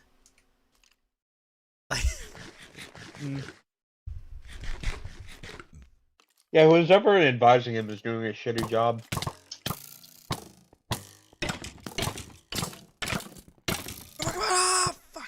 I heard rumors that there were Dave Rubin's people and the Daily Wire people with ties to Ben Shapiro exclusively are advising DeSantis, Yeah, and actually, no. that's why he's been spilling his spaghetti all over the place. You can find pictures of him and a whole bunch of others. Long before he announced his candidacy. Yeah. Are those the people who you think are advising him to do all this shitty stuff? Oh no. His advisors are a bunch of neocons, Jeb Bush types, the Ted Cruz campaign. That's his. That's his advisors. But he was attempting to ingratiate himself to all these influencers. They're ingratiating themselves to him because his campaign's got like $1 billion of money that it has to spend. What's her name? It was Kristina Pusha, the Ukrainian lady that's like head of his election committee or whatever. She she said, "Oh, these influencers all just randomly showed up to support Ron DeSantis at his inauguration. We didn't get them all together, but they had like Buck Sexton and Dave Rubin and a whole bunch of others, minor influencers out there coming in to cash in on the campaign." Ah, shit. I dropped something. Never mind, picked it up. Yeah, I don't like the Young Turks, but they are right that Dave Rubin is pretty dumb. I think Dave Rubin's just milquetoast. Yeah, maybe that's a better way He to worked describe on it. Larry. How many years did he work on Larry King? I didn't know he ever worked on Larry King. Yeah, that's where he got his start. Was on Larry King's program. I thought it was exclusively the Young Turks. No, I think he might have been a contributor on Young Turks. I don't recall exactly. Yeah, he contributed to the Young Turks before he broke away from them. Well, he realized the burgeoning online right-wing movement was more Maybe, lucrative. or maybe he just had enough of their bullshit. Maybe. He might have seen the light. True. We can't hold grudges against everyone forever because we'll just be alone forever. But yeah, there's a lot of photo evidence. A lot of photo evidence of just how long, Mr. Enron has been campaigning, the quote-unquote book tour, funded by Murdoch to fill his pockets. Stuff like that, it's all this slimy stuff, and it's... That's why Carrie Lake can go to Florida and ask who supports Ron DeSantis, and only 3 people raise their hands. In a crowd, like, are you kidding me? It's his home state, man. Didn't he do a great job? Didn't he slay the woke dragon? Well, he didn't close down for COVID. Except for the 2 weeks. He had the power to do that in the legislature that would back him on it. Well, I mean, there were other, he could have done, Greg Abbott could have done that in Texas. Should have. He didn't. Yeah, he should have. It was his call to make. What I just ate was good. It was green bean fries. Green bean fries? Yeah, with a wasabi mayo sauce. Eek. It was good. I liked it a lot. Excuse me. Really? Yeah, good. Just I gotta kind of get out of here. I'm really getting quite tired. I release you, Winston. But Winston, where can we find you? I don't know. I'd probably find you guys first. No. Right. I'm on listen Twitter to our phone calls. He's gonna find us. True. I'm in your cyber networks. He's in. You can find me on Twitter at Weeb Extremism, or you can find me on the Fediverse on Post at Racist Call of Duty Lobby at poa.st. And the name is ironic. It's supposed to be shocking and Winston is a jokingly melting melting pot of pot of friendship. friendship. He loves everyone. I'm a He nice even lets guy. his girlfriend date black guys, so he's fine. He's No, I don't. It's a joke, Winston. It's a joke. Obviously not the case. We Yeah. don't talk about. Oh, we're kidding. We don't talk about Tyrone, okay? Yeah. How long do you think you're going to be streaming for until you wind it down for the night? Tonight, I think I'm gonna close down this stream when you get off, and I'll start the post game stream. I don't know. I'll go for maybe an hour or two, maybe 3 after that. Okay, cool. We'll see where the evening takes us. Yeah, I gotta head out. Also, my earpods are like at 30%, and usually around that time they like beep and go, "Battery, please charge." And then I gotta go off the phone speaker, which is really scuffed. So either way, I kind of have to get out of here. Um, but I'll see you hopefully Monday, and I will watch the Spider-Verse 1 movie, and then I'll be here for live stream when we watch the second one. Hell yeah. All right, cool. All right, I'll see you, Ghost. I'll see you, chat. All right, Winston, big friend of the show. Have a great one, Winston. You too. Bye. All right, folks. That is all she wrote for Coast to Ghost. We're going to close down this end of the stream. We're going to do a little bit of accounting, and then we'll be back probably, I don't know, 1:30 or so. Thanks, everyone, for tuning in, and I will see you all later.